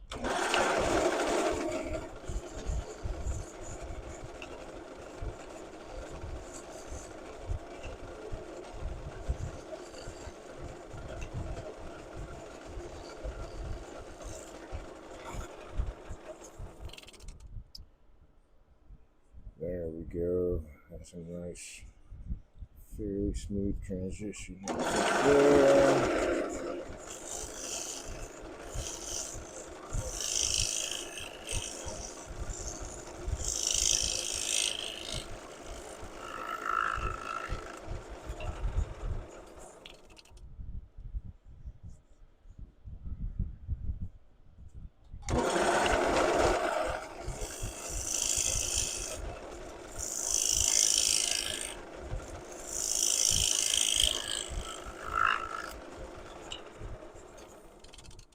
Got a little bit of, just a tiny bit of hump there.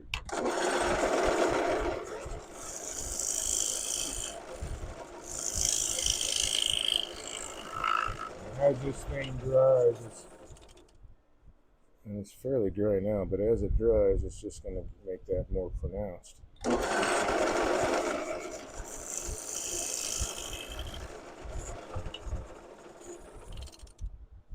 And we don't want to pronounce the hump.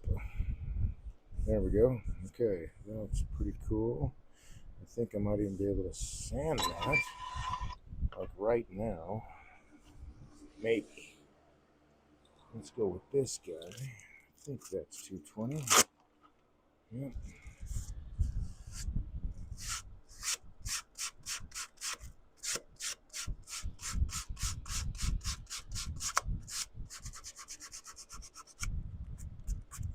Well, it's kind of burned up. Let's get some fresh stuff. Or do I still have? Nope, it's over here.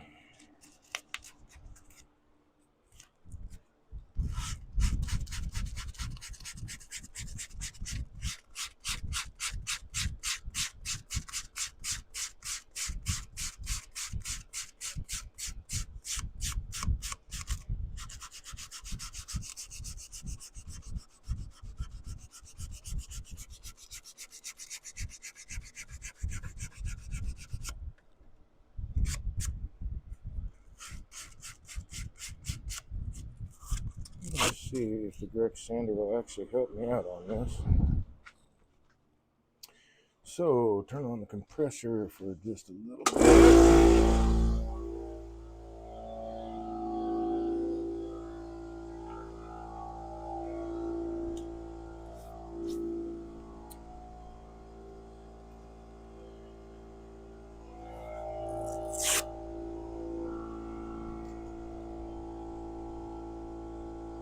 Come on. Alright, mask up.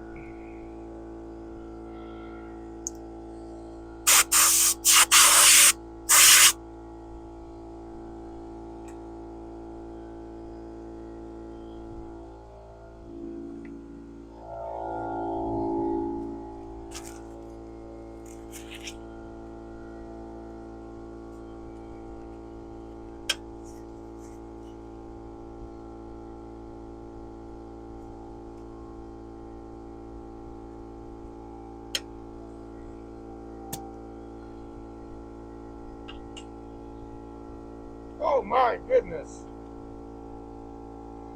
Oh, no, that's not right. What the heck? Oh, wow. Okay. I seem to have lost my fitting. That's interesting. Huh.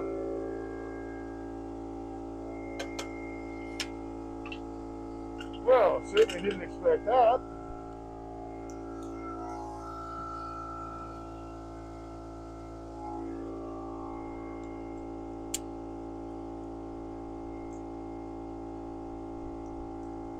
I'll have to locate that dude.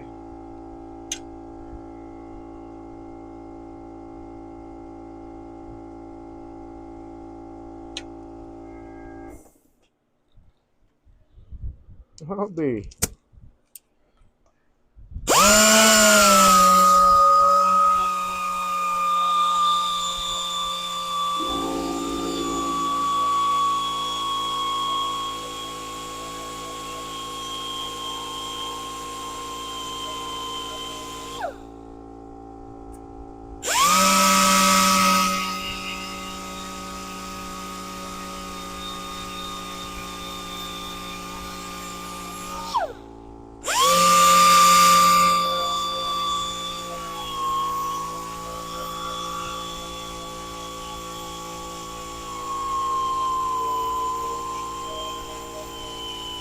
Good, I can sand this now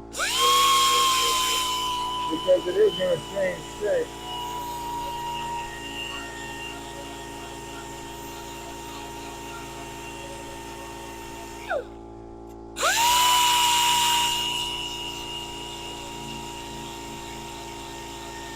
Because it's so thin, I'm supporting it from the back while I sand.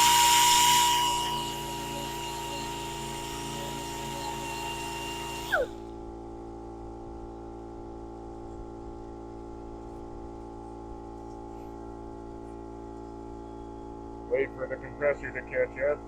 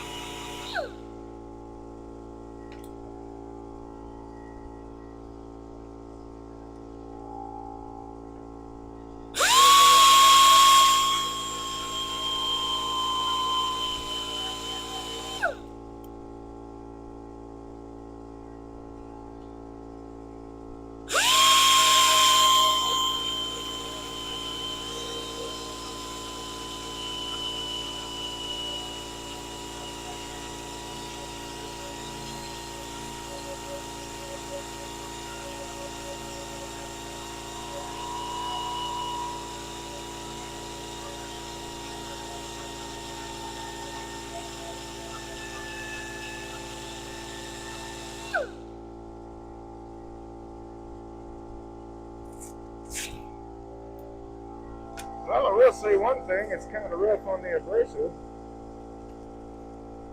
Didn't really go with tools all that much though.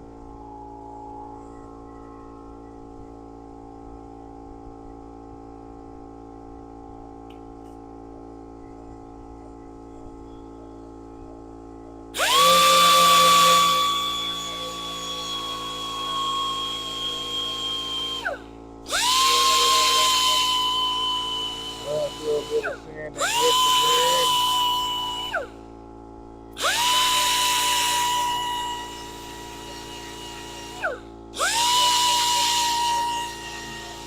Not that I wasn't, well, some parts of it I wasn't.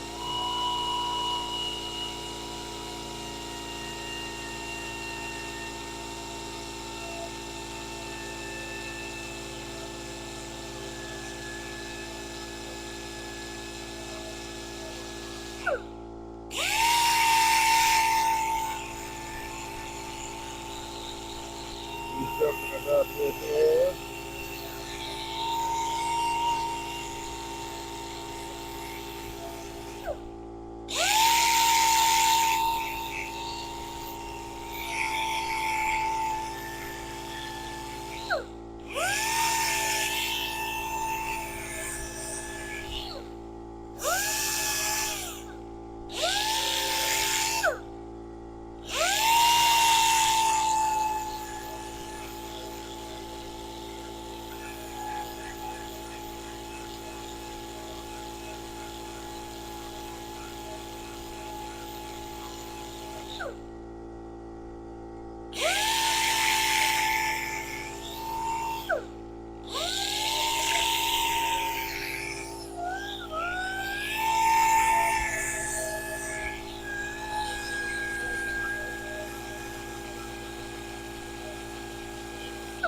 Okay, that one's done. Except for flipping it around and working on the foot.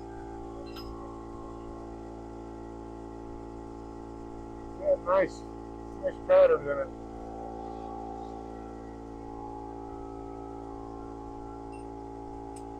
Let's see about this fella. That year that I will have to change jaws. Yep.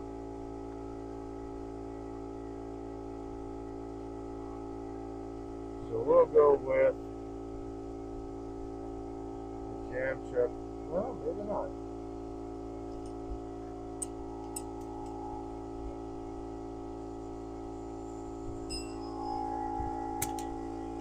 Let's see if that will hold. I need to take this guy back out. Put him back in my blower.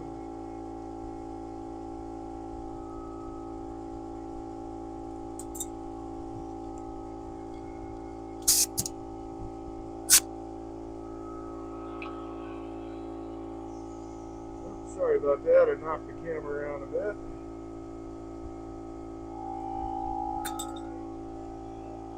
That guy. Get rid of the mask. Turn off the compressor because it's loud.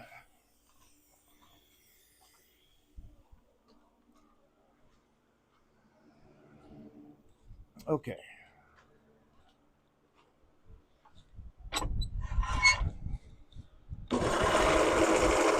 All right, might be able to hold it that way.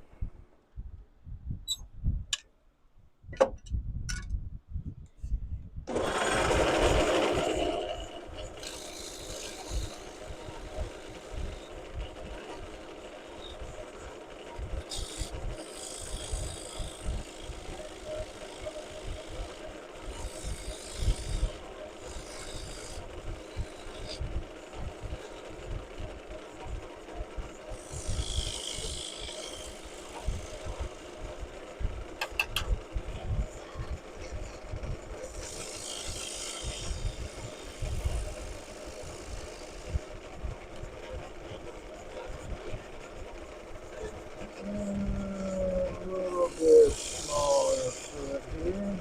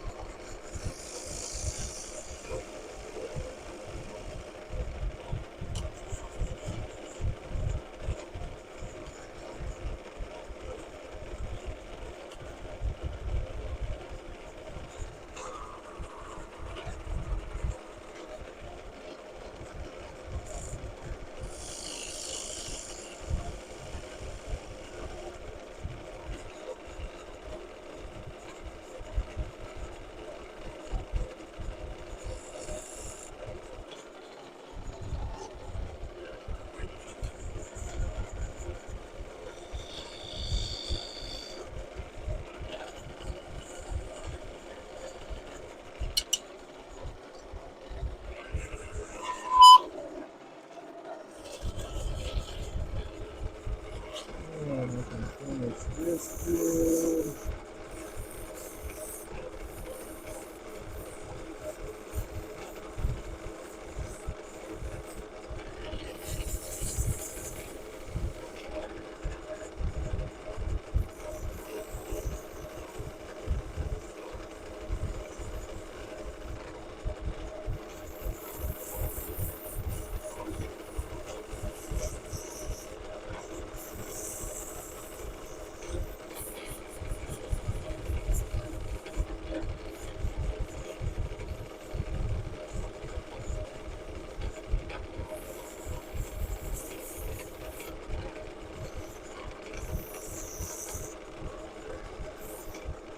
Make sure that is concave enough. Oh yeah. Okay. There's that guy. Some slight marks in there, which is I was afraid of, but maybe if I shoot them with water, they'll come back out. Okay, this guy. Let's see, I'm gonna want this.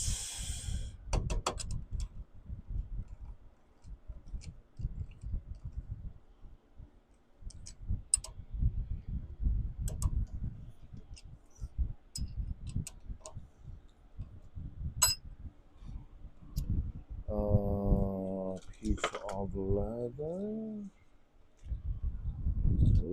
center, and a tailstock, and a partridge in a pear tree.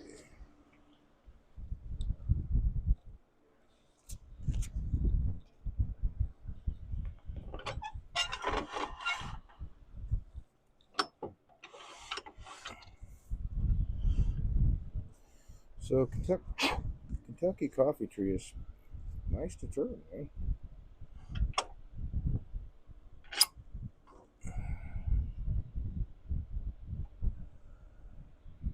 Okay, before I go that far, right.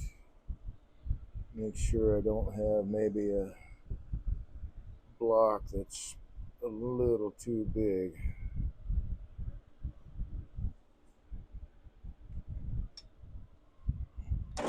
Ooh, and turning true.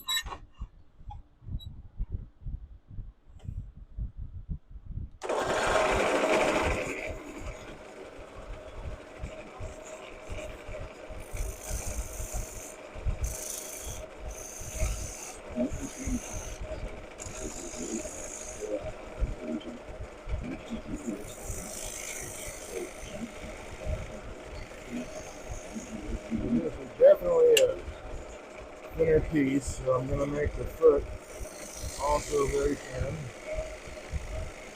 Same thickness as the rest of it.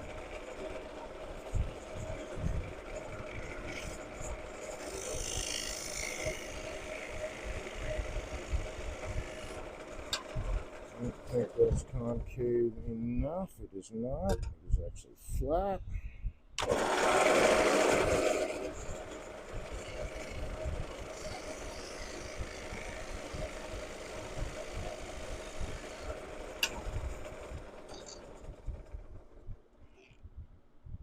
That'll do. Okay, I think I will go with this guy first.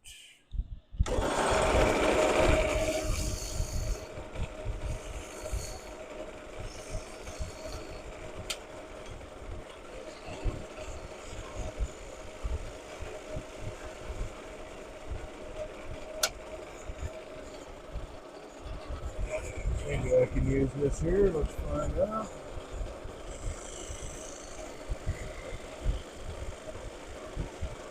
Oh, yeah.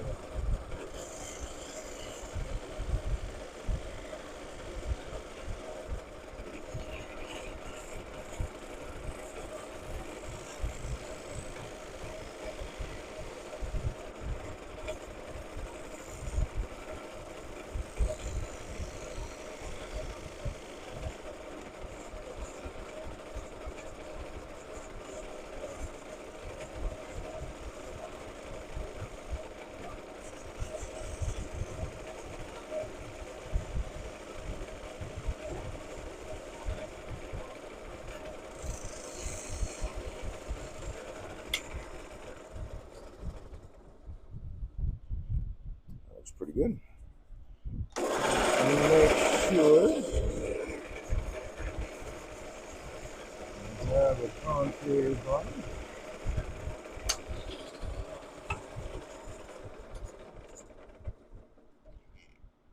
That will do. Now, I can remove that tenon.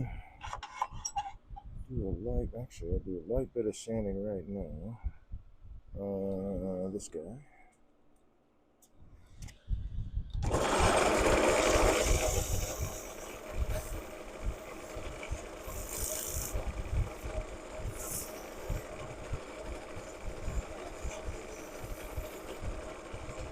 No, you're not going anywhere.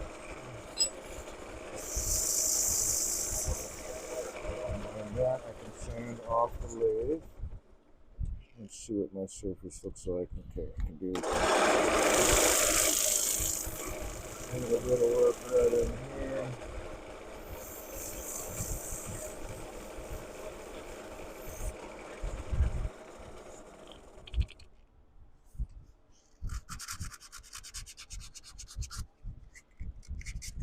Let's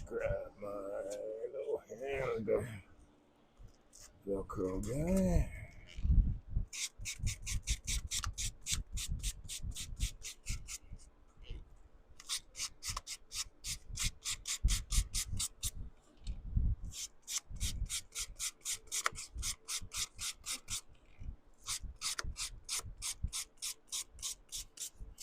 Cool. I hope this moves a lot.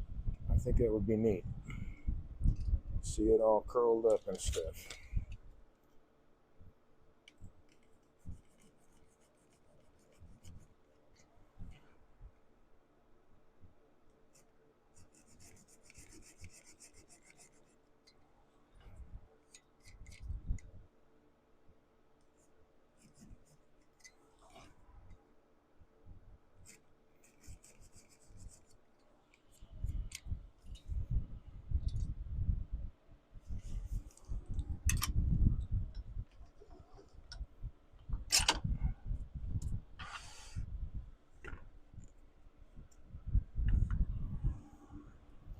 I think let's take. I'm not gonna worry about that right now.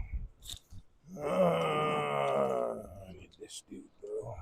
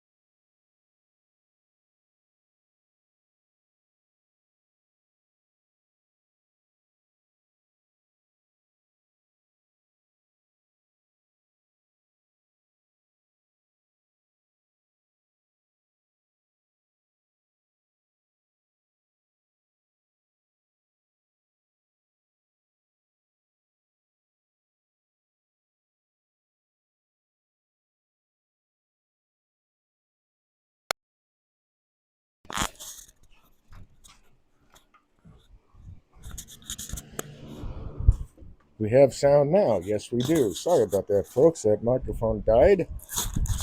Just wrapping it up here. And there's a lot that you missed. I'm really not going to repeat it. I'll read it tomorrow night. I'll put it that way. But I hope that you have some inspiration to go and go to the lathe if you haven't been there in a while, or maybe check out your local clubs if you've never turned before. See if you like it. Awesome stream. And thank you, Evidence. I appreciate that. I'm glad you can make it too. I'll be back again tomorrow night, 8 to 11 Eastern Standard Time. Don't think I'll be starting early tomorrow. My truck's in the shop. I'm hoping to pick it up in the afternoon. So if it's early enough, I might start. I don't know. Might start early again, just because it's cooler weather and I'm not dying. And I've wanted to turn. I've got a bunch of burl now that I want to turn. It's like I've got the itch. Not that I never not have the itch, but I've really got the itch. So I will be back tomorrow evening. I hope to see you. Hope you can join me tomorrow evening. If not, see you next week. Hope you stay friendly. I do hope you enjoy the rest of your evening. Thank you for your support and watching, joining the channel. Those of you who subscribed, I appreciate it. Hey, Dave Live. Hey, how you doing, Obi? And you're the guy. Yeah, actually, I should call you. Find out when you might be actually streaming, man, sometime. Hopefully we can collaborate or whatever they call it on Twitch. I don't know. Captain I1 said, "Sorry, I missed the stream." That's okay, man. You can make it tomorrow night. But seriously, I need to give you a call and see, where you're at with streaming and all that, and hopefully at some point in the not too distant future, we can collaborate and stream together. I think that'd be a blast. Even if, hopefully, maybe even in the same shop. We'll see what happens there. But if not, two different streams joined together. Thanks again for joining me, folks. I'll be back again tomorrow evening, 8 to 11 Eastern Standard Time. Hope to see you there. Take care.